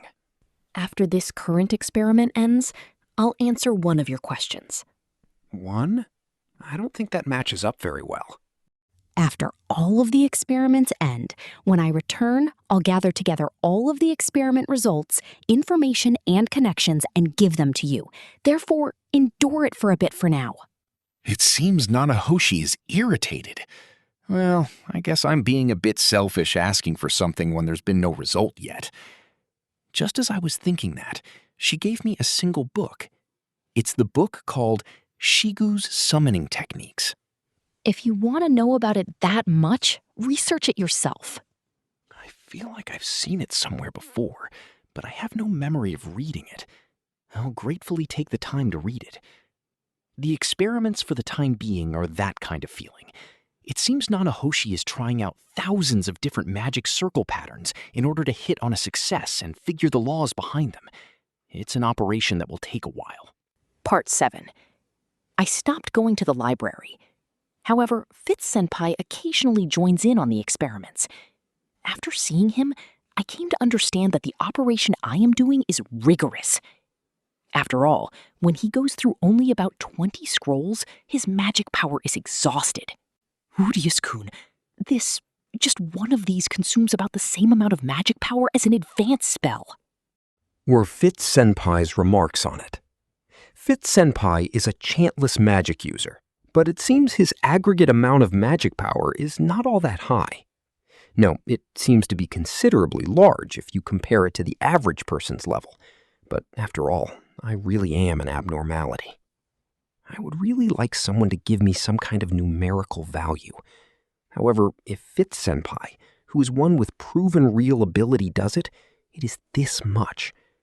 I do not know what kind of magic circles Nanahoshi is drawing, but I guess that means that summoning magic uses up that idiotic of an amount of magic power. Unlike attack magic, it does not seem to be something that can be used a number of times in battle, so it is not strange for it to be few times. However, even the scrolls that ends up clearly being failures cause Fitz-senpai's magic power to be exhausted. No, precisely because we are trying to summon from another world should be why it consumes that much magic power. Sorry, since I have the matters as a god, I cannot help anymore with this, if I do not leave magic power remaining for the time something happens. It cannot be helped, I guess.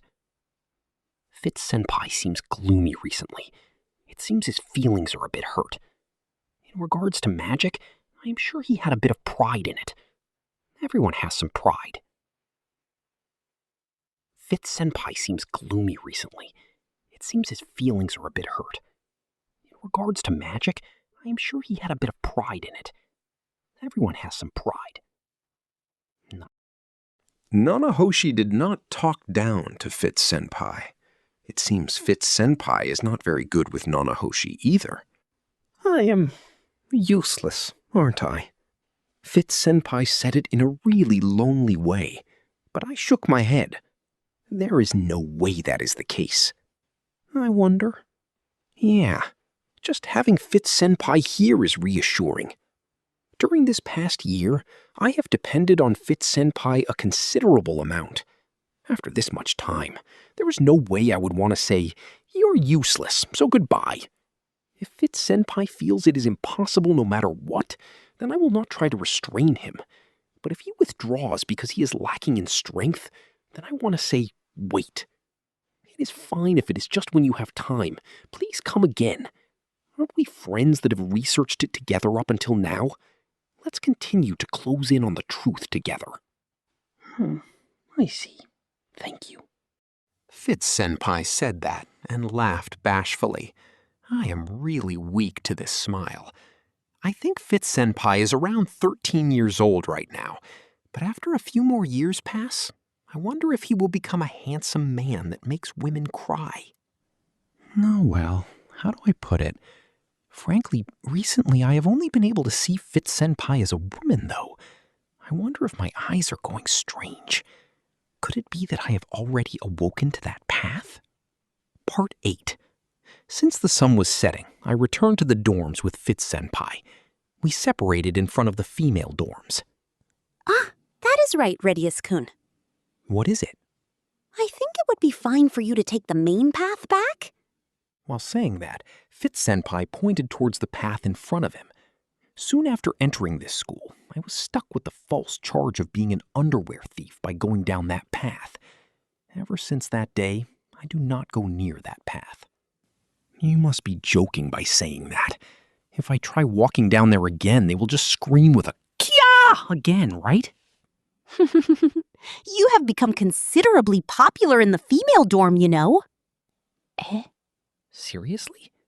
Kind of like the super popular Prince of Tennis? Tenny? Fitz-senpai made a face of confusion. You know, they say you are a gentleman who disciplines the bad guys, but you do not put your hands on normal students. After all, even though you are strong enough to defeat the Demon King who defeated all of the Beast Race warriors in a single hit, even after you were surrounded and threatened like that, you did not do anything in return. Don't lie. Just the other day I heard some rumors. I was listening properly. I shouldn't have any popularity. Seriously, none. At first they were all afraid, but Renia and Persina went around saying it. Boss is a tolerant gentleman, therefore he will not go around putting his hands on weaklings, Nya. Like that. While Fitz-senpai was saying that, he put his hands around his ears, imitating Rinia. How do I put it? Cute. I feel like something around the top of my hips is going to descend. Fitz, cheerful. And then it seems like everyone finally realized Rudeus-kun's charm. Even though your outfit is a bit poor looking, after taking a close look, your face isn't bad, your silhouette is amazing, and that even though you are strong, you are not selfish is good. Rudeus, pleased internal monologue. Oh, those two somehow, they really say some good things, huh? According to the story, it seems they are keeping quiet about my impotency as well. I guess I should treat Pusena to some expensive meat. I wonder what Rinia would like. I am sure it would be position, fame, or money. Fitz, matter of fact. There are still people who are afraid, though. Goriade-san, for example. Rudeus, resigned. I am sure there is no helping it with her. She was leading the group that time, after all. The other day, it seems we got a bit too caught up with something as well. Fitz, gossiping. I see. Rinia and Persena as well. Every time they see Goriade-san, they go to pick a fight with her about that day. They go to pick a fight. In response to those words, I remembered the image of a trembling gorilla from the other day. It is the scene of bullying. Rudeus-senpai will not stop them? I will not stop them. After all, that was Goriade-san's fault. She was just selfishly finding faults to make Rudeus-kun into the bad person. It is good medicine. Fitz-senpai as well is considerably heartless. However, bullying is not good. Since I am sure she did not have any ill intent, please do not drive her too far into the corner. Will you please convey that to Rinia and Persena as well? My tone of voice stiffened up a bit. Fitz-senpai went into a panic and put up the palm of his hand facing me. That is wrong. It is not like I am specifically driving her into a corner. How I put it, kind of peacefully. It has a kind of feeling where Goriade-san as well is like, really, please let me go on that already. I wonder if Goriade-san really had that kind of friendly, touchy character. There is a paper-thin difference between bullying and touchiness, so it is better to be careful around there, as it is dangerous. I see. It is fine as long as it remains within the scope of joking around, but in any case, since I am not really bothered over it, Fitz-senpai as well. Please make sure it does not go too far. Rudeus-kun sure is kind. Yeah, I will convey that along to Goriade-san as well. It is fine for you to not convey that to Goriade-san. I will be troubled with the disposal if she ends up sending panties or something as a sign of gratitude after all. While Fitz-senpai was bashfully laughing as he went down the path, I remained in that place. After he walked about 3 steps, Fitz-senpai turned around. Since that is the case, it is all right, you know. No, since I have already got my long-awaited good image attached, I will avoid walking through as if I belong there. I said that while making my game face. I see. That is just like Rudeus-kun. Fitz-senpai stuttered while trying to hold his lips together. I wonder if he is laughing. After all, I wonder if it is better if I do not use my game face. Many months and years ago, I was told that my laughing face is creepy, hypermetric. Yeah. See you next time, Rudeus-kun. Yes, we will meet again. And then I separated with Fitz-senpai. Part 9. After dinner, I teach Julie magic in Zenoba's room. Julie is diligent and clever. She absorbs things almost like a sponge. She is skillful with her hands as well. Anything she cannot do with magic, she manages with her hands. Putting it like this might not be a good way of saying it, but she was a good purchase. Certainly, someone like her is a lucky find among slaves, I am sure.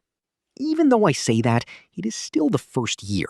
She is still completely lacking in the amount of magic power, and her precision is nowhere close as well.